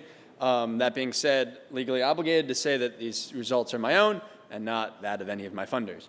So today I'm going to talk to you about presidential spending power. And this project is really motivated by this deceptively simple observation that if we look at federal budgets and federal spending, the two are not the same. We can see this in a couple of ways. One, we see a variety of presidents, both Republicans and Democrats, trying to unilaterally change how much federal spending occurs. So on the left-hand side, we have two recent occurrences from President Trump. On the top, attempt to cancel foreign aid using what's known as a pocket rescission, and then the initial spending freeze that he put into place when he was elected president the second time. On the right, we have a couple instances of President Biden trying to do this. One successfully with the border wall, seeking to cancel contracts that ultimately led to not spending funds to build the border wall. And the second, an attempt to vastly overspend how much Congress initially sought to appropriate, with the forgiving of this estimate, $400 billion more of student loans. And so now these are attempts, but what happens if we look at the actual data itself? And what we can see is if we look at the underlying data, there is in fact these many cases in which agencies or sub-agencies either overspend or underspend how much was appropriated for them during that fiscal year. Now, while those are kind of one-off cases, this project really seeks to interrogate what the causes of those are, and are those gaps not due to these one-off factors, but in fact due to presidential influence itself. So this project is kind of situated at the tension of Article 1 and Article 2. On the one hand, Article 1 places the appropriation power with Congress. However, the president, because he controls the implementation of this, has at least the opportunity to exert a hand and kind of take a second bite at the apple to shift how much is spent. So early scholarship really highlights the clerkship of presidents and their fidelity to the appropriations process. But if we look at more recent scholarship, shows that presidents have much greater authority than we would have otherwise thought on things like policy, as well as the distributive aspects of spending. So this project really asks, does this unilateral power also extend to how much the level of government spending, not just simply its distribution or on kind of more pure policy areas? So three main questions. So first, do presidents directly influence federal spending outside of the congressional appropriations process through the implementation of it? Second, does this influence differ based off of whether or not presidents are trying to underspend or overspend what Congress appropriated? And I'll talk about some reasons why we might think that is true. And then lastly, does this influence remain after the reforms of the 1970s, which really sought to curtail the president's ability to exercise this ex post influence over spending levels? And so to briefly preview, so I find that yes, presidents do exert spending power through the implementation process. So spending more closely reflects presidential proposals than we would think if we simply looked at what was enacted in appropriations. Second, this influence does greatly differ based on whether presidents are trying to underspend or overspend. So presidents are very successful when they're trying to underspend, but essentially entirely unsuccessful when they seek to overspend appropriations. And then lastly, this influence does remain to the present. This isn't simply a remnant of the strong power before the Impoundment Control Act and related reforms. We may see a decline since then, but the power still remains.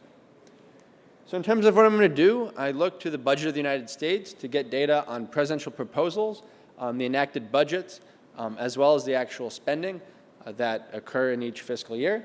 I'm stitching these together from the various years because one year will contain the proposal, but then I get the enacted budget and the actual spending from several years down the line, but still for that same fiscal year. I'm going to use presidential proposals as a measure of what presidents want to be spent. This is consistent with a variety of previous work, and happy to talk about that more. And then, as I mentioned, outlays may differ from the budget appropriation in a particular year for a variety of somewhat innocuous factors that wouldn't be due to kind of the president putting his thumb on the scale.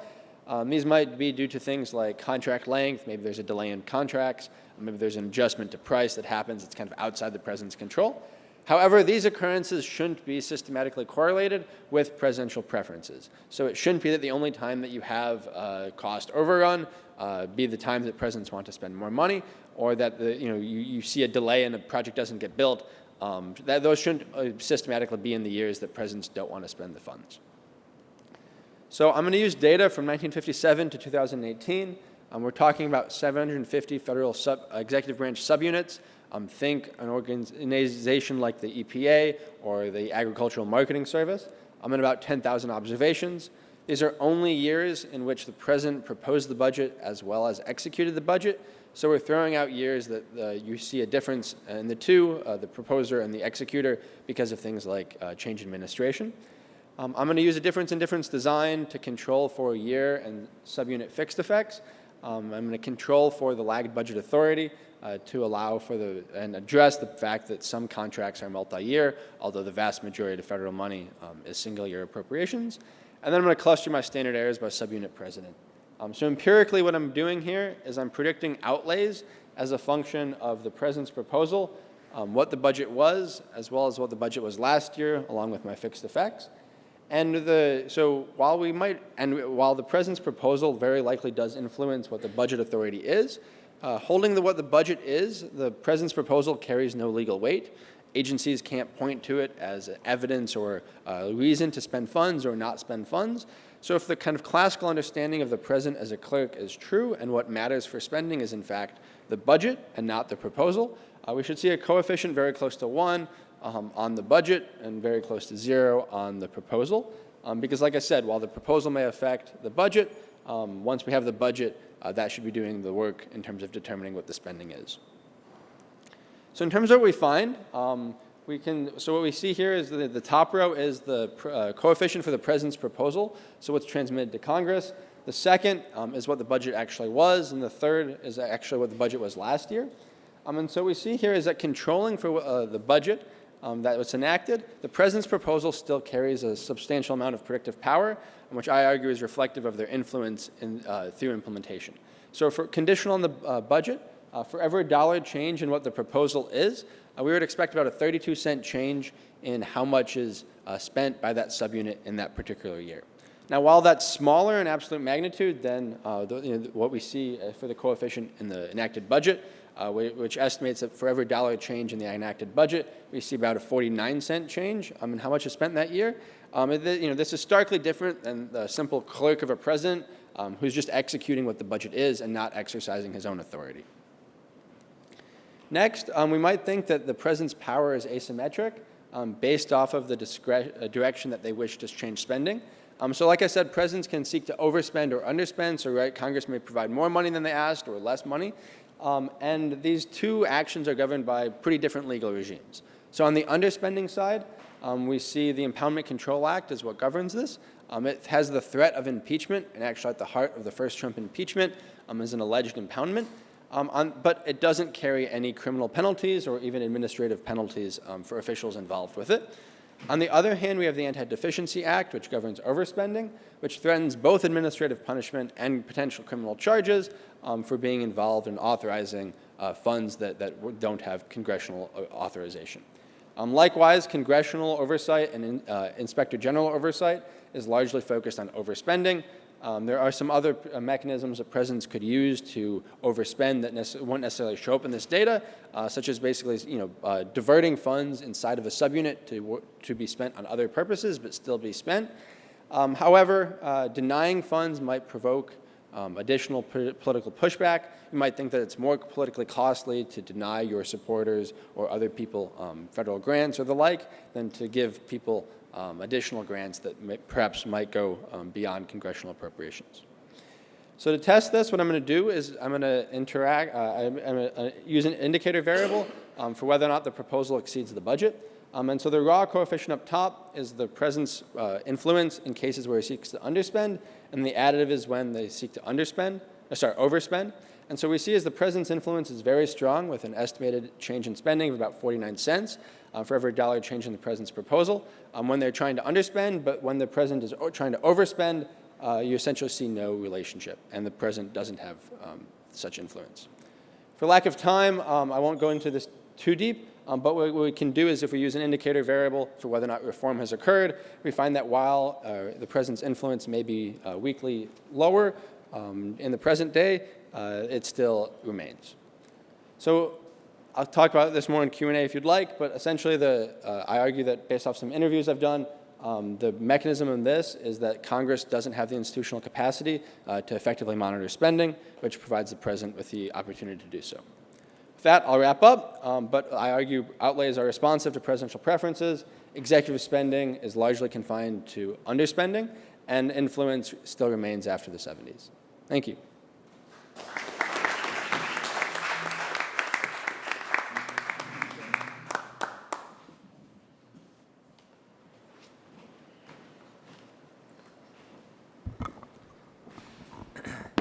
Good afternoon. Well, I want to thank everyone, Professor Strickland especially, Director Owens, and everyone at IGC for making today possible. It's a privilege to discuss executive power with my panelists, and I will be contributing the perspective of my favorite framer, John Marshall, to this discussion. Is it always the province of the court to say what the law is, or are there certain political questions beyond the competence of the judiciary? Is the use of military force one of these questions? If so, can Congress constrain the powers of the commander-in-chief? What is the role of the court? How should we think about recent actions in Venezuela and the Middle East taken pursuant to the executive's core powers? To consider these perennial and pressing questions, today I'll be focused on John Marshall's distinctive theory of executive discretion, in order to argue the president may act outside but not against the law in emergencies. Marshall weighs the duty executives have to respond to dangerous threats with dispatch against their duty to faithfully execute the law. On one hand, Marshall says there is a need for independence in the executive when emergencies demand a swift response. On the other, the executive is embedded within a system of separated powers. Congress still retains the power to review and constrain actions taken by the executive that have a basis outside the positive law. The structural dynamics of the Constitution best preserve political liberty and prevent overzealous executives from taking arbitrary action. In my argument today, I will claim that his opinion in Little versus Barem exemplifies his understanding that when these duties come into tension, the highest duty of the president is to take care that the laws be faithfully executed. In his most famous opinion, Marbury versus Madison, most overlook Marshall's discussion of executive discretion, which he describes as a necessary tool for the president to aid them in carrying out the duties of the office. These political powers emanate from the Constitution itself. They are limited to political subjects, however, that concern the nation, not individual rights. These subjects may include national security and foreign affairs. The need for discretion in emergencies is obvious. As many presidential scholars have argued, presidents might need to exercise something commonly known as prerogative when the law does not provide for a sufficient response in an emergency.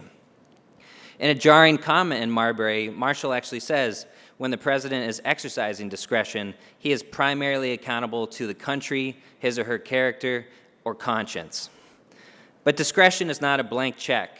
In fact, Congress may impose, quote, other duties on the executive that contravene executive discretion. When Congress outlines certain acts for the president to perform, the executive acts as an officer of the law. Marshall believed the president lacked power to silence the laws, unlike a claim by John Locke that the president may act both outside and against the law in an emergency. This structural understanding of discretion is significant because the propriety of presidential prerogative does not hinge entirely on virtue of one man as its sole constraint. Legislative approval or condemnation is what makes discretion constitutional or arbitrary in its effects. To observe this limited theory of discretion in action, we can look to Marshall's analysis of controversial actions taken by George Washington and John Adams. Marshall's biography of Washington recounts the invectives hurled at Washington in response to the Neutrality Proclamation. He was accused of turning his back on the French and issuing a royal edict. This was not an action fitting of a republic, they argued, including James Madison. But Marshall agreed with those in Washington's cabinet that believed the president did not need Congress to act before declaring neutrality in the case.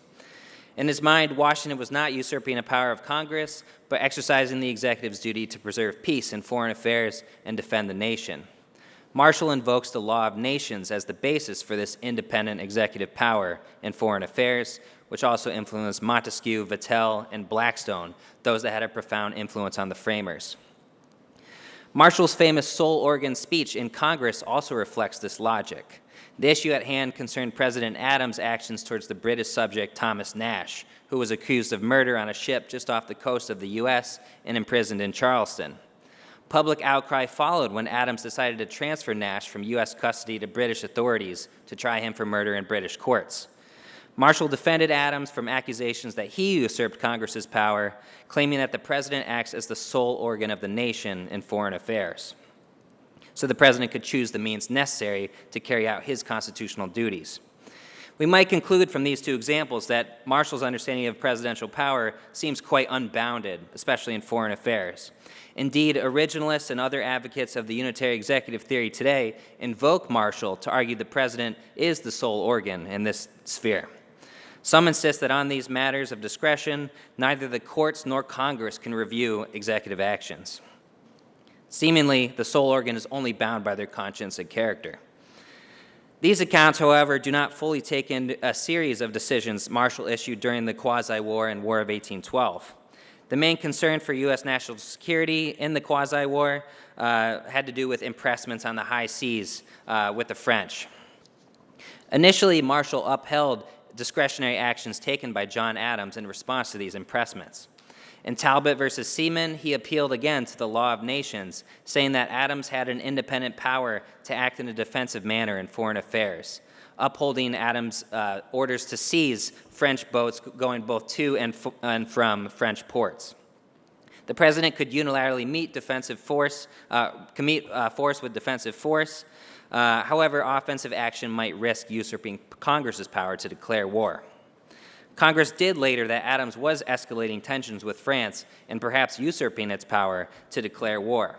So to prevent the expansion of this threat, they issued a series of non-intercourse acts that hemmed in executive discretion, prohibiting the Navy from seizing neutral vessels sailing away from French ports.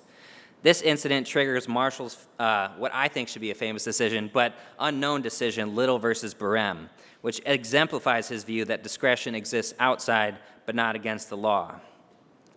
John Adams, in the case, avoided the Non-Intercourse Act, or ignored them, I should say, violating the separation of powers and infringing on Congress's power to regulate the law of nations and foreign affairs.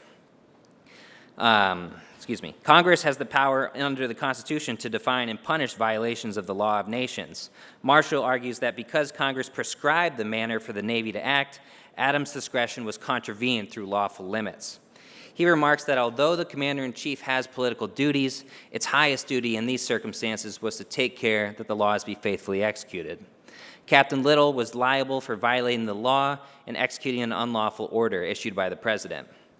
Marshall set the precedent also in this case that the court could review certain separation of powers disputes, although Congress should have the primary role in hemming in executive discretion. Modern scholarship and Supreme Court jurisprudence understates the nuanced nature of Marshall's theory of executive discretion. Both pro-Congress and pro-presidency theorists of war powers claim Marshall supports their formalistic views of the Constitution. Some dismiss the existence of discretion altogether, arguing the president is merely an errand boy for Congress in effect. Unless and until Congress acts, the president possesses no privileged powers. They conclude from Little that Congress is supreme and the president is merely a faithful executor of the laws, asserting that the president cannot act until Congress directs them. Other scholars, and those associated with the unitary executive theory, claim that no checks apply to discretion in this realm. Originalists and other advocates of this theory invoke settled precedent, in particular U.S. versus Curtis Wright, to claim no statutory restrictions can impede executive discretion in foreign affairs. The unitary executive theory has undergone an evolution in the last 25 years and is now embraced by presidents of both parties, if not in express speech, then by deed. What began as a theory during the Reagan era over control of administration has now entered the realm of national security policy. Since 9/11, presidents have asserted plenary powers in foreign affairs and national security. Most famously, members of President George W. Bush's legal counsel, such as John Yoo, crafted legal opinions asserting the president could initiate war without congressional approval. The commander-in-chief needs this power, they claimed, both for offensive and defensive purposes to protect the nation. They are invested with complete discretion, and no institutions could check this power. More recently, President Obama implicitly embraced the unitary executive theory when he ignored the War Powers Resolution, unilaterally bombing Libya well beyond the time limit set by that act. Skipping ahead to the end here, Marshall's account of discretion is significant because it allows us to reconcile presidential power with the separation of functions in emergencies. The president is duty-bound by their oath to exercise discretion for these national concerns, but those powers cannot be extended to usurp the powers of the other branches. For Marshall, the court should stay out of policing the boundaries of discretion until Congress acts. Otherwise, they risk undermining the very kind of constitutional contestation necessary for securing political liberty. This structural view of discretion harnesses the power of the commander-in-chief, allowing us to balance and bridle the need for an energetic executive with constitutional limits. Thank you.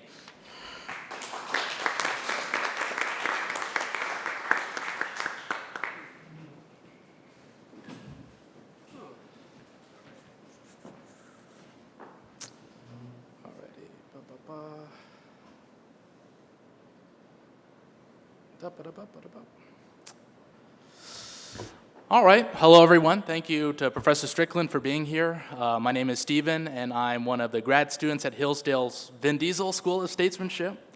Today, thank you for getting it. So today, the topic of my paper is on public and private rights and adjudication in the administrative state. So the attempt of this paper is to briefly trace the development of non-Article III adjudication under the administrative state. And in the recent Jarkissi case, the course made a distinction between public rights claims, which could be subject to adjudication under a non-Article III court, as compared to a claim of private right, which under our Constitution is supposed to be heard by federal Article III courts. Now, what are public rights? Now, the court in Jarkissi defined them as an, quote, exemption to the kinds of claims that we know according to the common law and the Constitution to be matters of private right. So the question this paper attempts to ask is, one, is there a robust understanding of what public rights are at the founding? Is this a real category? And the purpose of this paper is not only to explain that there is, but also to show how the court lost sight of this distinction from 1850 through the 20th century, and how the recent return in Jarkissi represents a meaningful attempt to restore a genuine distinction that does map onto the natural rights theory of the founding. Now, there is a compelling case that the founders understood this distinction of public and private right. Blackstone makes the distinction in his commentaries between private rights, which have their ends in individuals, and public entitlements, which act like rights, but service public ends rather than the individual. Now, according to the traditional theory of the founding, private rights constitute the basis for why government is instituted, being the protection of inalienable rights of each individual to their life, liberty, and property. And now, a certain measure of a person's rights are also delegated to the state upon entering society. These alienated rights are held in common by all through the state and regulated by it, becoming the public rights regulated by the state.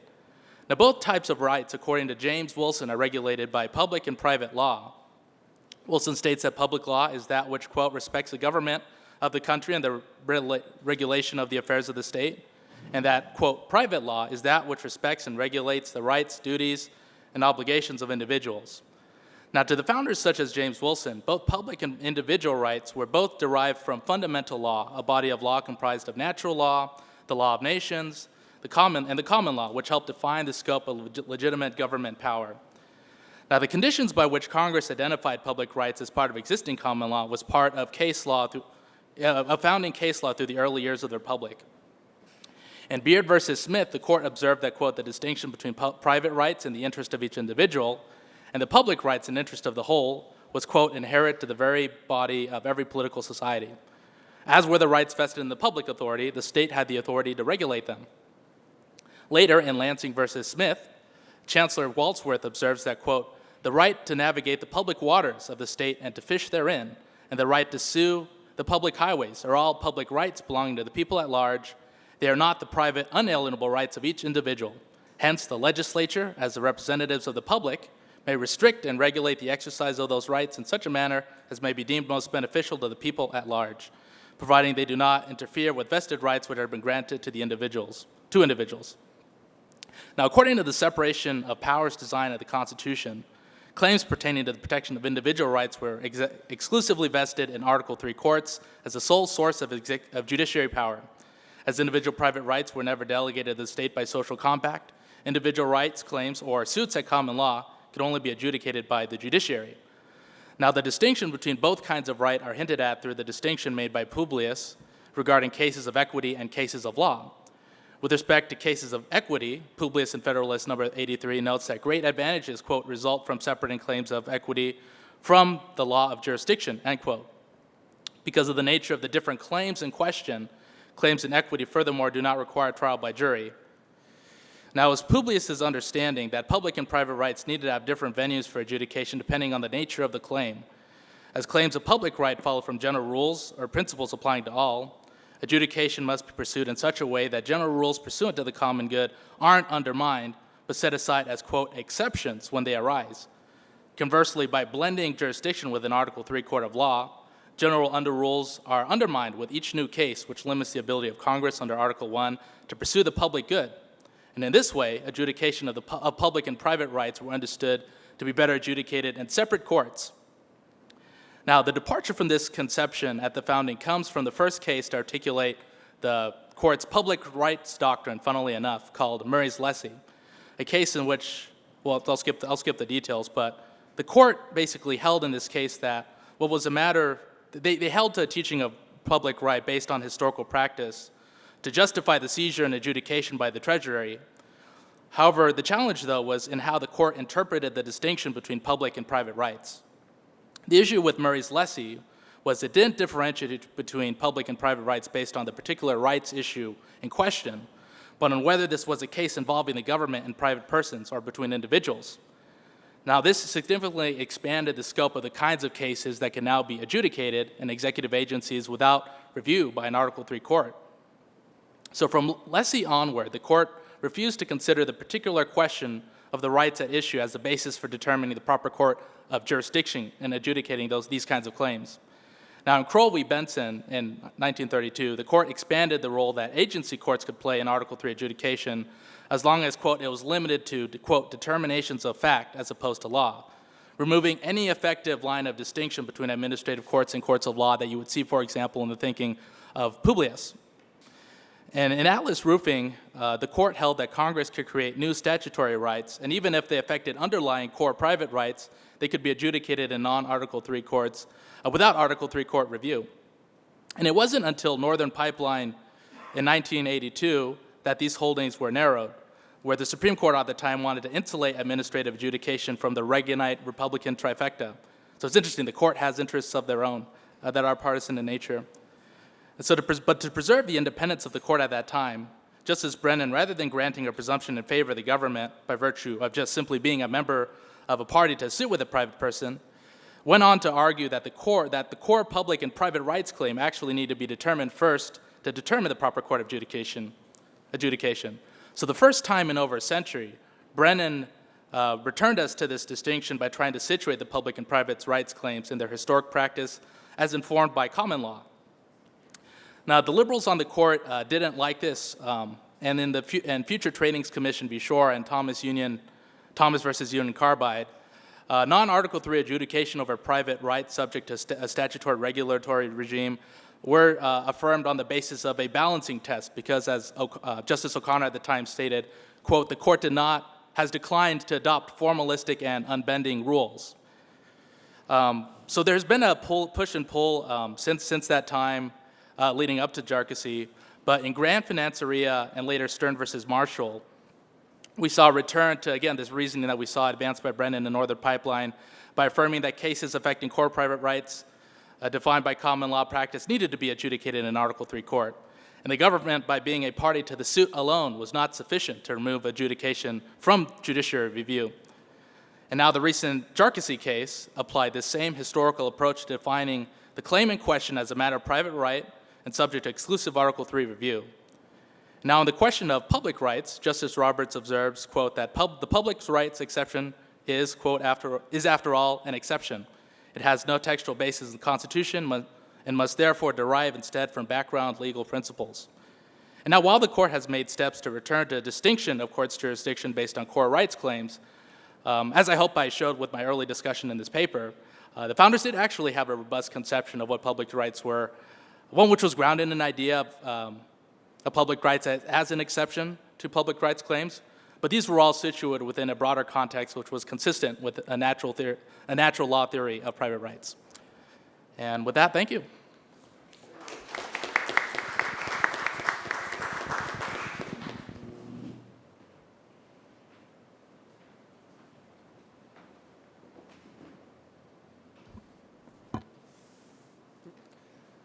All right, everybody. I'm going to talk about one of the most hated institutions in the United States, the Electoral College. It is also one of the most misunderstood institutions.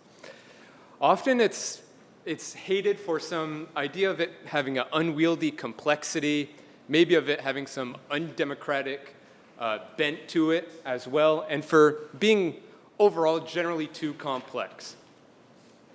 In a recent poll from September 2024, I guess that's not so recent anymore, 63% of Americans said that they would prefer a popular election of the president over the Electoral College. And many scholars have argued that the Electoral College was really cobbled together at the last minute. It was a hodgepodge of 1,000 ideas brought into one Frankenstein-like monster. But I don't think that tells the full story of the Electoral College. I argue that the Electoral College was also conceived as a moral instrument designed to ensure that individuals of virtue and of integrity would be elevated to the presidency. And it would, at its core, filter the passions of the common people, and it would reward those candidates who had good moral character through a complex system of electors in all of the states. This wise elite would ensure that only the best presidents would be elected. So to tell the full story, we need to go way back in time to 1787. At the start of the Constitutional Convention, James Wilson has a brilliant idea. Why don't we just let Americans vote for the president? And that is very quickly shot down. George Mason argued that it was unnatural to entrust the people of the United States with the election of the president, and that it is impossible that the ordinary American voter could have the requisite capacity to judge the respective pretensions of the candidate. And yet there were some at the convention, such as Morris, who did argue in favor of a direct popular vote. So James Wilson's big initial idea is shot down, and two ideas take its place, the Virginia plan and the New Jersey plan. Each plan thought that we should elect the president to one term of 7 years. It should either be conceived in the legislature or through national governors, and they would decide who the president would be. And as in a previous talk, we talked quite a bit about Roger Sherman. He was somebody who liked these ideas. But it doesn't quite satisfy everybody at the convention. And on July 24th, James Wilson comes back and proposes the idea of electors. And this idea at first has a lot of resistance. One person at the convention, William Houston, said that it was improbable that capable men would want to serve as electors. Another one, Caleb Strong, said that the first characters in the United States were not likely to be electors. Nobody at the end of the day would want to be an elector. It just wasn't prestigious enough. But there were some at the convention, many who liked this idea of electors. Elbridge Gerry said that because being an elector would be crucial in deciding who the president would be, only those of vast importance and those who were the best men in the United States would step up to become electors. So there's a little bit of an argument going on about exactly who electors would be. And on September 4th, a group consisting of Morris, King, Madison, and Sherman, among others, comes out with the preliminary plan for the Electoral College, something that wasn't quite coined as a term until the 1800s.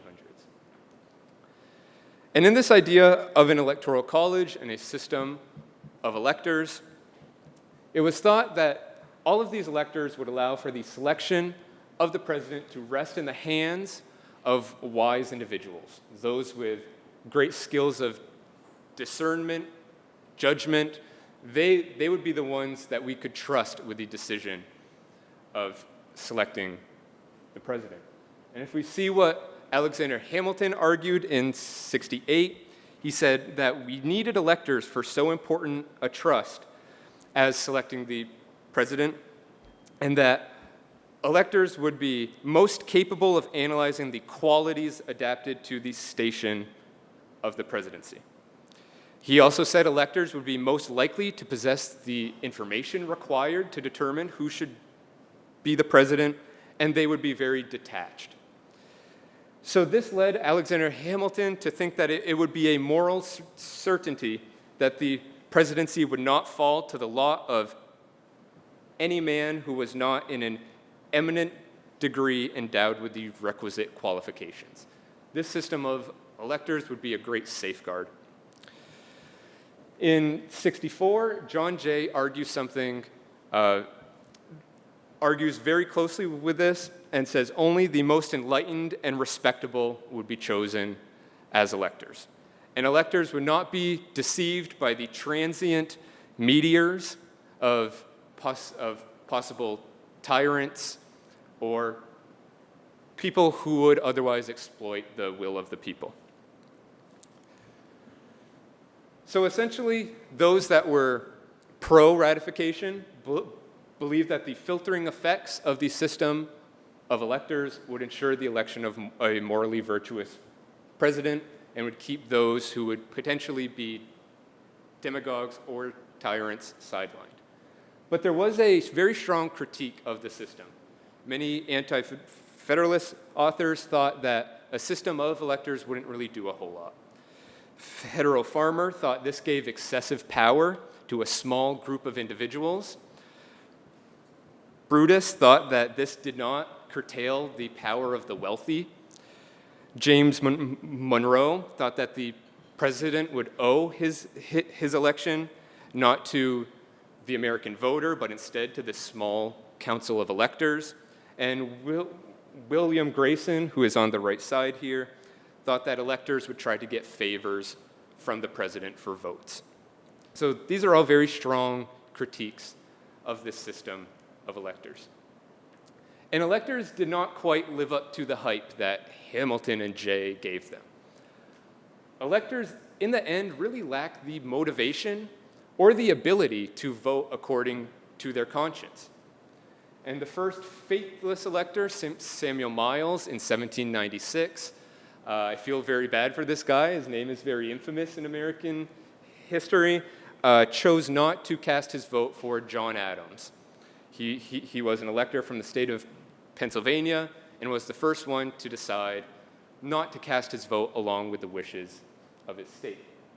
And he was met with massive pushback.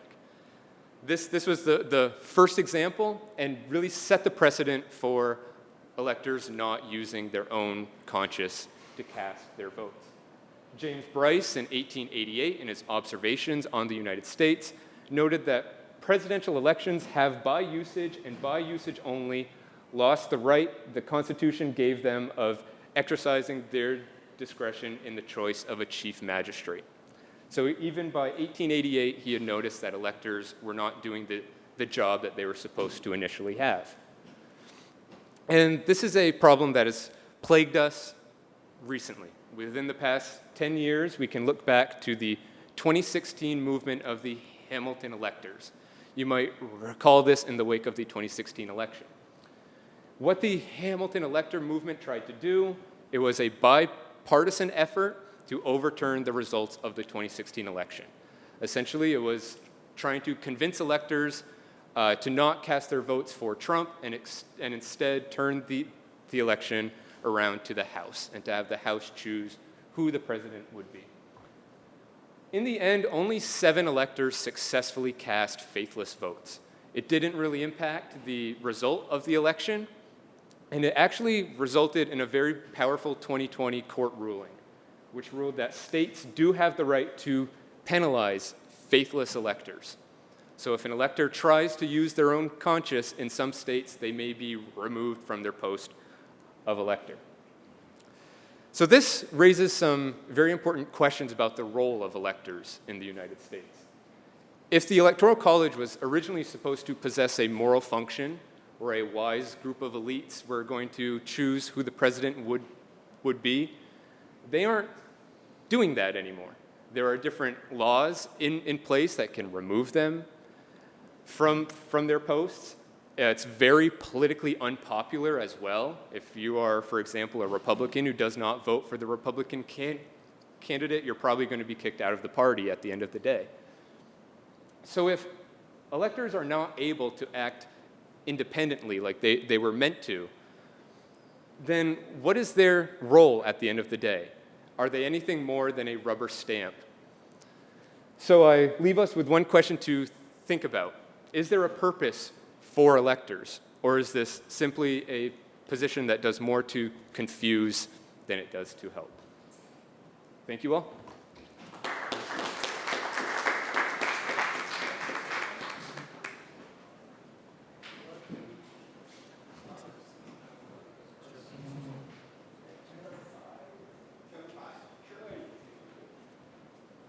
5 minutes, all right. So I'm only reviewing the Angell and Jones papers. And the highest praise I can give, really, is that these are serious papers. They really raise deep questions about the separation of powers.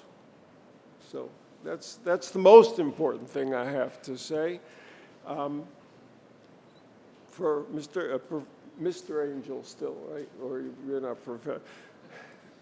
Mr. Angell shows us an extraordinarily important what, right? The president can do underspending. It's almost as if the executive is now the functional equivalent of the Appropriations Committee versus the Authorization Committees. It's just remarkable. So I just want to pressure him now, since he's done something very important. How? I give you just some off-the-cuff possibilities. Is it OMB, right? Do they use subtle, under-the-radar, perhaps illegal ways of communicating to the agencies? Do less. Is it the agency heads themselves who've been appointed by the president to kind of anticipate his needs? Or is it somehow the White House itself? Okay. So, and then the why. And everything I know about executive government comes from James Q. Wilson, so I'm just going to say, what are the incentives? What are the incentives of the program directors, the agency heads, the people in OMB, the people in the White House, and Mr. Angell is going to tell us that eventually. Or are there key structural procedural impediments? Is it just really just too hard to spend the money? Okay, I'd love to say more, but I won't. What Garrett Jones offers, right, is this terrible predicament, right? Can you control executive power in foreign policy? And since we're living in the middle of an undeclared war, right, this has a certain pungency to it. Since I don't have time to say everything I want to say, let me just focus on one aspect. So you have the sort of Louis Fisher theory that the president is simply an executive of Congress and has to behave. And then you have the John Yoo unitary executive theory. Well, in some ways, I reject both theories. The Fisher theory, it's just inapplicable given the way international relations and national security operates this way. Congress is not really going to direct American foreign policy that way. I'm sorry, I'll come back to the... So that's a dismissal. But I'm also not pleased with the unitary theory. And here I want to talk about the superiority of political science to constitutional law theory, right? I mean, there is something called the prerogative. The president will, in fact, because although Garrett says that, Marshall says that the greatest duty of the president is to execute the law. I would say no, the greatest responsibility of the president is to live up to the oath. He's going to live up to what he takes the oath to mean. So there will be prerogative. Why do you need a theory? What do we gain from just creating a kind of formalistic approbation for this idea? It's a terrible idea. It's dangerous. So I admire Franklin Delano Roosevelt when he exerted the prerogative by sending destroyers to Britain. He didn't claim it. Right? It would just be one step toward excessive executive rule to formalize this in terms of a theory. It should be something done as little as possible, as quietly as possible. Okay.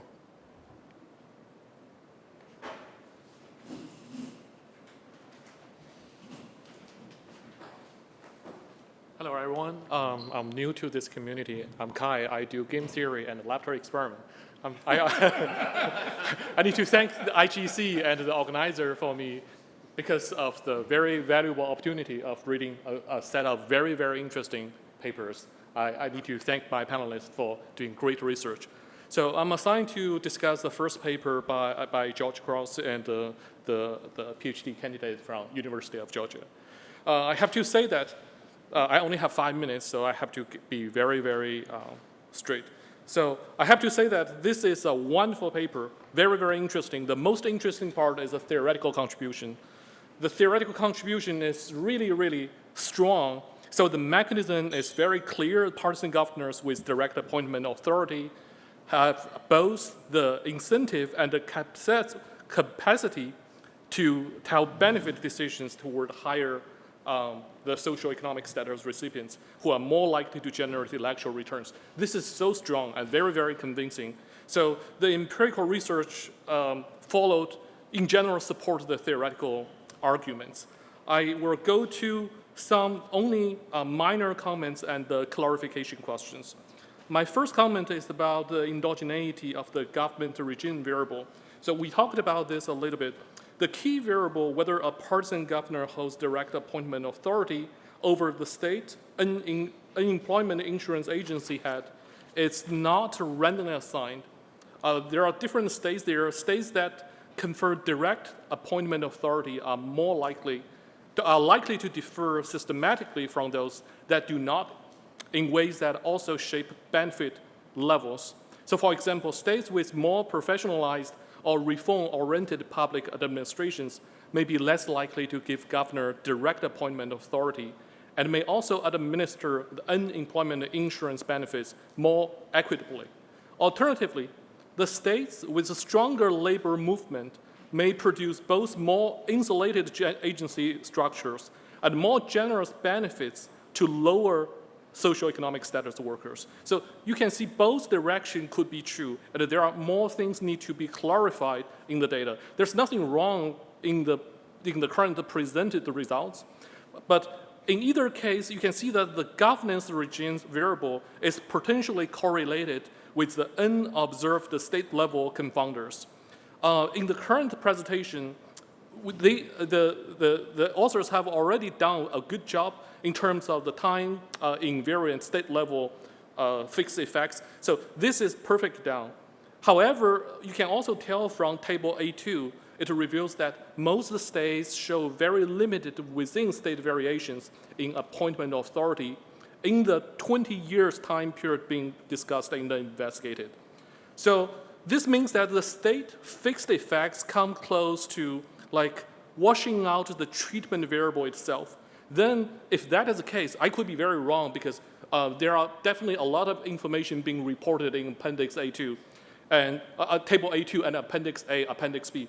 I think that part can be further clarified. So my second point is that it's possible I may not read that correctly, but just by chance that I understand the empirical models investigated and reported in Table 1. So the paper tests two related hypotheses. H1 and H2, hypothesis 1 is that higher socioeconomic status recipients receive more generous benefit under partisan unity. Hypothesis 2 is that their benefits are also more consistent under partisan unity. So the idea is great, the theory is very, very clear, and I can tell that hypothesis 1 has been perfectly supported. I'm very, very convinced.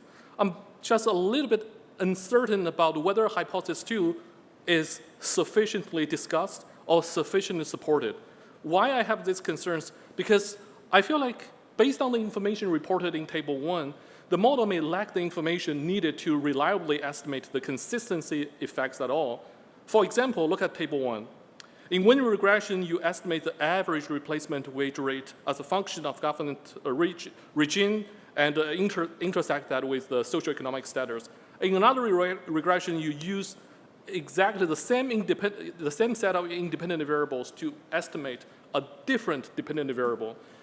There's nothing wrong to do this, and the statistical software can always give you different results. But the problem is, as you can tell that when you use the same set of covariance to estimate the dependent variable of the variance, it did not give you the results that you wanted your hypothesis to demonstrate.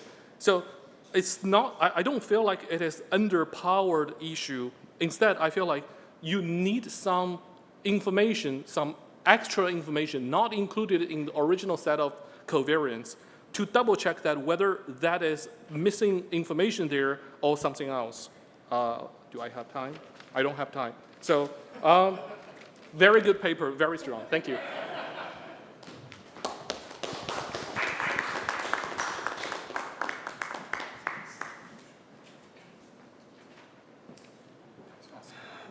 All right. So I, like Kai, also work at FSU, but I don't do game theory. I do political theory for the IGC. So can I say thank you to myself for hosting this? This is, okay, but I'm responsible for commenting on Stephen's paper on private and public rights and the history of the administrative state, and the Proborowski paper on, am I saying your name correctly? Okay, good. As on the Electoral College, and I was under the impression that we had 15 minutes, but I was just now told we have 5. So I'm going to take it. I'm going to do it in 5. And in that, I'm going to give a very brief overview of both, and a couple of comments. But I'll type up more thorough comments for my discussants. So I'll start with the Electoral College paper. It's a very detailed paper on the ratification era debates regarding the purpose of the Electoral College. And he does a nice job of staking out his own view in this debate in the broader scholarship. That, should we like the Electoral College? Should we not like the Electoral College? Well, this is how the founders thought about the Electoral College. So we actually get kind of a third way view. But over the unfolding of the argument, we learn that the founders' vision, or what Proborowski takes to be the founders' vision for the Electoral College, never really materializes. And so I have one big question that sort of maybe provides both a problem and an opportunity, and I'll let you decide what you think of that. One would be, so since it never fully materializes, and you conclude that we should reevaluate the Electoral College and whether it's good, especially in light of this conclusion that the reason for which it exists never happened.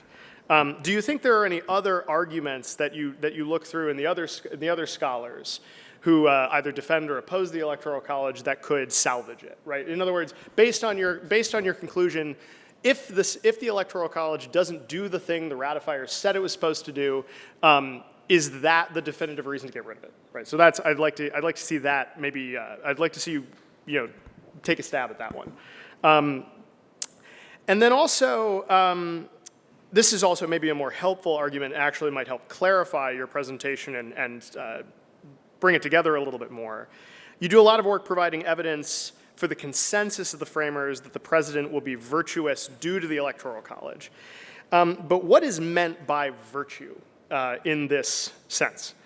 In this context, you seem to suggest that it's something like what we mean when we say Judeo-Christian morals, or is it something else? In one quotation, you mention fidelity to the objectives of the president. Are those the same, or are those different things? I would suggest maybe looking at the Federalist Papers a little more broadly to answer that question. They seem to lean on the fidelity side, and fidelity will actually benefit not only from the virtuous character, the sort of upright standing, sort of altruistic executive, but also his ambition, quite explicitly, that the system is structured in a way that, the personal motives and institutional means to protect the separation of powers and the like. So it may be worth fleshing out what we mean by morals in the context of this debate. Okay, Stephen's paper. The paper provides a thoughtful and thorough overview of the history and of public and private rights claims from the founding to the present.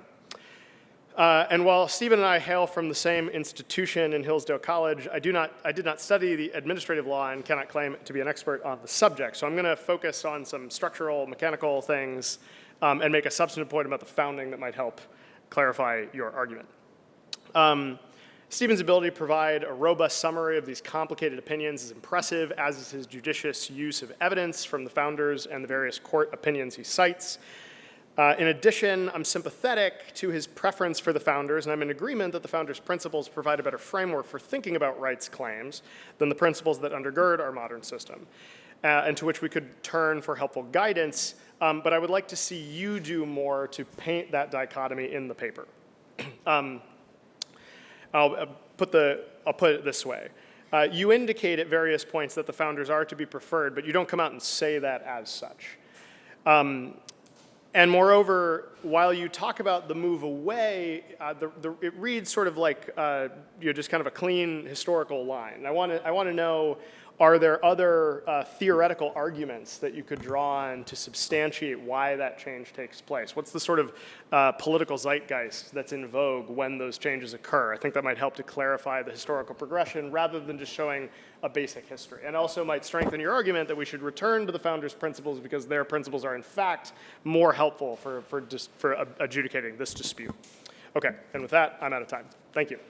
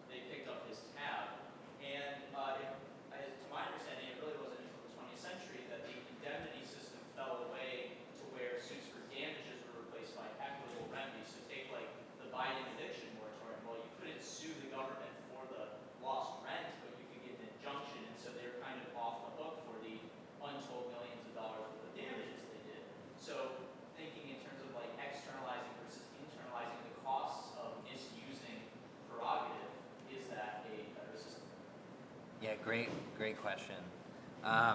Yeah, I actually see Marshall as part of this tradition of indemnification from the 18th century. So Blackstone, for instance, discusses these corn embargo debates in the UK, and these are actually discussed in the early Congress in response to President Jefferson's aggressive unilateral actions actually regarding spending as well. And so there are these early debates in Congress over whether executive officers can be indemnified, and they look to British practice from Blackstone and others and say, yes. And I think Marshall is part of this tradition that says the court, it is their province to say what the law is, and Congress can provide these retroactive indemnifications, ratifications, or constraints on discretion. And so I think he's not foreclosing the potential for indemnification, but he's saying the judicial function is to say what the law is, and then Congress can provide relief if they choose to do so. So I don't think he thinks the judiciary gets the last say on whether the action was appropriate or not. So thank you. So I have a question for Hayden. So I take the Hamiltonian theory of electors seriously. It actually works out in its own terms. So I think you point out how it, for other reasons, doesn't work. But one point that maybe should be emphasized more is that didn't Hamilton, he assumed that the ordinary voter would not know much about the presidency.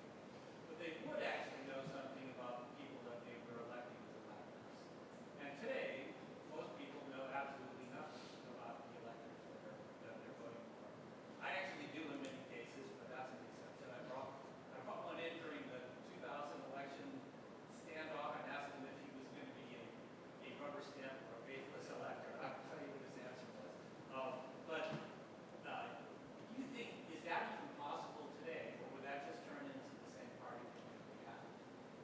Yeah, I don't know if it is legally possible in some states. There are very many states where if you don't vote along with how the state votes, then you get removed as an elector. But I think leaving those states aside, I think it would be extremely politically unpopular to be a faithless elector. If you look at the composition of who electors are right now, it tends to be loyalists to the party, those who would never think twice of not doing what the party tells them to do. So I think that threat of being exiled from the party casts a very heavy shadow over the job and responsibilities of being an elector. So I would be shocked, especially as we get into a more polarized world. I mean, we've been in an incredibly polarized country for many, many years at this point, but as we dive even further into that, I think it becomes even less possible to be a faithless elector because the penalty of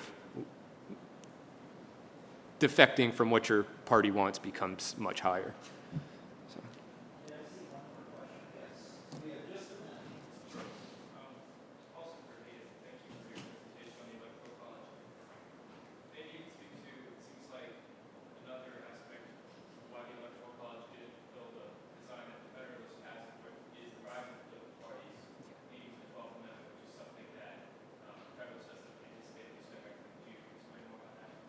Yeah, of course. I don't think the founders at any level anticipated the strength of parties in the United States, and that explains a lot of the failings of the Constitution and its weak areas, is not being able to anticipate the rise of the parties. So I think the idea of an independent elector, totally detached from any party affiliation, at the end of the day, that was a pipe dream of the founders. You can tell from the first moment when George Washington leaves in 1796 in Adams versus Thomas Jefferson, that idea of anybody being above the party for the greater good of the United States falls apart almost immediately. When Samuel Miles cast his first faithless vote, he received so much condemnation from his party and also from ordinary Americans. So the party system really makes it almost impossible for these independent, wise electors to exist and perform their responsibilities.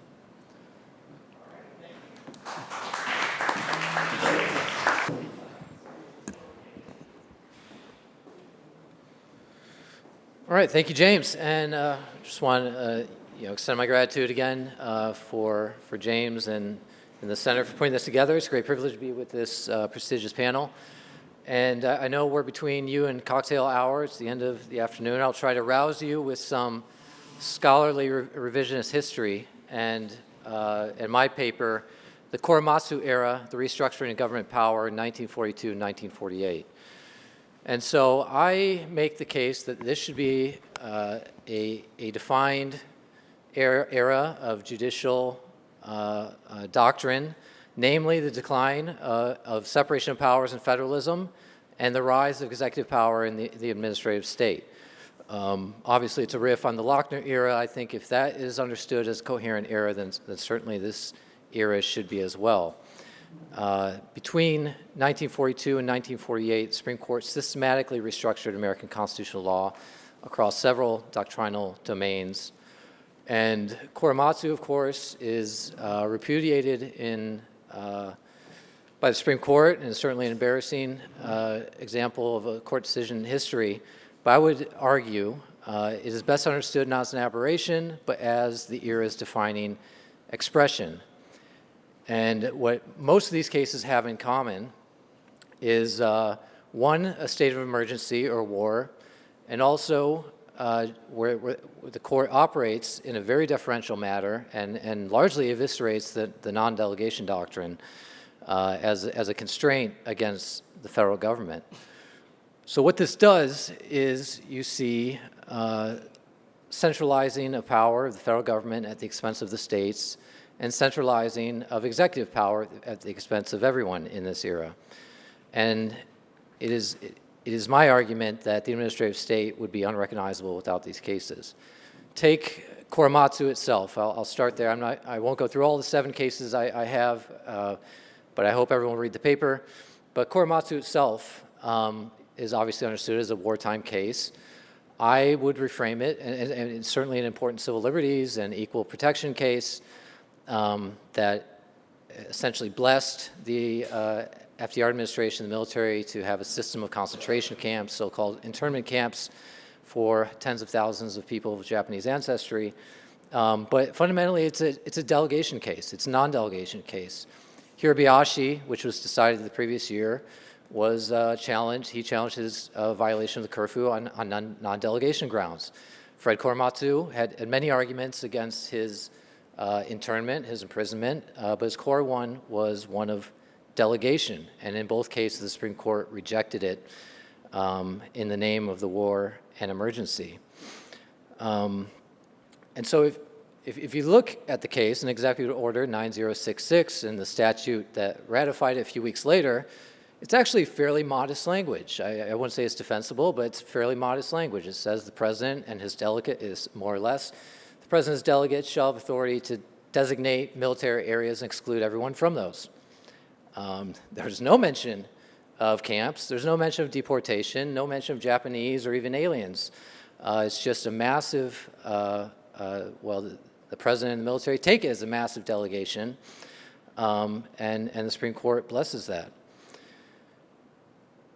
And so I paint some of these wartime decisions, including Yakis, as which are understood as wartime emergency cases, as actually delegation cases fundamentally. And I also do the opposite, and I treat some of the administrative law cases and delegation cases, I think they need to be placed in their wartime context, even if the court didn't use the reasoning within the decision.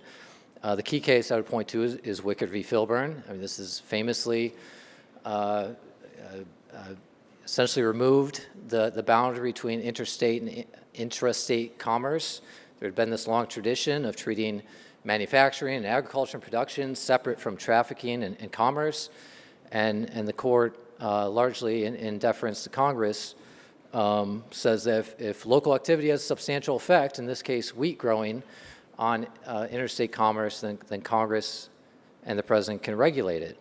And so that's all correct. I think that's incomplete without the wartime context. This decision was in 1942, and so I examine what Ralph Filburn, a small Ohio farmer, was dealing with.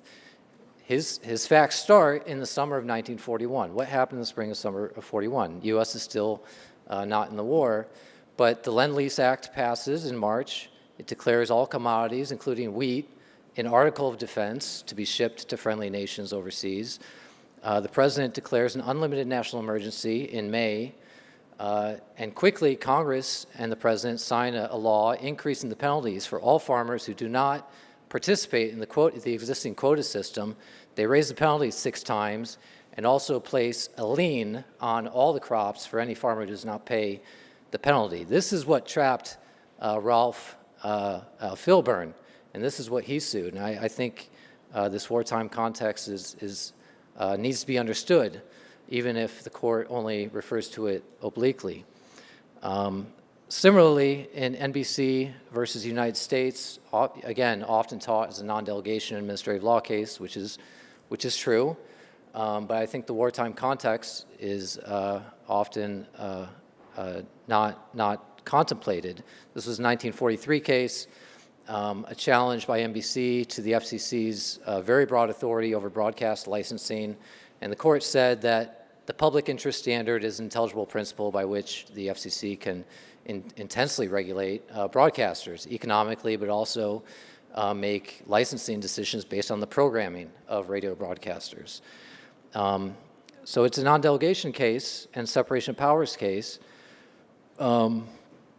but I also highlight the wartime context. It doesn't come up in the decision, but at this time, much like wheat, radio broadcasting is intensely regulated for the war effort. You have the U.S. Censorship Office working very closely with broadcasters and newspapers and others, issuing these updated voluntary codes of content. Essentially, all improv on radio is prohibited at this point. You have to run everything by censors or these nominally private bodies that the government approves. And I note this interesting episode, actually, in the weeks leading up to the release of the decision, what I consider perhaps the biggest censorship, most significant censorship action in the 20th century. In 43, you have bubbling up in Europe this story that the Soviets had executed the entire Polish leadership in 1940, the so-called Katyn massacre. We now know that this occurred. The FDR administration was censoring every mention of this at the time.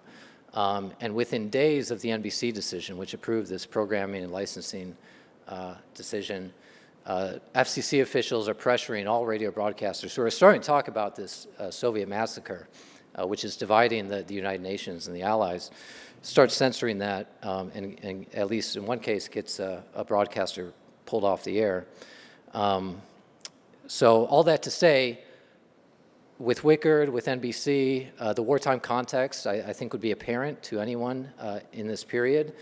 And just institutionally, I mean, not only was the court, sympathetic to the administration, I think institutionally, but very difficult to go against the administration when you have these, when wheat and broadcasting is a very important part of the war mobility and the war effort. And I'll close by noting two cases that account, I think, in large part for the current administrative state. A lot of emphasis is on the New Deal court, New Deal legislation. In my paper, I try to pivot attention more to the emergency and the wartime conditions. And two cases I would point out. One problem for the New Deal agencies in the 30s was that when they're trying to do investigations via administrative subpoenas and other things, parties, corporate parties, would raise Fourth Amendment problems with routine administrative subpoenas, that these were warrantless searches. And similarly, individuals would raise Fifth Amendment self-incrimination claims when they were subjected to subpoenas for their own financial documents. In 46 and 48, a case called Oklahoma Press Publishing for the Fourth Amendment and Shapiro versus United States for the Fifth Amendment self-incrimination, the court essentially renders these useless against routine subpoenas, the Fourth Amendment for corporations, and then the Fifth Amendment self-incrimination for individuals. And this really forms, the Fifth Amendment issue forms, is largely how tax collection is going on. You can no longer claim you'll be self-incriminated. In fact, you have this bizarre circumstance where Congress and agencies can require you to keep documents that could incriminate you, but they are deemed public and you cannot refuse to turn them over. It's a very, actually Justice Frankfurter in dissent points out this very bizarre rights-violating process. And again, I mean, Shapiro particularly, this is a wartime case about emergency price regulation. I think these cases also should be emphasized. They're wartime and emergency context. And my time is up, but I'll only conclude by saying that while Korematsu has been repudiated, the architecture that made it legitimate, executive dominance and federal dominance in emergency, remains embedded in contemporary doctrine, and the administrative state would be unrecognizable without these precedents. Thank you.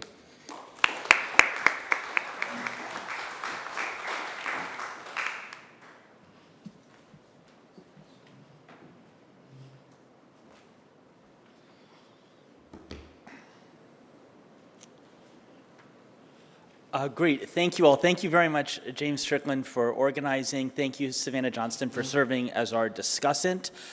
This paper is with Austin Bussing.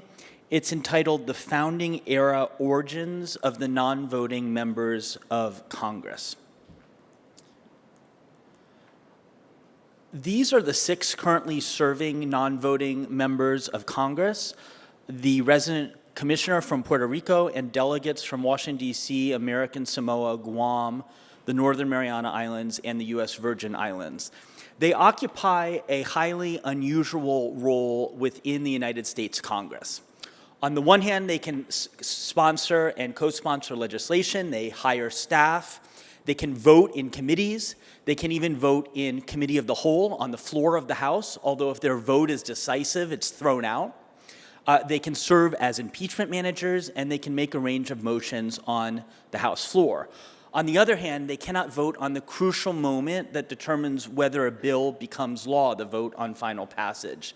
We saw yesterday on the vote on the Iran war powers resolution, that these 6 individuals were unable to vote, even though men and women from each of these 5 territories and Washington, D.C. served in the armed forces.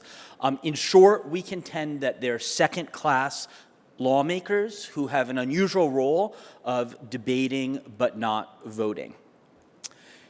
If you've ever been to the gallery of the House of Representatives, you can see the electronic bulletin board, which shows how members are voting. This is an image from the first Trump impeachment.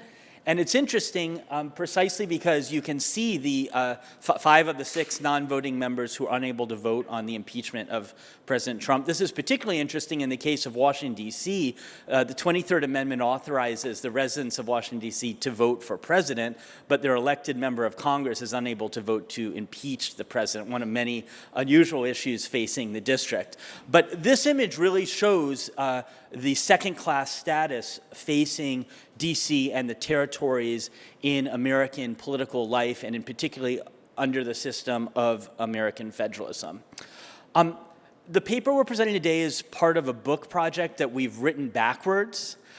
So this is the first chapter, and it's on the founding era origins of the non-voting member of Congress. The book places the delegates and resident commissioners in American political development and shows how they've been an enduring compromise between ideals of democracy and empire. We go through the endurance of the institution through westward expansion in the 19th century, how it changed after 1898 and overseas conquest, and procedural developments throughout the 20th century and beyond.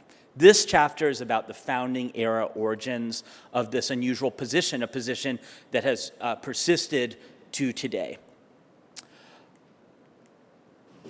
Our argument in this chapter is that the position of non-voting member was created to reconcile dueling ideas of democracy and empire in Congress itself. Self-rule on the one hand, and by empire, something like governance without a body politic on the other hand. These members incorporated U.S. territories that were not yet states. They served to keep those territories within the fold of the U.S. as opposed to foreign governments. But on the other hand, they didn't provide full representation to the residents of those territories. They gave those territories a second-class member of Congress who could not fully participate alongside lawmakers from the several states. The legislative history of this provision is particularly interesting, but even before you get to debates in Congress about the delegate itself, there's a rich debate in American political thought about non-voting representation. Some of it is is somewhat obscure, but we will note that both Silas Deane and Thomas Payne write about non-voting representatives for non-state territory, and they frame it as something like the process from adolescence to adulthood for the residents of those territories before the residents can become fully self-governing like the several states.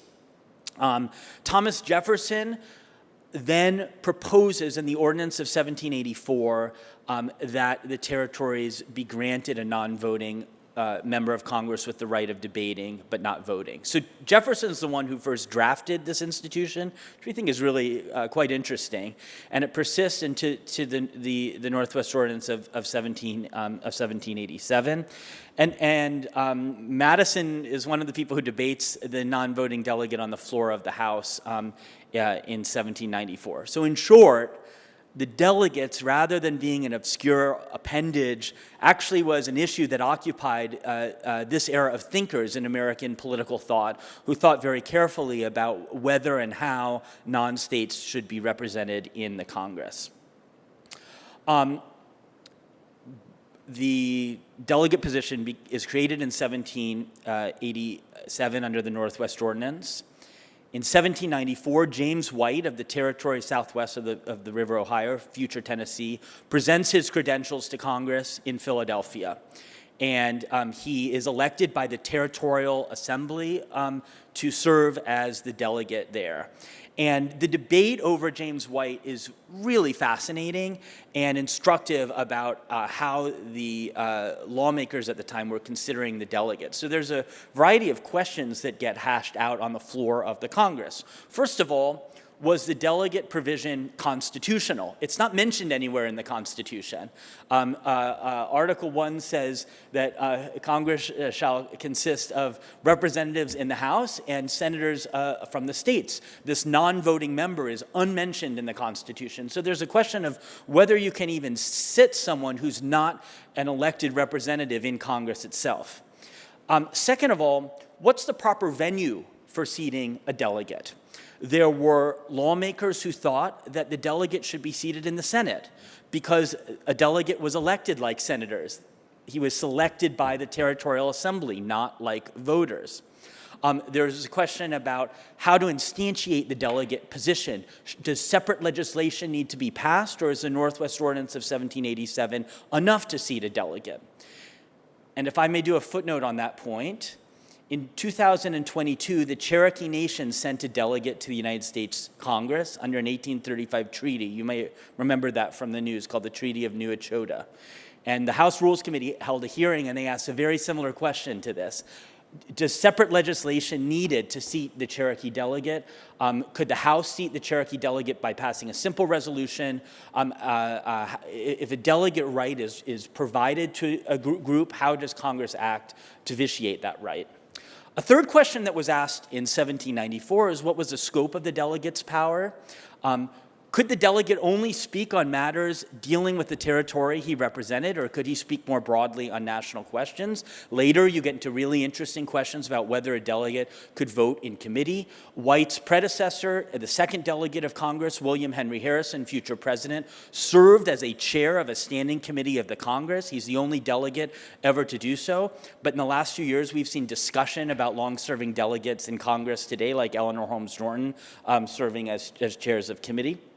And fourth, should the delegate take an oath of office? Their position isn't contemplated in the Constitution, but is an oath required for them to discharge their duty. Just a few passages from this debate that we thought were interesting. One, this is from Abraham Baldwin. When a member was permitted to speak but forbidden to vote, his situation was no doubt infinitely higher than that of strangers in the gallery, that of an advocate allowed to plead at the bar of the House, or that of a printer who came only to take notes. But still, it was extremely short of the situation of a member of Congress. So the delegate is more effective than a printer, but extremely short of a regular voting member of Congress. Another passage from this debate from William Loughton Smith. The gentleman is not a member. In fact, he's no more than an envoy to Congress. If instead of being called delegate, he had been plainly called an envoy, the difficulty would have been vanished. He is not a representative from, but an officer deputed by the people of the Western Territory. It's very important to call on this gentleman to take an oath. This debate lingers on throughout the endurance of the institution, and it finds its origins in the seating of James White in 1794. The very last point we'll make for the conference as a whole is that William Riker once said that federalism is an alternative to empire. We think this position and its endurance throughout the entire history of the United States Congress from 1794 to today shows how ideas of federalism and empire are more coterminous than they might appear. We also would challenge federalism scholars to pay attention outside of only the 50 states and look at DC and the territories, areas in the United States, but outside of the several states. Thank you very much.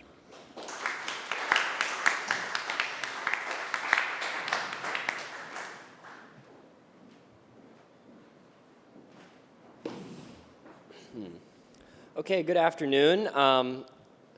Before I begin, so I hope it doesn't count against my time, I'd just like to briefly say that as a Texas transplant and San Antonio resident, it's my obligation as a matter of filial piety to exhort you all today to remember the Alamo. Today is the 190th anniversary of that battle, and to reflect as well, if you can, on the sacrifices of the 189 defenders, and the spirit of 1776, which they embodied, which we're also, of course, celebrating this year in our 250th anniversary.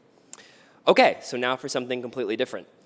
My paper is on the Federalist Papers, and it specifically offers an interpretation of how the Federalist deals with the relationship between the Senate and the executive. So this essay contends that Publius offers a cogent theory of the Senate that has nothing to do with it equally representing the state governments. Rather than portraying the Senate as the Constitution's most federal body, the authors of the Federalists conceive of it primarily in terms of its national functions. And these functions are twofold. First, the Senate tempers the impetuousness of the lower house. This role is identical to that played by the state senates. Second, the Senate partakes in the executive power through its role in giving advice and consent. And it's the second function that's unique to the federal Senate during the founding period. And for that reason, I think readers of the Federalists ought to understand Publius's conception of the Senate as essentially an improved and moderated executive council similar to those of the colonial period. By giving the president advice and consent, the Senate was supposed to personally partake with him in the exercise of certain executive functions. However, the senators themselves had little appetite for this role, and their unwillingness to serve as a council is what led George Washington to create the cabinet as a constitutional innovation which would fulfill the function originally intended for the Senate, at least by the Federalist authors, and I think in particular Alexander Hamilton, who I'll focus on here. Okay, so properly flesh out this claim, something needs to be said about the Colonial Council. That council, as it existed in both the colonies of British North America, as well as the West Indies, had no direct antecedent in the British Isles. In its capacity as the upper house of the Colonial Assembly and the highest court of appeal, you could say it bore some resemblance to the House of Lords. But in its executive capacity, the council resembled much more the Royal Privy Council, although, in fact, it possessed far greater power. In summary, and I could say a lot more about this in the Q&A, the Provincial Council was sort of a hybrid, I would say, between the House of Lords and the Privy Council that was unique to America. By the time of the Revolution, however, the councils were viewed suspiciously as being overly dependent on the royal governors. Furthermore, the American interpretation, at least originally, of separation of powers led the drafters of the first state constitution to distrust the council's combination of executive and legislative power. So while most state constitutions retained their councils, they were made entirely dependent on the legislature and furthermore stripped of their legislative functions, which were assigned to these newly created state senates. However, in most cases, even these senates lack sufficient independence, as Jefferson famously complained in his notes on the state of Virginia. So the framers of the state constitutions, in their zeal to instantiate strict separation of powers, wound up creating imbalanced governments that featured overpowered popular assemblies, neutered executives, and senates whose purposes and functions were largely ambiguous.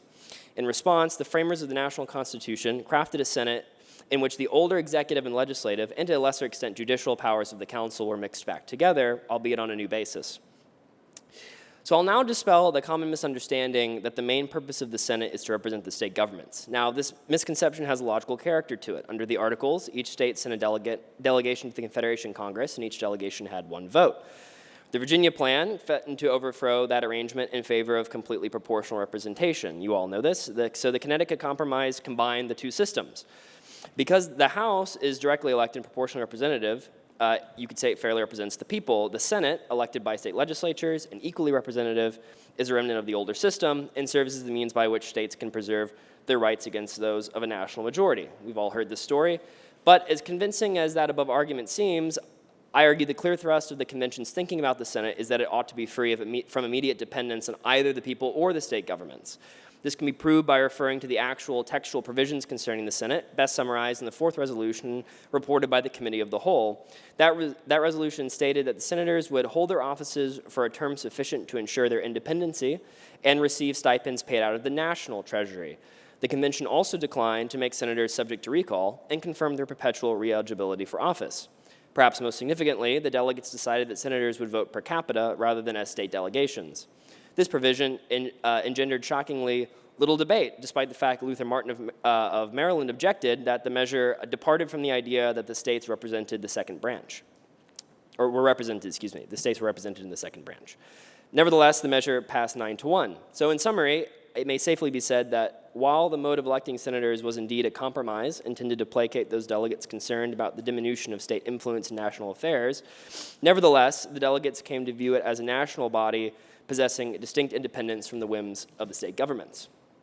Okay, so now on to the Federalist. As I said, since Madison's mostly concerned with discussing the Senate's legislative role vis-a-vis the House, I'm going to focus here, for the sake of time, on Hamilton's discussion of the Senate's unique powers. Now, it is true that Hamilton in Federalist 70 attacks the executive councils as exist in the state constitutions. A council, he says, destroys that unity which is essential for ensuring proper energy in the exercise of executive power. On the one hand, it leads to the corruption of the executive by allowing him to avoid responsibility, and on the other, it imbues the exercise of the executive authority with a spirit of habitual feebleness and dilatoriness. But in light of his discussion of the peculiar powers of the Senate, it does not seem to be the case that he condemns the idea of the executive council as such, but rather the way that they were constructed in the state constitutions. For example, he famously describes the presidency as possessing secrecy and dispatch, but he also suggests those all-important qualities exist to some degree in the Senate. His use of the phrase occurs near the end of a paragraph in which he attacks the idea that the House ought to have anything to do with the making of treaties. The 5 qualities essential to foreign policy, he says, are accurate and comprehensive knowledge of foreign politics, a steady and systematic adherence to the same views, a nice and uniform sensibility to national character, decision, secrecy, and dispatch.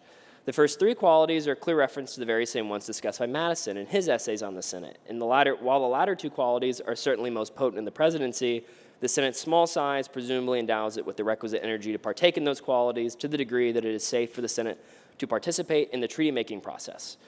As Hamilton says earlier in that essay, the union of executive and Senate in the making of treaties does not violate the separation of powers because the power of treaty-making itself partakes more of the legislative than of the executive character, though it does not seem to strictly fall within the definition of either of them. Hamilton and Jay in Federalist 64, I'll note, both emphasize the deliberative aspect of foreign negotiations in which senators play an important role as counselors to the president. Regarding quickly the appointment power, Hamilton dismisses a concern that the Senate will be too lenient on those officials proposed by the president to be elevated to executive office because he does not think the Senate will take an active role in the exercise of that power. As he says in Federalist 76, it is not very probable that the president's nomination would be overruled. Hamilton therefore asks, and I'm reading now, to what purpose then would this require the cooperation of the Senate? I answer that the necessity of their concurrence would have a powerful, though in general a silent operation. It would be an excellent check upon the spirit of favoritism in the president and would tend greatly to preventing the appointment of unfit characters from state prejudice, from family connection, from personal attachment, or from a view to popularity.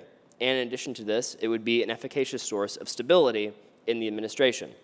That is to say, Hamilton envisions the Senate's role in the appointment power as tempering the president and preventing corruption, not actively assisting in choosing executive officers. Additionally, it helps engender increased responsibility since the blame of a bad nomination would fall upon the president singly and absolutely. This is Hamilton. The censure of rejecting a good one would lie entirely at the door of the Senate. Once again, the defining characteristic of the Senate for Hamilton, as well as I'll note for Madison, is its stability. Defending the provision for appointments in Federalist 77, Hamilton says that those who can best estimate the value of a steady administration will be most disposed to prize a provision which connects the official existence of public men with the approbation or disapprobation of that body, which from the greater permanency of its own composition will in all probability be less subject to inconstancy than any other member of the government. In Hamilton's discussion of its distinctive powers, the Senate, as the most stable of the various branches, comes to light as the critical institution for ensuring steady administration, which he calls the defining feature of good government. Okay, sorry to have to move through that so quickly, but in conclusion, the authors of the Federalist, I argue, understood the Senate through its advice and consent function as partaking in the executive power as a kind of moderated and improved council. This theory, however, quickly ran aground on the shoals of political practice. George Washington, I could say more about this in the Q&A, initially understood his relationship with the Senate very much in terms of an executive council. However, any incipient personal relationship between him and the Senate was derailed by the Creek Commissioners incident. Perhaps some of you have heard of this.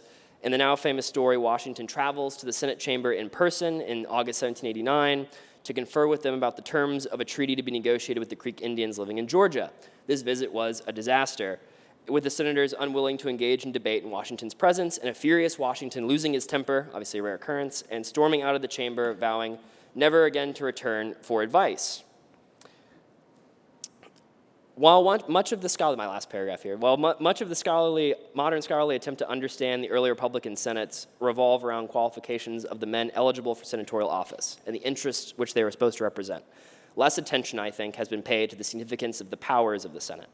Out of hostility towards royal government and strong devotion to the principle of separation of powers, the framers of the first state constitutions neutered executive councils by transferring their legislative powers to newly created senates. The distinctive genius of the federal Senate is that it streamlined the institutional duplication that hindered steady administration in the states by recombining some of the executive and legislative functions of the old councils. While its role as an advisory body to the president did not come to pass, thinking of the Senate in this way helps us more fully appreciate the rethinking of bicameralism that occurs in the pages of the Federalist. Thank you.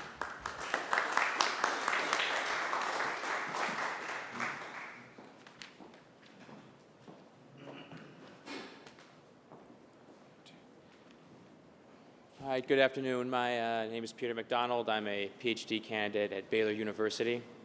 I'd like to thank Dr. Strickland, Dr. Owen, and the Institute for this conference and for the chance to present my work. I very much appreciate it. Listening to other presentations, I've already learned quite a lot and see a lot of connections with the paper I'm about to present, so I'm very excited to discuss it with you all. All right. My paper discusses the Federalist theory of Charles Secundant Baron de Montesquieu, specifically federalism's connection with monarchy and executive power. Despite increased interest in Montesquieu's political thought, in recent years his federal theory has rarely been treated in a substantive way. This is in some ways fair, I admit, because he only discusses federalism explicitly in 2 brief chapters of the Spirit of the Laws. This has led most theorists of federalism to relegate him to historical studies, discussing him merely as part of the 18th century trend towards secular and liberalized federalism. However, other scholars have noted a more hidden and oblique federal theory in the Spirit of the Laws, especially in relation to the separation of powers and political honor. This indicates that Montesquieu's theory of federalism has important implications for current political debates, particularly as there is increased worry about political contentions between federal executive power and states, as we saw discussed earlier today by Dr. Reed in relation to immigration enforcement, the immigration enforcement conflict in Minnesota especially. So in this paper, I argue that for Montesquieu, federalism and monarchy are naturally complementary, with federalism providing a balance of ambition and interest, and monarchy providing needed energy and direction to federalism. Further, since for Montesquieu, monarchy and executive power are so closely linked, this can be extended to the relationship between federalism and executive power, meaning federations normatively ought and naturally tend to adopt powerful, energetic executives in their constitutions. My paper is divided into 3 sections. First, Montesquieu's theory of federalism. Second, his theory of monarchy and its connection to executive power. And third, how federalism needs strong executive power to achieve its aims and tends towards this as a federal constitution is developed. First section on federalism. Montesquieu's direct and explicit treatment of federalism focuses on the need for republics to defend themselves without corrupting their moral character. For Montesquieu, republics are based on the principle of virtue, or love of the common good. This requires republics to be small, or they will lose the intimate connection between citizens that make this possible. Of course, a small state is easily conquered. To remedy this, Montesquieu argues the federal republic was invented, which he describes as a society of societies that, quote, joins the internal benefits of a republic to the external force of monarchy. This relatively simple theory has been deepened by scholars who've connected it to Montesquieu's criticism of the British Constitution. Scholars have pointed out that Montesquieu is concerned with the British Constitution as a centralized power, an overly centralized power, I should say, that needs to be balanced by intermediary institutions. This points to a connection between federalism and the need to provide checks on concentrations of power. Such a connection is found in monarchy as a regime, which Montesquieu describes in ways that are clearly federal.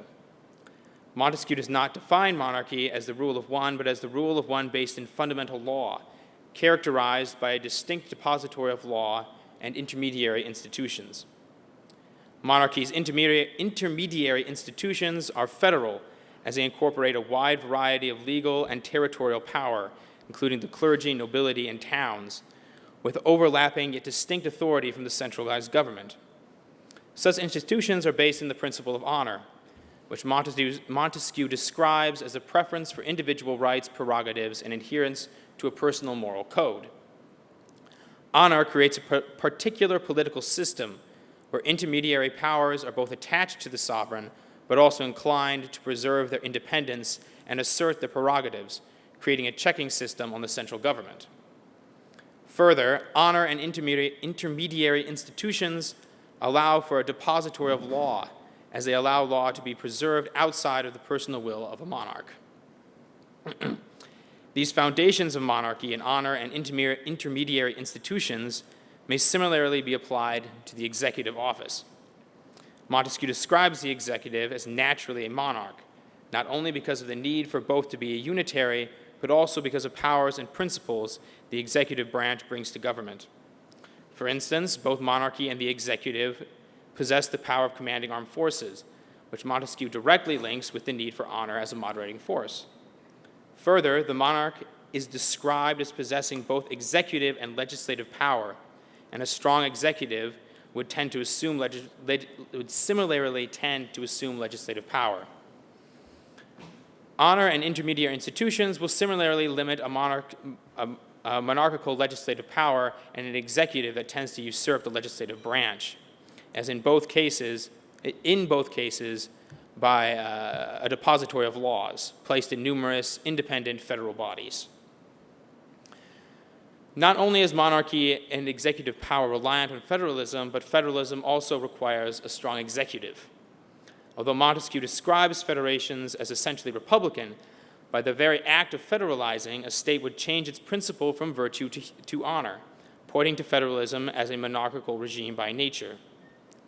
Since virtue is the love of the common good of a whole state, while honor is the love of individual or particular rights and prerogatives, when a state becomes a part of a federation, its citizens no longer love the whole regime or state, but are attached to their particular state, federal body, and those individual prerogatives and rights. This is the description of honor, which is, as previously discussed, supports monarchy and not republics. The need for monarchy or strong executive power in such a system is seen both in the need for military power and in the need for a depository of laws. A strong military clearly needs a strong executive to provide direction and energy, especially in a federation that has the propensity to dissolve into its component parts. Since the very purpose of federalism is primarily to provide republics with a strong military, this points to the need for federations to have a strong executive, and that the degree to which an executive is weak is the degree to which a federation cannot achieve its ends. The same can be said for the depository of laws and the rule of law generally. Montesquieu argues directly that republics become lawless, corrupt, and essentially despotisms when they embrace a spirit of extreme equality, which he argues makes every citizen a, quote, petty tyrant. Montesquieu repeats the term in his Pensées, where he argues that the Dutch Republic was freer when they had the semi-monarchical stadtholder as their executive, as without him the magistrates of the towns became, quote, petty tyrants. This suggests that without a monarch, a system of honor and intermediary powers becomes lawless through a similar excessive equality, necessitating a superior power that directs the unitary system of law for the whole state. While this is so far restricted to theory, Montesquieu also provides historical examples that support it. In books 30 and 31 of The Spirit of the Laws, Montesquieu describes the nature, history, and development of the medieval French regime. Specifically, Montesquieu shows how a federal regime based on independent nobility ruling over distinct territory gradually adopted a monarchy in order to provide a system of law and strength in military power. In conclusion, that's showing the development, the particular development of a federal constitution adopting a strong executive power. In conclusion, I would like to point to some implications of Montesquieu's federal theory as I have described it. First, this theory suggests that federations necessarily tend towards strong executive systems, and we should see federal constitutions in contemporary political situations possess relatively powerful executive branches. While it's beyond the scope of this study to consider this, I hope other scholars who are more familiar with federal constitutions across the world will discuss the validity of this concept.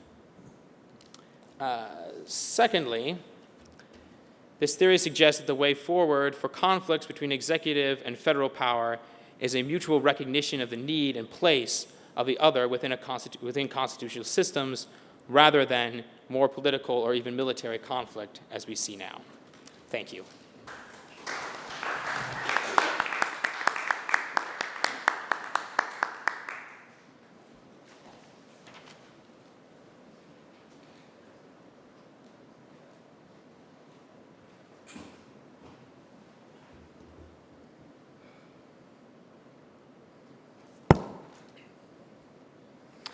Hi there, my name is Sam Kimzey. I'm a graduate student from the Graduate School of Statesmanship at Hillsdale College, and thank you to Professor Strickland and Professor Driscoll and others for having us here and for the opportunity to present.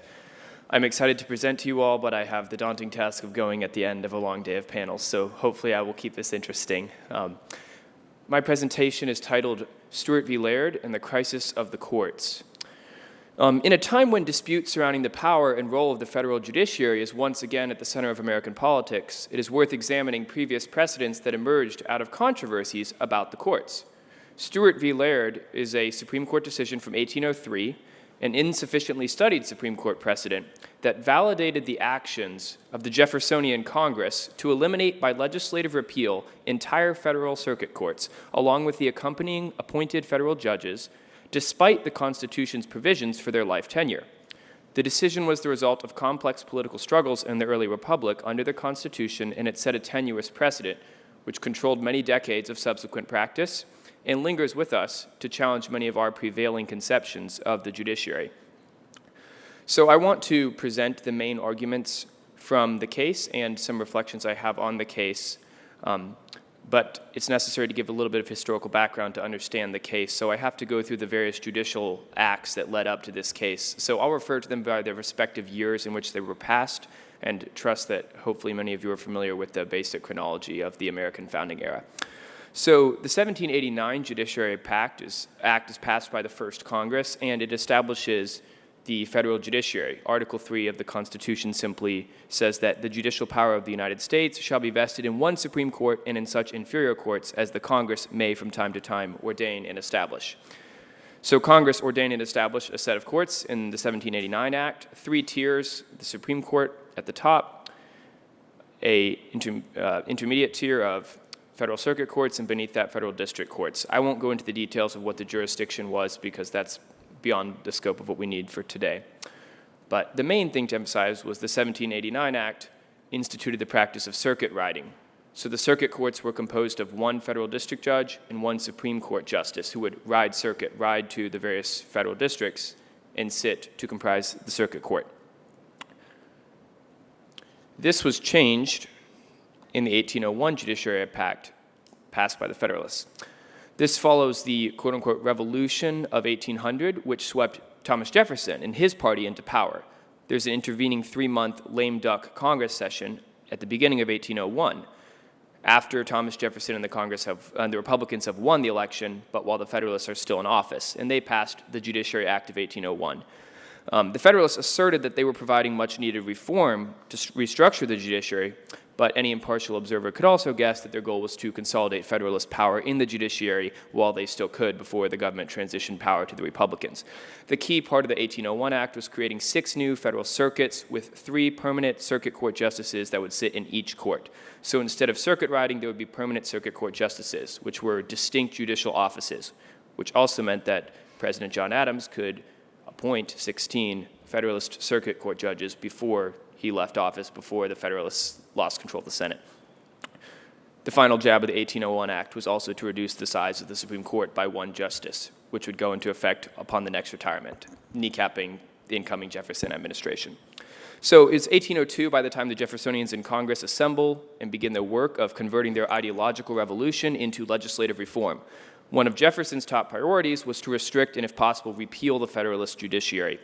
Led by Virginia Congressman William Branch Giles in the House and John Breckinridge of Kentucky in the Senate, the Jeffersonian-controlled Congress produced two Judiciary Acts of 1802, which I'm just going to lump them together and call it the 1802 Act. And the 1802 Act essentially rolled back a lot of the 1801 Act. They got rid of the permanent circuit courts and reinstituted circuit court riding, so remanding that Supreme Court justices ride circuit again.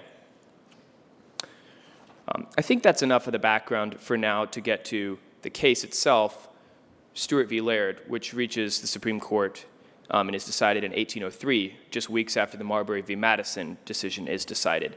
The details of the case, again, are irrelevant. It's a civil suit out of Virginia, but it raises the claim over is the transfer of courts between 1801 and 1802 legitimate. The Federalist legal position is argued by Charles Lee, John Adams' Attorney General, famous Federalist lawyer.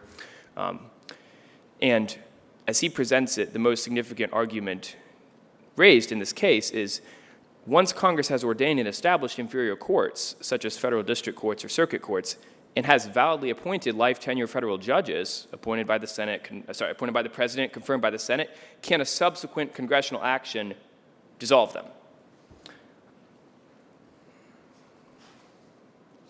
And I'll quote briefly from the court recorder as he explains Lee's argument. Quote, "The first act of 1802, the Jeffersonians Act, is unconstitutional inasmuch as it goes to deprive the courts of all their power and jurisdiction and to displace judges who have been guilty of no misbehavior in their offices. By the Constitution, the judges both of the Supreme and of the inferior courts are to hold their offices during good behavior." End quote. So Lee's argument is that according to Article 3, Section 1 of the Constitution, federal judges shall be appointed by the President, confirmed by the Senate, and then hold their office for life tenure unless they're impeached and removed by the congressional procedures that are laid out in Article 1. So for Congress to essentially remove them, repeal their offices, and deprive them of their judgeships was against the express provisions of the Constitution. Lee thought that Congress did have the ability to modify, increase, or diminish the power of the courts and the judges, but as he said, quote, "That's a power totally different from the power to destroy the courts and deprive them of all power and jurisdiction. The one is permitted by the Constitution, the other is restrained by the regard which the Constitution pays to the independence of the judges. They may modify the courts, but they cannot destroy them if they thereby deprive the judge of his office."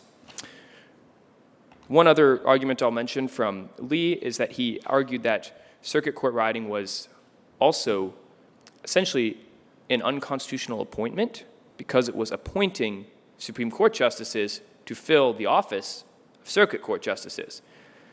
This was an interesting argument since the 1789 Act instituted circuit court riding. That was instituted by the framers of the Constitution. And Lee is essentially arguing that that practice is unconstitutional because it's not a proper appointment by the executive confirmed by the Senate. I'll skip over to the arguments as were presented by the opposition. The court recorder doesn't name the legal counsel for the Republican position. But the position that was being argued by the supporters of Thomas Jefferson was essentially that Congress does have express power by the Constitution to constitute and ordain and establish judicial tribunals inferior to the Supreme Court. And quote, "The tenure of office may be a restraint in part to the exercise of this power, but cannot take away altogether the right to alter and modify existing courts." End quote. So to put this argument in my own words, federal judges are entitled to life tenure once validly appointed to their offices, but their offices are not necessarily everlasting. It's one thing to grant life tenure to a federal judge holding an existing office, but does the Constitution actually require that once an office is created, that office be permanent and indestructible? From the standpoint of the Republicans, the federal circuit court judges were not unlawfully deprived of their offices. Their offices were simply done away with by the reorganization. And interestingly, the legal counsel for the Republicans argued that their construction of the Constitution was actually that which matched the framers in the early Congress, which had passed the 1789 Judiciary Act. There's a lot more I could say, but I'm going to summarize the decision.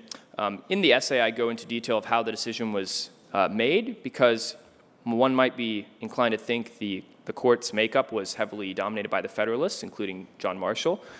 But as with the Marbury decision, this is part of a pattern where the Marshall Court is essentially trying to reach détente with the Jeffersonians out of fear of impeachment. And so essentially they decide on behalf of the validity of the Jeffersonian repeal of the circuit courts and cite congressional practice. But what I think this decision is interesting for is that it raises questions about the judiciary.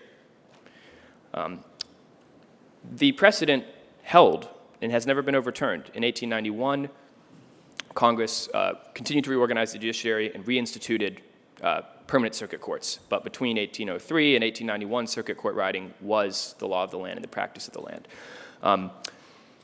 For many today who believe that there are too many federal judges, particularly district court judges, or that federal judges have too much power beyond what the Constitution warrants, it's worth recalling how much power over the judiciary is actually entrusted by the Constitution to Congress. Congress has the constitutional power by Article 1 and Article 3 to construct and organize the federal judiciary inferior to the Supreme Court, to set the jurisdiction of the various courts, and even to control the composition of the Supreme Court.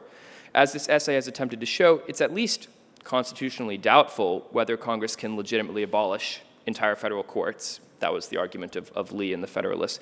Yet the precedent of Stewart v. Laird still stands practically, leaving that approach open as well.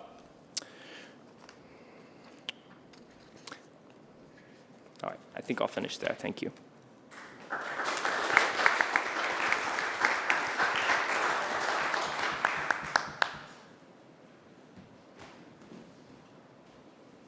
All right, I'm the first discussant for this panel. I'm Tommy Berry. I'm director of the Cato Institute's Robert A. Levy Center for Constitutional Studies and also editor-in-chief of our Cato Supreme Court Review. So I'm going to be commenting on the paper we just heard, going in reverse order.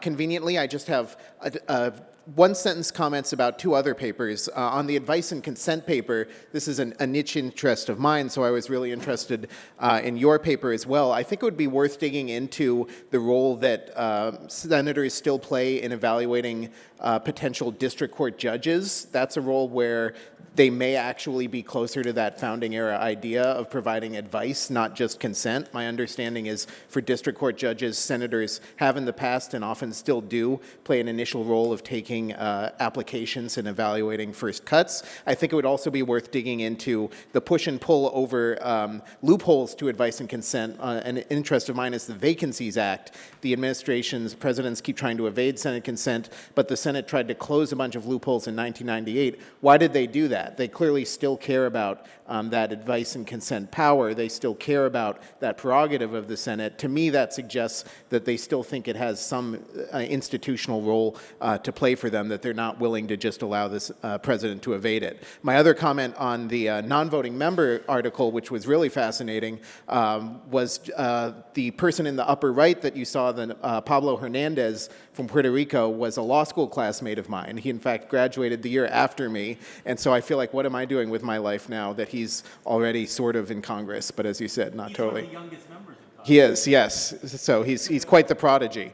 On what we just heard, Stewart versus Laird, I think one of the big contributions from this is how you dug into the arguments presented at oral argument. That's really useful given how thin the actual judicial opinion is, and I think this should show, for as much as we complain in this day and age of overly long Supreme Court opinions going into every argument and counter-argument, boy, it's a lot preferable to the alternative that we saw all too often in the early years of the Supreme Court of one or two ipsy-dixit sentences that are totally unsatisfying. I'd appreciate digging more into what you think the actual precedent of this case holds and doesn't hold, given how short the sentence is. I think it's interesting to contrast the reasoning or lack thereof of the opinion itself versus the much stronger and bolder arguments, as you laid out, that were made by the defenders, by the Jeffersonian side. Did they implicitly not adopt some arguments of the Jeffersonian side, and what might that mean for its precedent? I'll also say I think it's a really serious and bold claim that the outcome may have been determined by fear of impeachment, that potentially a decisive number of justices voted not in the way they thought was correct constitutionally, but out of fear of being impeached. To me, that's enough of a serious aspersion to throw at the earliest Supreme Court, one of the earliest Supreme Courts that's still generally held in high regard, that I think you really have to back that up as strongly as you possibly can. You cite to an Ackerman article quite frequently, but I'd really be interested in how common is that view and what are the strongest counter arguments to that view, and is there more history besides just the Ackerman article to really bolster that? I guess the last things I'd say about Stewart versus Laird is you somewhat, I think, potentially undersell its importance today. You say, well, it's not very commonly known, it's sort of forgotten. Hypothetically, it could be lying in the background and allow people to undermine the courts or abolish the Fifth Circuit. It's actually potentially more discussed than you realize today, particularly in debates about Supreme Court term limits, which was discussed in a couple panels before. I've read law review articles about proposing that we could pass a bill forcing justices into senior status, effectively, no longer normal voting members of the court, against their will. And scholars have cited Stewart versus Laird for that proposition, that you can essentially change the status of a justice or a judge after their appointment by statute. So I think it's actually even more relevant to current debates than you may think. I'd also love for you to dig into situations that have actually happened where courts have been abolished, but the judges have been moved over to successor courts. So famously, the Fifth Circuit was split in half into the Fifth and 11th. The judges all stayed as judges, but they did lose some of their power. They only had jurisdiction over 3 states instead of the 6 that they had before. The Federal Circuit, that was created to succeed to previous courts that had different jurisdictions. Similarly, too, all the judges stayed judges of some kind, but their jurisdiction kind of changed. So is your view that any change in the status quo of a judge, any change in a court violates the rule or not? I'd be interested to see what you think is the correct rule for that. And I'll leave it there. Thanks.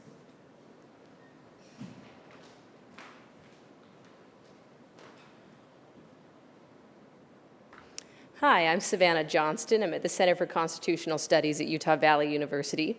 So I'm reviewing 2 papers, Elliot's paper and Brent's paper, both of which were wonderfully entertaining reads on the airplane, so thank you for that.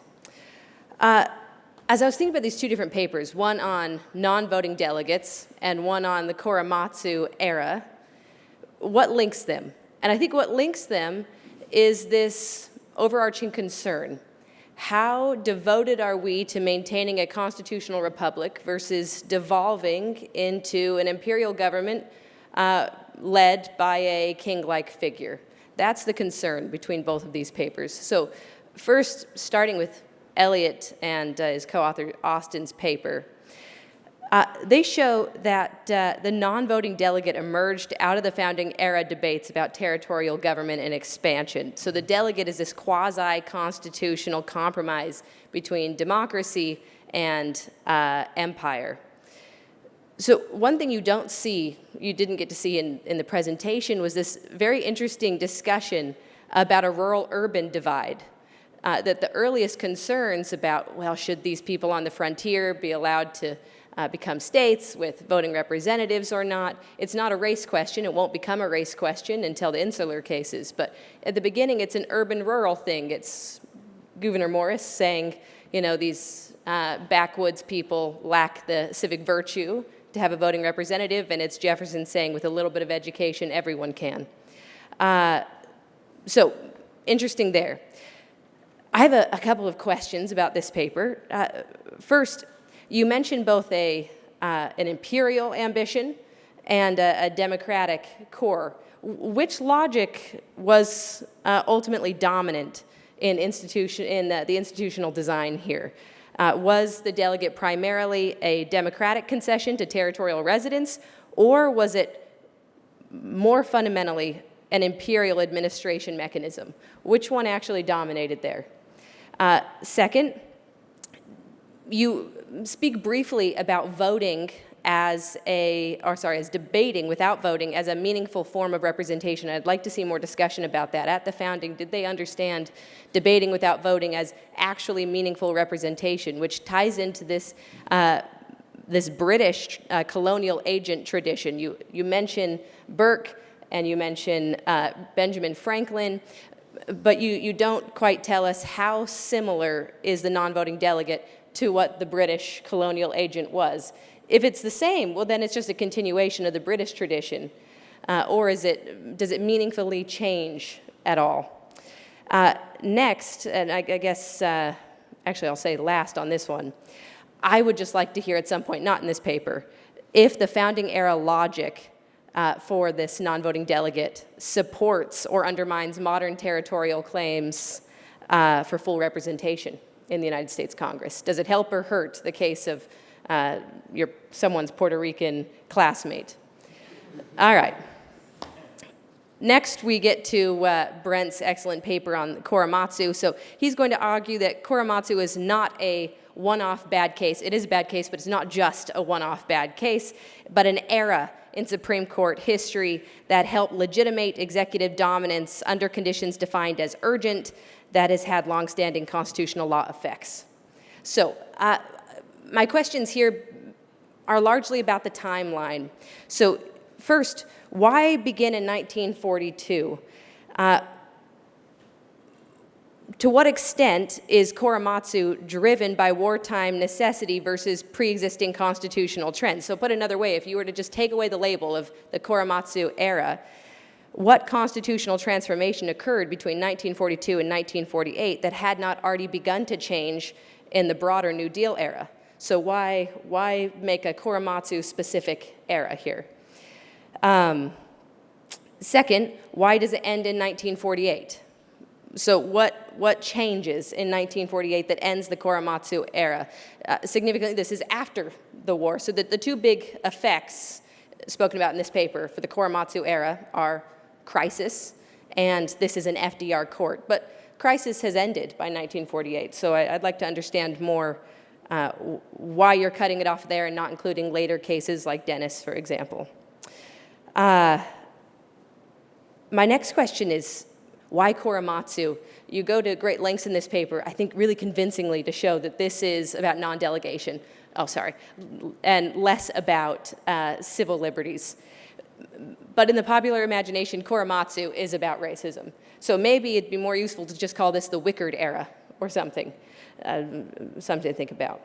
And then finally, I would love to see more conversation about Civil War jurisprudence, another crisis era. You compare it just a few times, but I think it would be helpful to see, no, this is a distinct era. It's not just this is what happens during emergencies and then it goes back, but this is a distinct era that transforms constitutional law and actually becomes its basis in the modern era. So I think that would be useful as well. But great papers. Thank you.